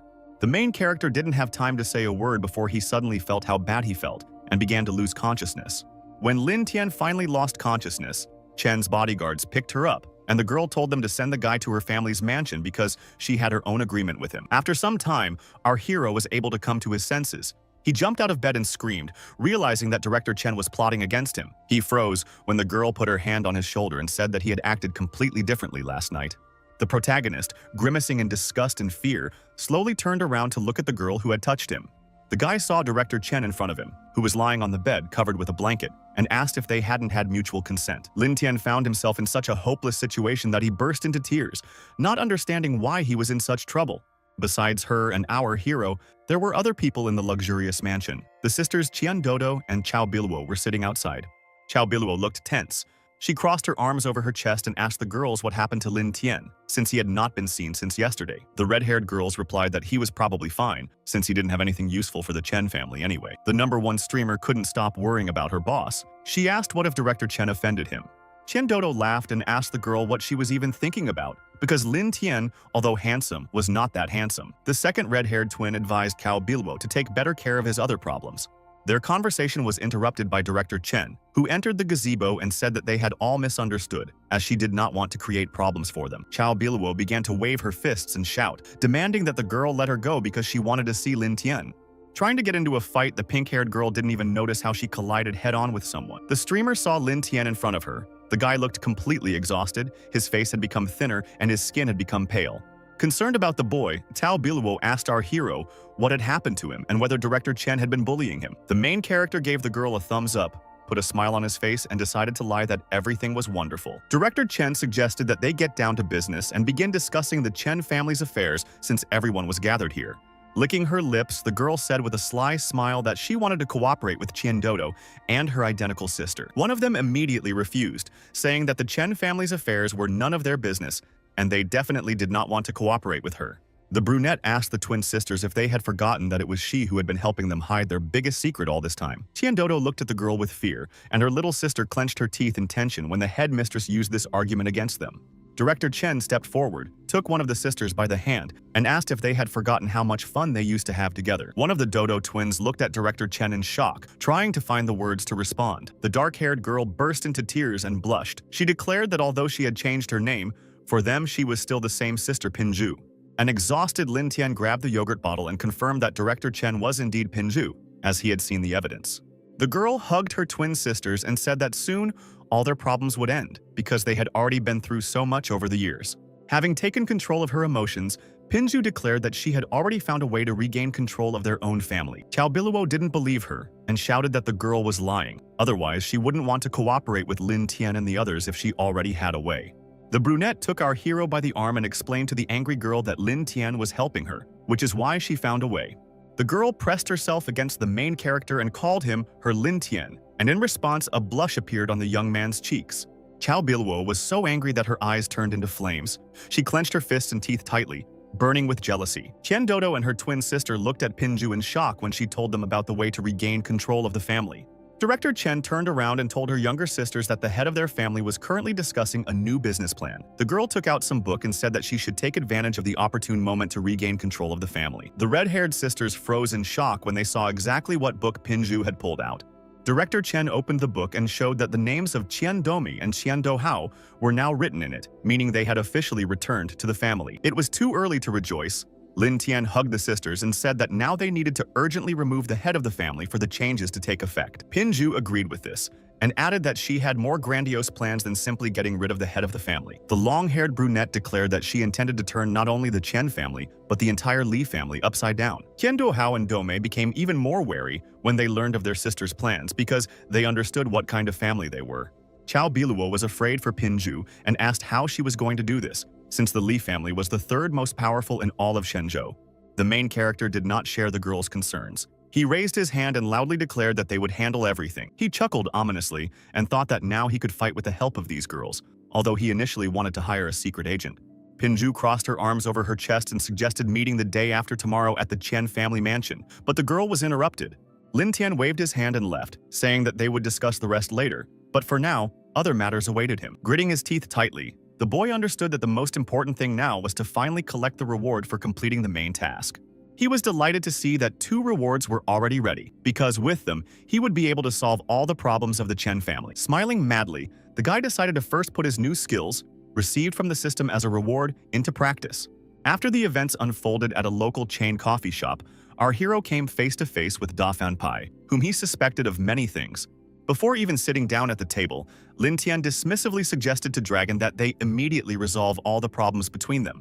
Da Fan Pai scratched his forehead with his white glove and admitted that the main character never ceased to amaze him. With a malicious and mad smile plastered on his face, the dragon shouted that Lin Tian would not be able to defeat the man who had escaped from hell. He decided that he would no longer hide the Su family's techniques since Lin Tian had already seen them, so he materialized fire in his hands. The young man extended his fiery hands and shouted, urging Lin Tian to come closer so that he could see the ancient striking technique of the Su family. The protagonist was not afraid of Da Fan Pai's attempts to show off his mighty power, and he was not averse to fighting him. The guy came because he received a reward from the system, which now allows him to view the enemy's properties using his eyes. Lin Tian saw that Da Fan Pai had 3 points of strength, 4 points of intelligence, 5 points of mana, and 3 points of luck. Our hero laughed ominously and was ready to begin changing the enemy's properties, an opportunity the system had given him as a second reward. After changing his characteristics, Lin Tian finally relaxed, and Da Fan Pai rushed forward to attack him with a flaming fist. The dragon guessed that Lin Tian had used a sneak attack on him when he saw the coffee cup flying towards him. The cup of hot black coffee, fortunately, fell to the floor and broke under Da Fan Pai's feet without hitting him at all. The red-haired dragon frowned and looked away, distracted from his opponent because someone interrupted their battle. The coffee shop employee began to apologize and bow to the customer because it was he who accidentally dropped the cup of coffee from his hands. Da Fan Pai still didn't believe that it was the employee's fault. He decided to pounce on Lin Tian, asking if it was really his doing. The dragon didn't look where he was going as he approached our hero, so he didn't notice that he had stepped on a broken cup and a puddle of coffee. The red-haired boy froze in fear when he realized that he had stepped on something, and because of this, he began to lose his balance. Da Fan Pai slipped and fell to the floor. Hitting his chin on the floor, the stunned boy screamed, asking what was going on. The protagonist blushed with laughter, starting to make fun of Da Fan Pai, who showed such a clumsy side of himself. Lin Tian decided to check the enemy's characteristics again. His strength and intelligence had increased, but his mana remained the same. Only luck had undergone a major change. Now the dragon had 0 luck points, which is why he slipped on a puddle of coffee. Da Fan Pai reminded himself that he was called the dragon, and he was the strongest and most invincible warrior in the underworld. When the boy was still a child, his mysterious father in a hat constantly took him along with him on various missions and showdowns. The boy, although small, worked together with his father, and together they managed to defeat almost all the families in Shenzhou. At the same time, Da Fan Pai regularly worked on his development in martial arts. He went to training sessions, practicing his strikes. Even as a child, the dragon thoroughly learned the fighting techniques and methods of various influential families in the province. Already in childhood, Da Fan Pai became invincible. He could not only swing his arms and legs, but also perfectly wield knives, swords, and nunchucks. After sitting in front of the car's headlights for a day, the dragon even managed to learn the ancient eye technique of the Long family. This magical technique now allows Da Fan Pai to unravel the secrets of other people by penetrating their memories with just a glance. The boy felt proud of his family because the Su had the most powerful fist techniques. Now, lying on the floor of the coffee shop, Da Fan Pai was shocked because he used his family's strongest technique against Lin Tian. But he was still disgraced. Someone was carefully watching what was happening in the cafe through binoculars, hiding in the neighboring building. It was Luo Jiashan, also known as the honor student from Lin Tian University named Su Xueqing, who was Da Fan Pai's sister. The girl was shocked and confused because it turned out that Lin Tian could withstand her brother's fist techniques. With a satisfied smile, Lin Tian reminded the dragon that he should now ask the guy why he didn't defeat him. Da Fan Pai listened to our hero and, indeed, indignantly shouted, complaining that he was unable to defeat Lin Tian. Boasting to his opponent, Lin Tian happily explained to him that all of this had been planned by him in advance. The dragon had no intention of giving up. His entire body was surrounded by yellow flames. He was ready to show Lin Tian the power of another ancient technique called powerful Qigong. He stood up, clenched his fists and roared, calling upon the dragon's superpower to activate the dragon family's technique, Heavenly Dragon Spirit. Su Xueqing's binoculars shattered, and she dropped them when she saw her brother show his true power to the enemy. The protagonist was outraged that Da Fan Pai could do this, because even his characteristics had changed. Lin Tian became wary when he saw that all of the enemy's stats had now reached their maximum level, including luck. Da Fan Pai rushed forward, clenching his fist, which was blazing with a bright flame, and shouted, ordering our hero to kneel before him. The bewildered young man cried out, asking how it was possible to resist the change in characteristics since he had changed its properties. Lin Tian gritted his teeth in pain as he took the first blow, and Da Fan Pai managed to punch him in the chest. Da Fan Pai's ancient technique was so powerful that one blow sent the young man flying backwards, landing on the floor with a thud. Smiling ominously, the dragon declared that our hero was lucky because he was the first person in the last 50 years to die from this ancient technique. The protagonist immediately managed to get up. He wiped his mouth and admitted that the enemy's blow was strong. Da Fan Pai was terrified because he was sure that one blow would be enough to take Lin Tian's life. The completely unharmed young man rose to his feet, smiled, and declared that the dragon's round was over. Now it was his turn to attack. Lin Tian took a deep breath and closed his eyes. his body surrounded by the same yellow flame aura as his opponent. The main character was delighted. He looked at his hand and said that it was a wonderful feeling. His body was filled with energy. Da Fan Pai's jaw dropped in surprise and he shouted, asking how it was that Lin Tian possessed the ancient techniques of the Su family. Frowning, Lin Tian looked the guy straight in the eyes and asked if he really didn't know our hero's nickname. Covering his warlike face with a jacket, the protagonist proudly and loudly introduced himself as the copy ninja Tiantian Lin. Having copied his opponent's ancient technique, our hero struck Da Fan Pai with his fist, causing him to collapse with the first blow. The legendary dragon tried to rise after the crushing blow. He hit his face and trembled all over from pain and anger. Da Fan Pai no longer had the mental and physical strength to fight against our hero. He only asked him to explain how he managed it. After activating Father Mode, the protagonist asked the boy if he wanted Lin Tian to teach him his secrets. Lin Tian knew very well that he was simply using an ability that he already had in his arsenal, which was given to him by the system. Our hero never tired of smiling broadly with joy, because he was once again convinced that intelligence is the most important thing. Lin Tian had previously noticed that the dragon's energy was being fed by the surrounding aura during the attack. It was high time to use the pocket safe, the virtual magical instrument that the system had given him long ago.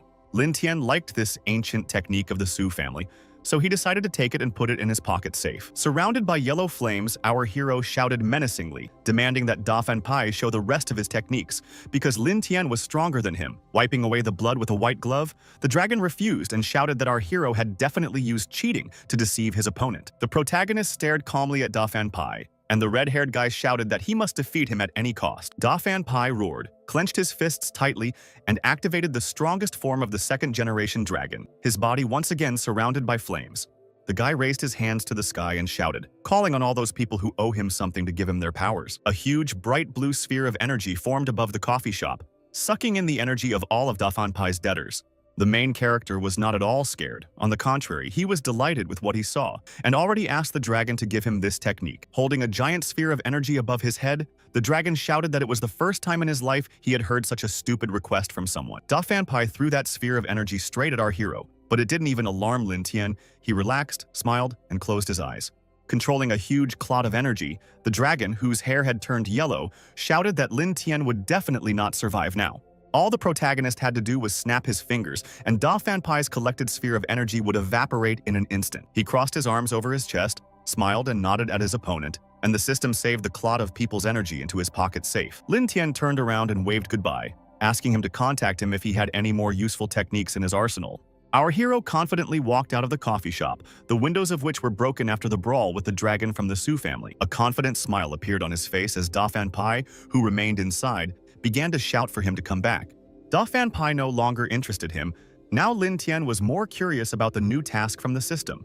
He gladly accepted this task because its condition was to obtain true energy, and the reward was to obtain a Wulin expert. The guy was upset when he read the conditions of the side quest, which consisted of creating his own techniques in 3 days. Lin Tian answered the phone and heard from a worried Chen Dodo that something bad had happened. The Chen family had discovered Pinju and kidnapped her. The main character first asked the red-haired girl to calm down and asked if she was injured. Chen Dodo told the boss that they were fine, but they only blamed themselves for their sister's kidnapping since she was caught at their home. Boss Tian gritted his teeth and told the girls to hide, and he would deal with all the other problems himself. Lin Tian hung up the phone and walked over to a homeless man who was sitting in the middle of the street, holding onto a crutch. The guy squatted down in front of this poor man and said that first he needed to find the kidnapped girl. This time, Lin Tian had no assistance, so he decided to play his trump cards and pulled out a wad of money from his jacket. The protagonist placed several thick wads of bills in a donation bowl and declared that the entire city needed to be searched. The homeless man, who turned out to be a professional in this matter, grinned and told the customer that he understood everything. The mysterious homeless man stood up and immediately threw away his crutch, as he only used it for camouflage. The leader returned to the rest of his gang, Guy, who were also homeless-looking men, and told them to get to work. At this time, another man, wearing rags, was kneeling in the street, begging for alms, holding a metal bowl in his hand. A homeless man was distracted when someone approached him and tapped him on the shoulder to get his attention. It was gang member Guy who squatted down next to his partner and whispered the boss's final instructions into his ear.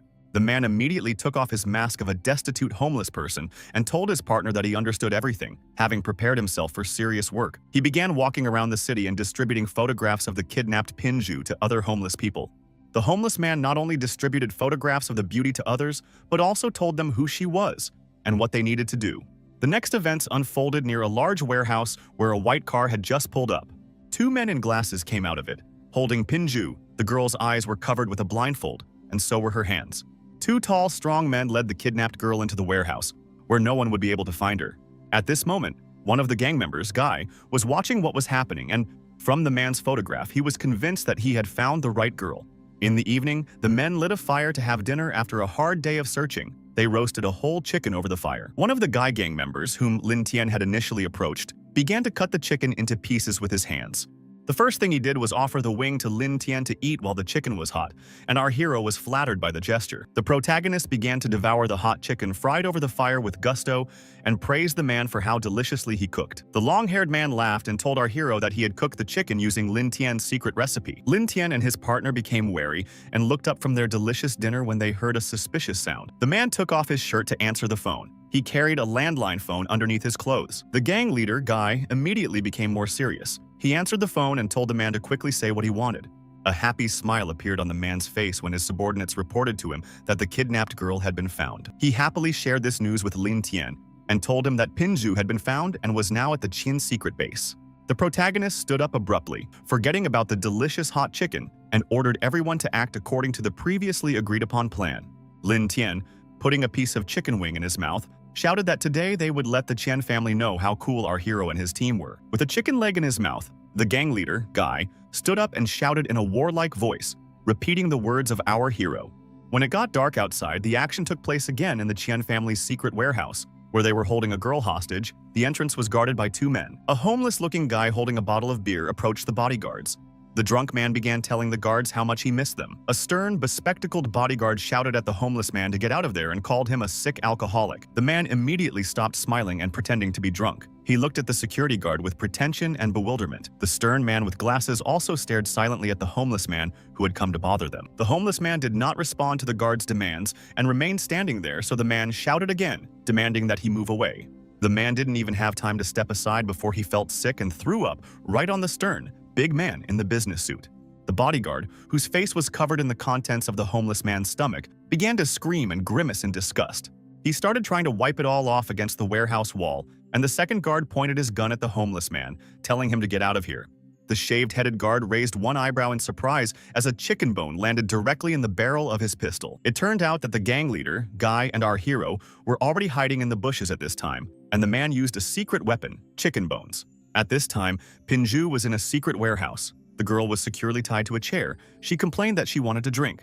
The man in dark glasses who had been following her in the warehouse happily handed the girl a bottle of water. He brought the open bottle to the tied girl's mouth so that she could drink, but the water began to flow out, making her all wet. The guard explained that he was ready to fulfill any request of the girl because she was, after all, a huge gift for the Li family. Gritting her teeth in irritation, Pinju turned away and called the kidnappers simply pathetic money slaves. The man smiled ominously and asked if the girl had really started to act like a heroine by talking about slaves to money. The security guard was startled when he heard a sudden loud noise and a cloud of thick smoke suddenly rose up from the warehouse.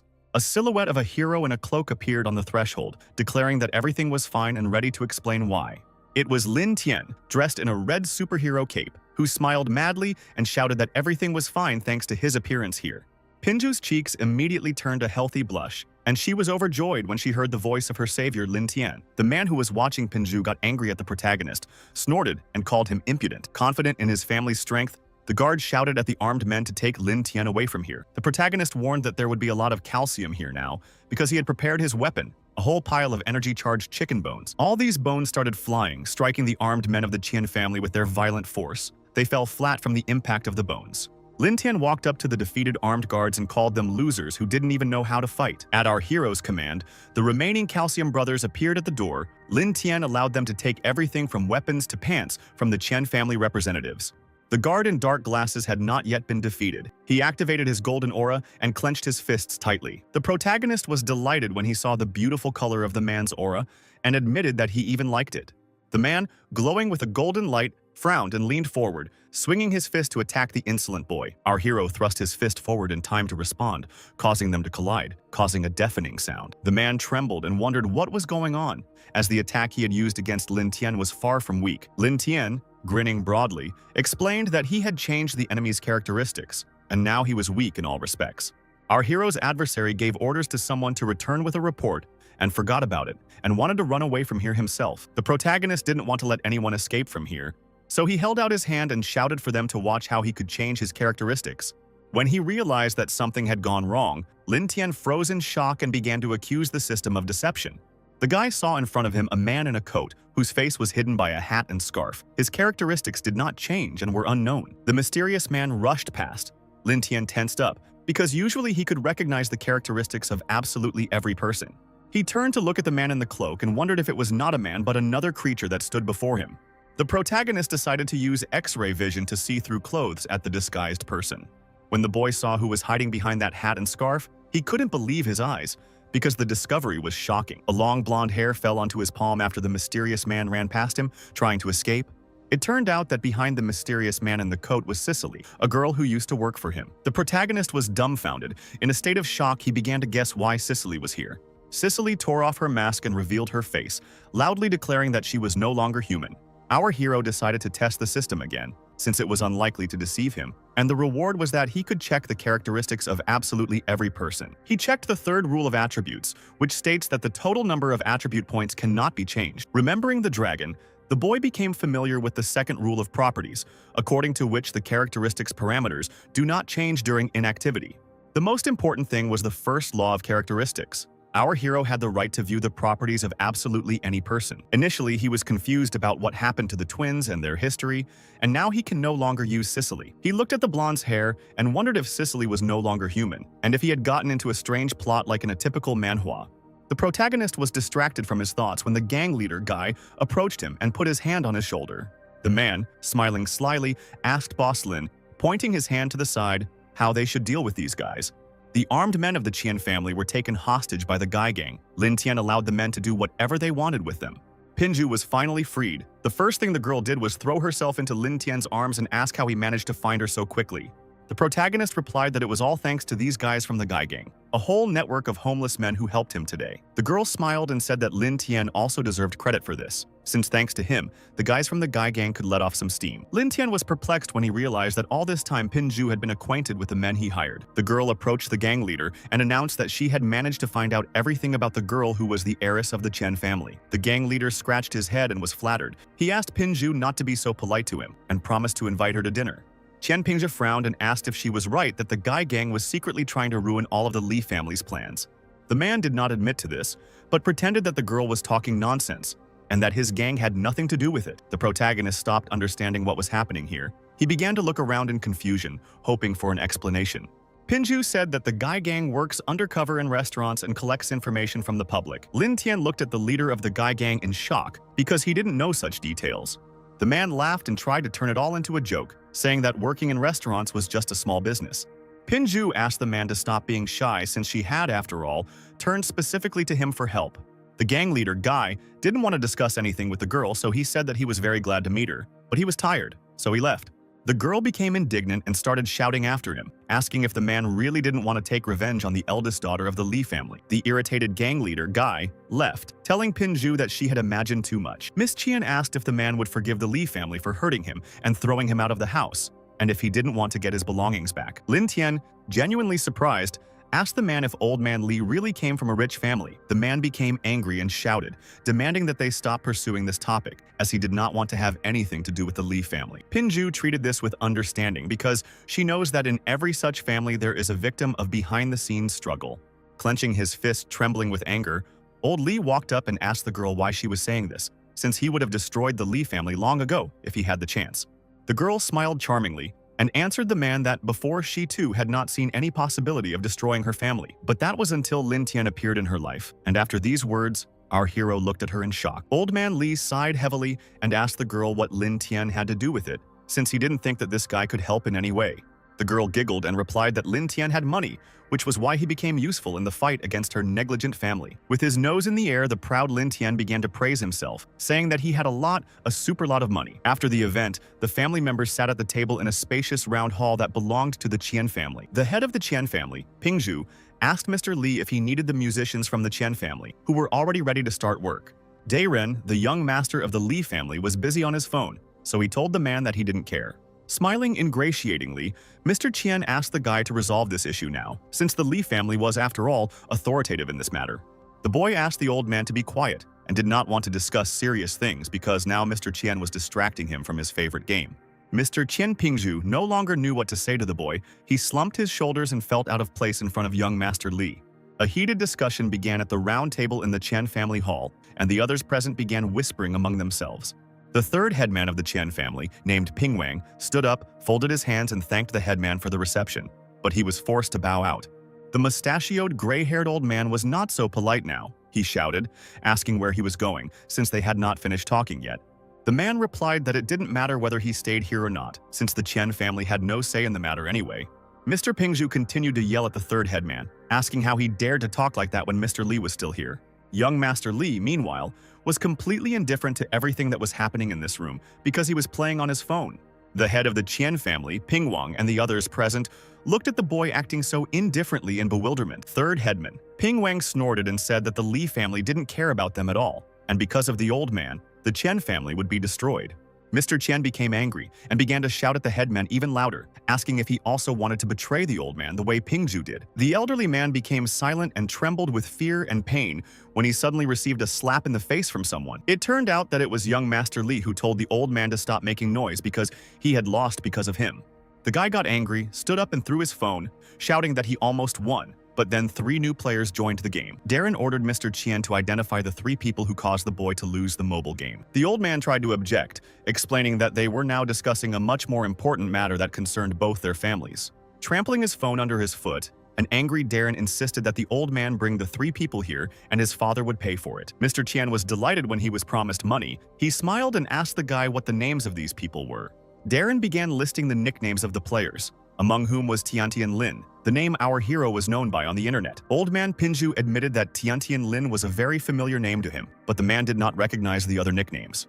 The old man shouted, ordering his family members to quickly look for Tiantian Lin, who he thought was from a wealthy family. Darren still couldn't calm down after losing. He dreamed of dealing with the players who dared to get ahead of him. The door to the Qian family's round hall suddenly swung open, and someone shouted at the young master that there was no need to look for those players. When the doors opened, Darren, Mr. Qian, and everyone else stared to see who had brazenly barged in. They saw old Li in front of them, who was covering his face with dark glasses, just like Pingzhu and Lin Tian. Smiling, Pingzhu proudly introduced herself to young Master Li as the girl he had just been playing with, under the nickname, "Why are you wearing my clothes?" The protagonist, adjusting his shiny hair, introduced himself as Tiantian Lin with a proud smile on his face. Old man Li introduced himself to Darren as the third player, nicknamed Your Dad My Brother, and was ready to explain why he called himself that. Young Master Li became wary when a chicken bone whistled past his face. The gang leader, Guy, explained to the boy that he played under this nickname because Daren's dad was actually his younger brother. Lin Tian approached the guy and immediately warned him that he would take his life if he tried to interfere with him, because he had a team.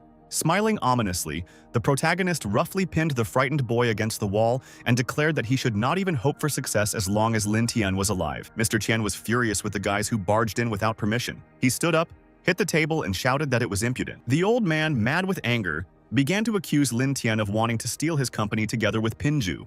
The protagonist blushed and began to pretend to be an innocent boy, claiming that he was forced to come here. Pingzhu stood up for the boy and asked her older brother how dare he speak so rudely to his sister's husband. Gritting his teeth and writhing in anger, Mr. Qian accused the girl and our hero of having no conscience. Suddenly, he received another slap in the face from Darren, who shouted, asking how dare he talk to his family members like that. Adjusting his cap, young Master Darren declared that the old man should forget about the money from the Li family for the next year. The old man began to tremble and begged Mr. Li not to treat him so cruelly, because without the support of the Li family, his family would not survive. Pingzhu asked her elder brother if the Chen family couldn't get by without being humiliated in front of the Li family. Boiling with anger, the elderly man accused his younger sister of insolence and ordered his men to arrest her.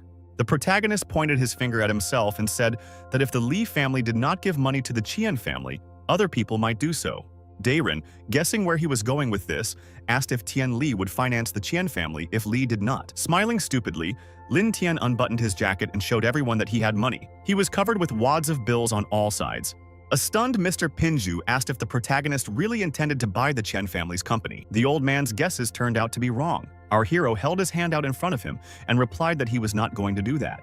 Mr. Qian, Darren, and the others present looked at Lin Tian in bewilderment, not understanding why he needed money then. Lin Tian reminded everyone that the Qian family had always strived to cultivate exquisite classical musicians. According to our hero, people don't like this kind of music anymore, so the Qian family now lives solely on flattery from the audience. He hugged Mrs. Chen, looked her straight in the eyes, which made her happy, and said that Pinju thought completely differently. Lin Tian spread his arms out to the sides and solemnly declared that this was a completely different era, namely the era of idols. He took out the idol development plan for the Pinju Music Company and said that they intended to hire versatile artists who could do everything. Smiling with hope for success, the protagonist declared that they would make money from the large masses of people who loved this kind of music. Mr. Qian and Darren still stared at Lin Tian with puzzled expressions, as they were not thrilled with this idea. Only the third headman of the Chen family clapped his hands after listening attentively to the protagonist's speech about the new idea. The man began to applaud, saying that this was a very good idea and that it would become a new vector of development for the Chen family. The other members of the Chen family thought about it and also agreed with this, since they could reconfigure the equipment to a new style. Mr. Qian was categorically against it. He shouted that this bunch of beggars did not know how to make money. The protagonist asked the elderly man if he really wanted the Chen family to make money only by humiliating themselves in front of the Li family. Young Master Li intervened and asked the head of the Chen family if they no longer needed his money. Old man Pinju immediately broke out in a sweat and began to make excuses to the boy, trembling with fear, because he didn't mean to say that. The long-haired brunette took out a wooden sign and suggested that the family members hold a meeting immediately to resolve everything. Young Master Li became indignant and shouted, asking if the Qian family really intended to turn their backs on them. The protagonist patted the guy on the shoulder and honestly admitted that the Qian family had already turned their backs on the Li family. Old man Li asked the guys from his gang to escort the guests out. The men roughly grabbed Da Ren by the arms to escort him out of the hall. Only Mr. Qian tried to stand up for the guy, trying to show his loyalty. He shouted his name after him. Pinju approached her stunned older brother and declared that the Li family would not interfere with them in any way now. A joyful and inspired Lin Tian invited all the assembled Qian family members to get to work. A heated discussion of Lin Tian's new idea began in the round hall, with men in black suits consulting with the third headman. Everyone was productively talking to each other about something. Only Mr. Qin sat at the head of the table and trembled with anger. The old man jumped up from his chair and began to accuse our hero and his partners of deciding to start something of their own, having only insignificant plans in their arsenal. The older man admitted, mimicking the idol's pose, that everyone wants to be one now and that the industry is very popular. Mr. Chan said the family had some resources for this, but it would be better to conduct business with the support of the Li family. The protagonist grinned and admitted to the old man that he expected to hear those exact words from him. Lin Tian crossed his arms and proposed to organize a competition to see whose company's idol would be the most successful. Old man Pinju immediately asked his assistant to bring him a list of the programs selected for this month. Mr. Qian chose the program and said that the person whose idol would be the center of attention would take over the company. Lin Tian stood up, agreed to the terms, and said that the selection round would begin tomorrow, and his team intended to find a male idol. After he and Pinju left, Old Man Qian ordered his assistant to quickly report the incident to the Li family so that they could choose the most popular artist for them. The elderly man also ordered his subordinates to prepare teachers in all disciplines to take on the idol's training. Mr. Qian began listing who they would need, including music, dance, and rap teachers, as well as a basketball coach. The old man's personal assistant scratched his head and asked if basketball skills were important to an idol. The angry old man tried to kick the assistant and told him to stop talking and do as he said. Already on the bus, Pinju asked Lin Tian what they should do now, since they didn't have any male artists on their team. The protagonist broke into a self-confident smile and reassured the girl, replying that he knew one such person. Lin Tian tried to convince Pinju that this guy he knew would be perfect for the role of a male idol. At this time, Zhang Hao, sitting at home, suddenly sneezed so loudly that it even scared him a little. Scratching his nose, the red-haired boy wondered why he suddenly began to have a bad feeling. Zhang Hao was even more surprised when he looked at his phone and saw that it was his father trying to call him. The guy picked up the phone and smiled, asking if his dad was calling because he wanted to send him pocket money again. He was stunned to hear from his father that his company wanted to open 10 new branches and that Zhang Hao would be given the position of manager. Zhang Hao agreed to accept the position, but was worried because he did not understand where his family got so much money. Mr. Zhang replied that they had just acquired an investor with whom he had already signed a contract and that all the family's debts had been paid off. The man's mood improved even more because his son finally agreed to take part in the family business. Bowing before the investor, he handed him a cup of tea and asked if they could move on to the next stage of the agreement. It turned out that Mr. Zhang's company's investor was Lin Tian, who sat comfortably in his chair and agreed to continue discussing the agreement further. Lin Tian handed Mr. Zhang a huge bag of wads of bills and said that they could do with the money as they pleased.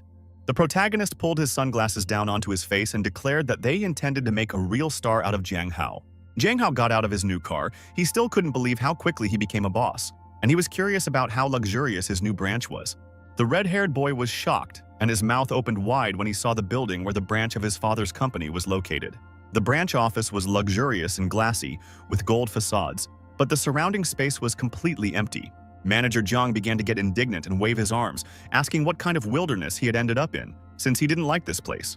Gritting his teeth in anger, the boy shouted that he would later call his father so that he would choose another location for the office of his branch.